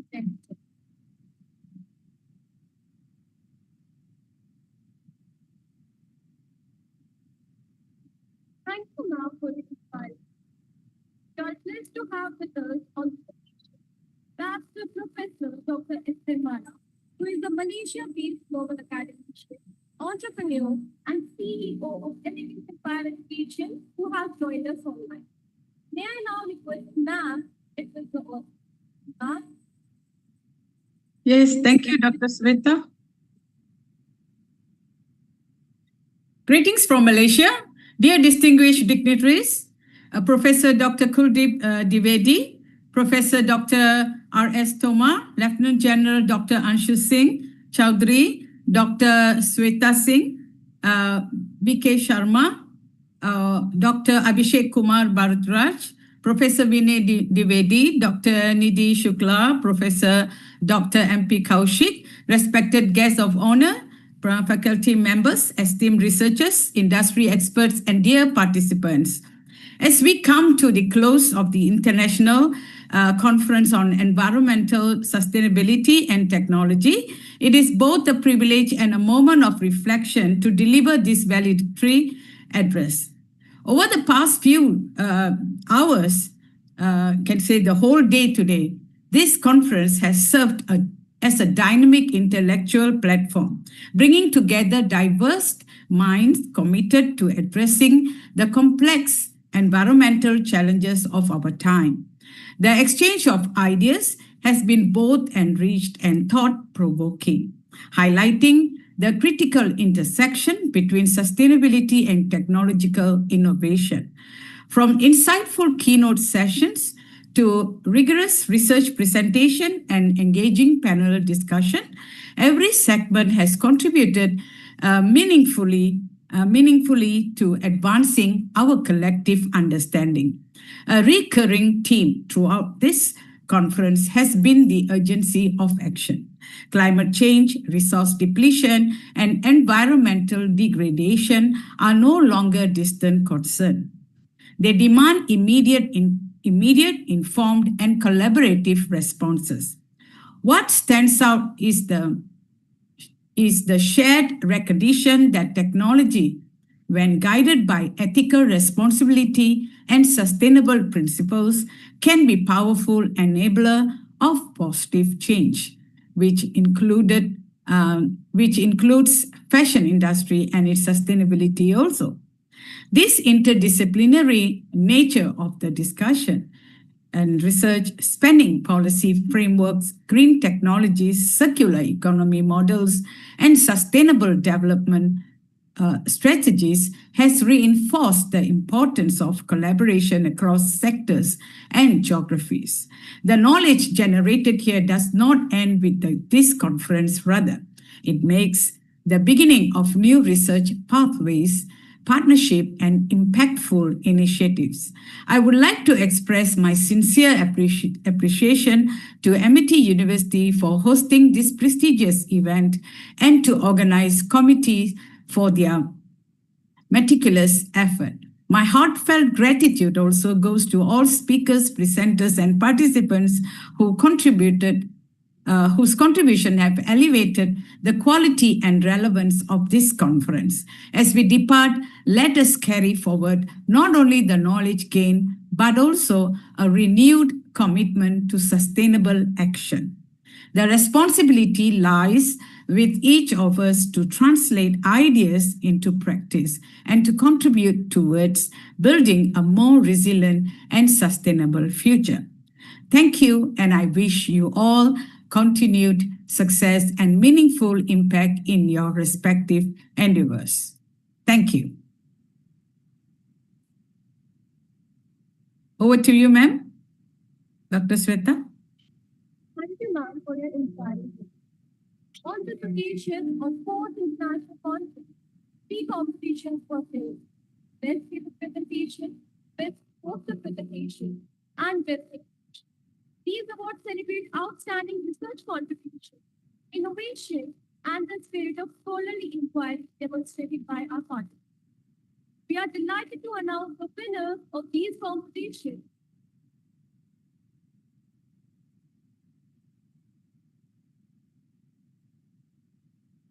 We would like to call Nena Verma to present her.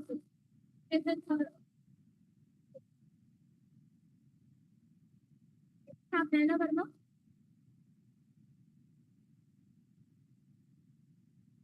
May I request Nena Verma to come on the stage and give her presentation.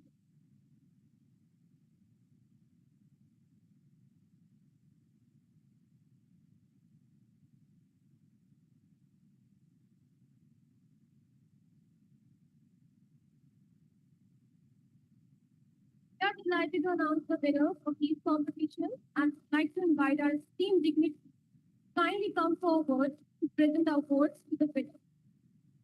Now,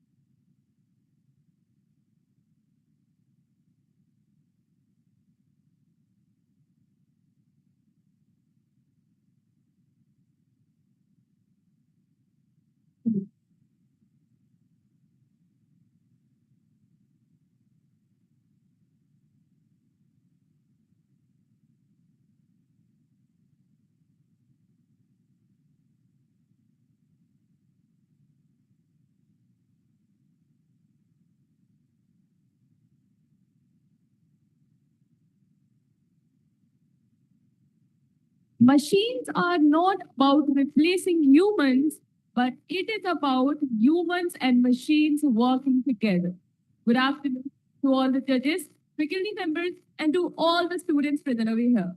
I am Nena from Bachelor's of Business Administration, Amity University, Gwalior, standing here to present my case on social sustainability and DEI Industry 5.0. Now, in most of the industries, we can see that they are only working with machines and technology. But the 5.0, it came with a new idea. An idea where humans and machines, they work together. And the main goal is to create a collaboration between productivity and human values. Now the question arises that what exactly 5.0 industry is? It is the new phase after Industry 4.0, where it shows the collaboration between humans and machines. Collect cobots. Cobots like robot collaborative, which are used for workers in factories and etc. And then later, it comes to social sustainability. Social sustainability is all about fair wages, mental and physical evolution and well-being for workers. Because the truth we all know, the organization only works well when organization's employees are happy and satisfied. And then comes the concept of DEI, diversity, equity, and inclusion. Diversity, it is about people coming from different backgrounds, having different habits, opinions, and etc. And equity means that everyone should be given equal opportunity and they must give some chances so that they can settle down in the organization. And at last, there comes inclusion. Inclusion is about creating an environment where everyone feels included, where everyone feels valued. And then review of literature that shows that Industry 5.0 having the human-centric technologies in the pros and research gap. Now, most of the studies, they don't have the concept. They don't have the concept of combination study of Industry 5.0, social sustainability, and etc. And this study tried to express exactly that. And then the objective. The objectives are to understand what social sustainability is, what Industry 5.0 is, and what DEI is. And the key findings are the inclusion or the collaborations of humans and machines. They work together and they come up with such new ideas, such productions, such manufacturing that it takes human and machine collaboration on another scale. And then conclusion recommendations that when human power and technology, they work and collaborate together, then the industry is just not revolve. The industry just not revolve, it evolves. Thank you. That was all from my side. This was Nana signing off. Thank you.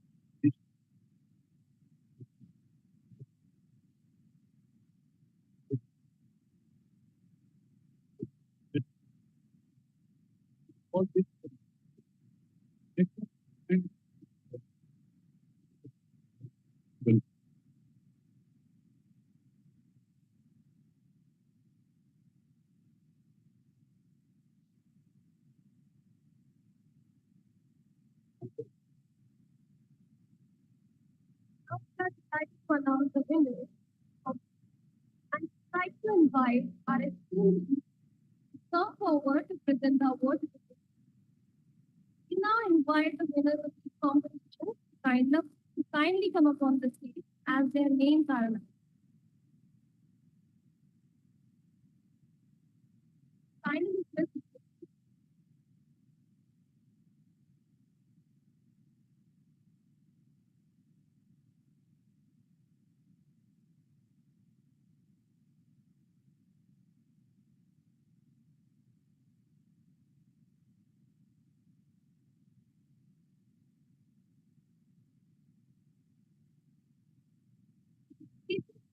Best paper presentation.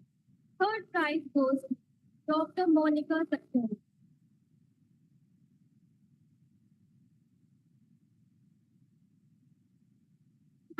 Dr. Monica Saxena. Second prize goes to Raghavendra Agarwal.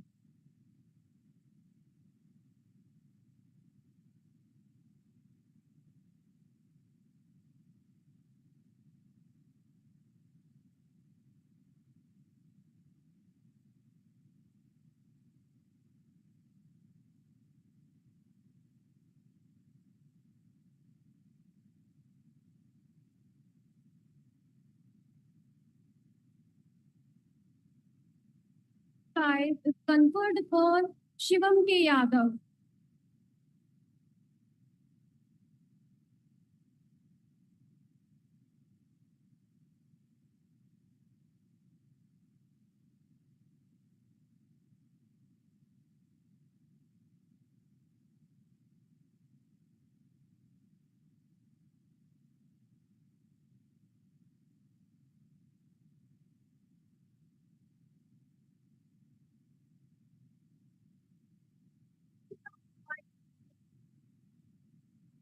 Kindly come up on the stage as their names are announced for the best poster competition.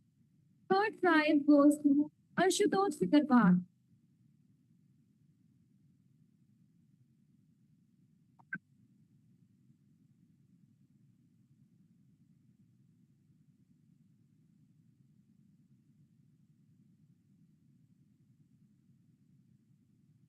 Second prize goes to Avni and Grow.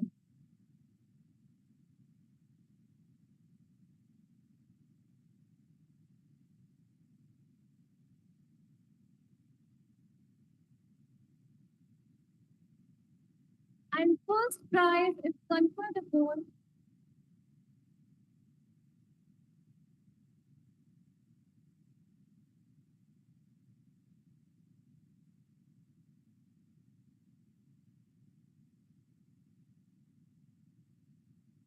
prize is conferred upon Trusty and Grow.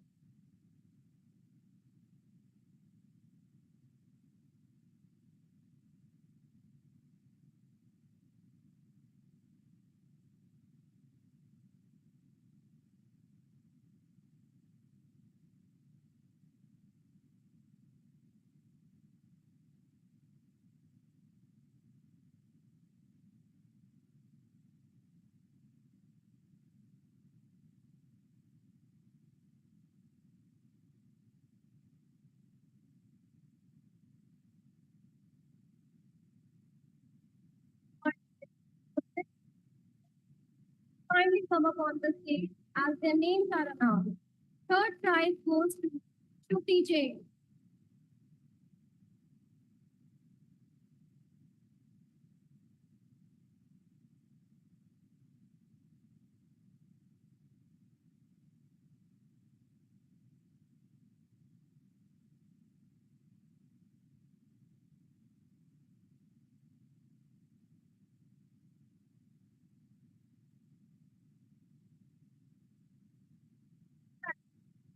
Ramji Rai.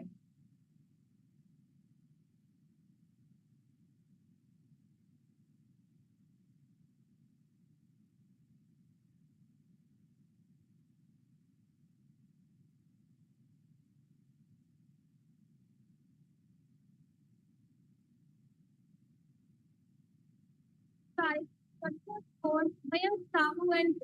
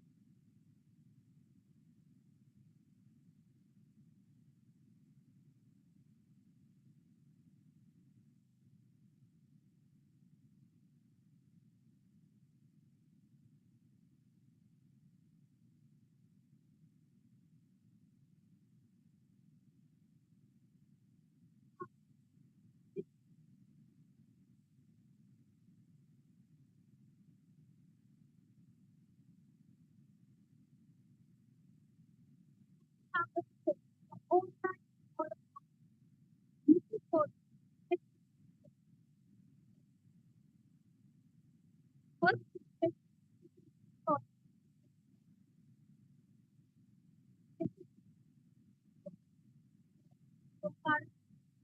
and the side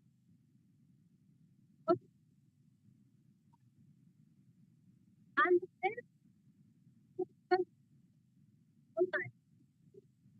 faster from empty and the side Shakshi Thomas from EPS. Third side Abhinandan Datta from IDF Department of Committee for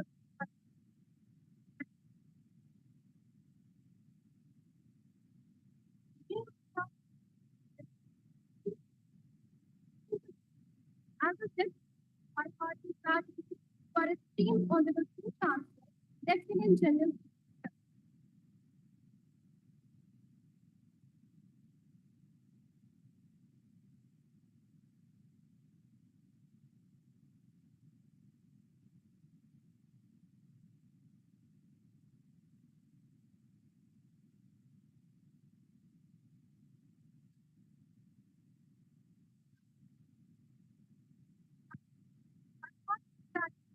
For its team on the vice chancellor of the RS.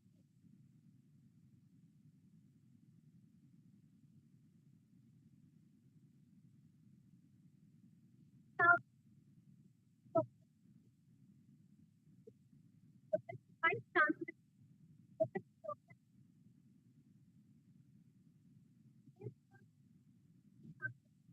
Vice chancellor.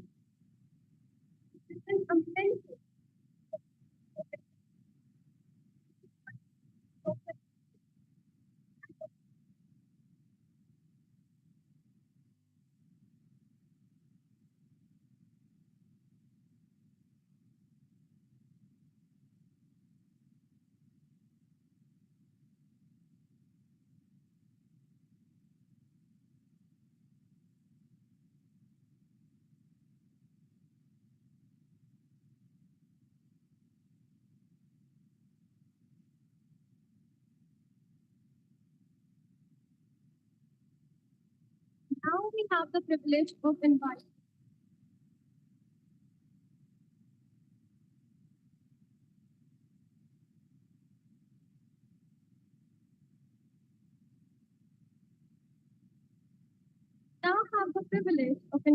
Dr. Anshu Singh Chaudhary, Associate Professor and HOI of ASFDP and MIT University, Madhya Pradesh, co-convener of ICEST 2026 to deliver the photo.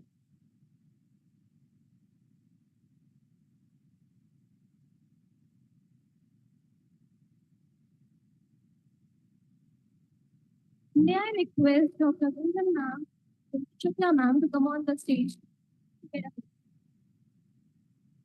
as a gesture of our heartfelt thanks.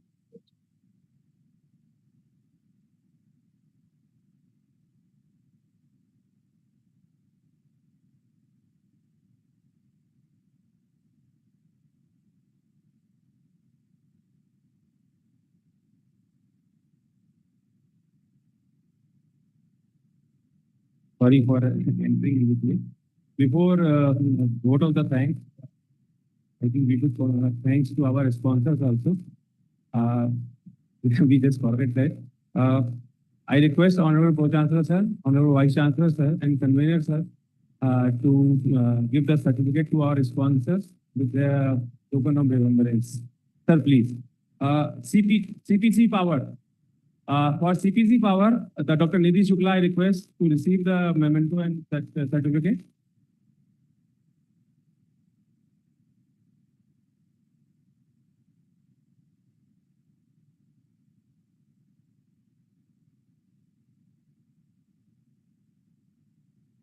And our next sponsor is Petuk. I request the member from the Petuk, please come.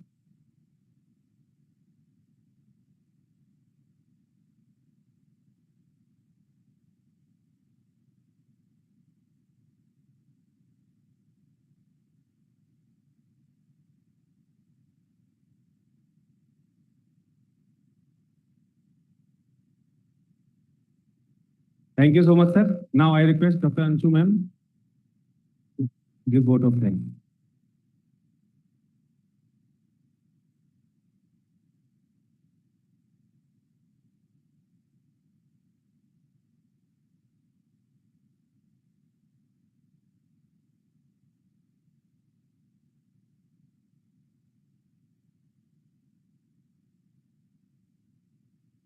collaborators, and dear students.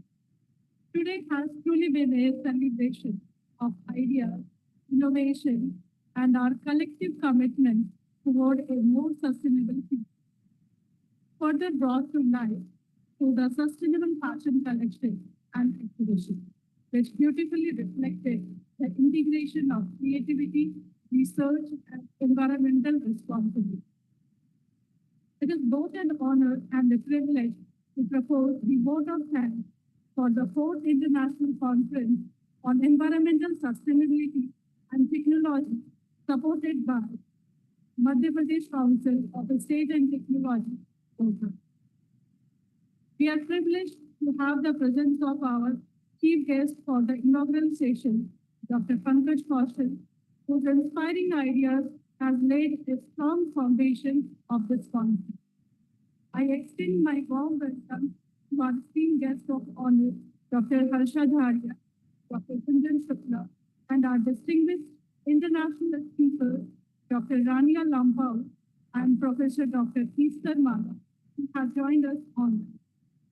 I also express my sincere gratitude to our special guest, Savitri Srivastava, whose inspiring work in rainwater harvesting was truly exemplified the grassroots sustainability in action. I'd like to acknowledge our dedicated session chairs, Professor Dr. Chiro Abudreddy, Dr. Shruti Tiwari, Professor Anish Chandra Pandey, Professor Dr. Vinay Devedi, and Professor Dr. Pankaj Kumar Mishra for their valuable guidance and for ensuring the smooth and meaningful conduct of the program. My sincere appreciation also goes to our plenary speakers, Dr. Akhilesh Hada, Dr. Mohammad Feroz Alam, Dr. Santosh Dukal, Dr. Sapan Patel, and Dr. Ikta Joshi. I'd also like to express our sincere gratitude to our Honorable Pro-Chancellor, Sir, Lieutenant General B.K. Sharma, ABS for his constant support, guidance, encouragement, and visionary opening remarks that have set the tone for council. Our heartfelt thanks to our Honorable Vice Chancellor, Professor Dr. R.S. Tomar, whose wisdom and encouragement reflect his deep commitment to academics and creative excellence. We'd also like to extend our sincere thanks to our respected Pro-Vice Chancellor Research, Professor Dr. N.P. Kaushik, for his continued support and encouragement.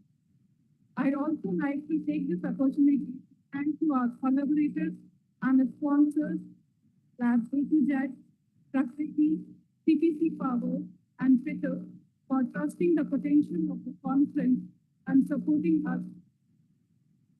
I'd also like to express my thoughtful thanks to Colonel N.P. Singh, Director Administration, and his team for the invaluable support. I also extend my sincere thanks to the entire EXPO family and its media coordinator for their efforts in coverage and coordination. A special mention to our IT team for their timely support in successfully conducting the event in hybrid mode. I'd also like to extend my sincere gratitude to Dr. E.T. Roy Chaudhary, Director Teaching, and Dr. Sonia Srivastava for her valuable guidance and mentorship to the student anchors, Ms. Kritika and Ms. Lakshmi, whose confident and graceful conduct added energy and ensured the seamless flow of the event.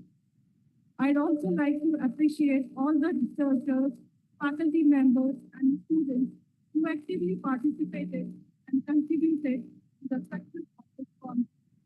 Your enthusiasm and engagement make truly such platforms unique. My thanks would not be complete without acknowledging the wonderful work. Thank you all for your presence and for making this event truly special. Behind every success, I extend my thanks to all the organizers, volunteers, and the technical team for their seamless coordination and hard work. To start with,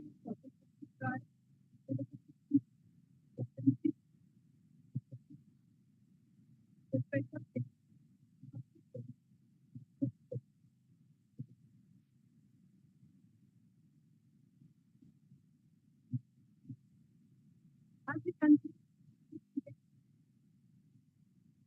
forward what is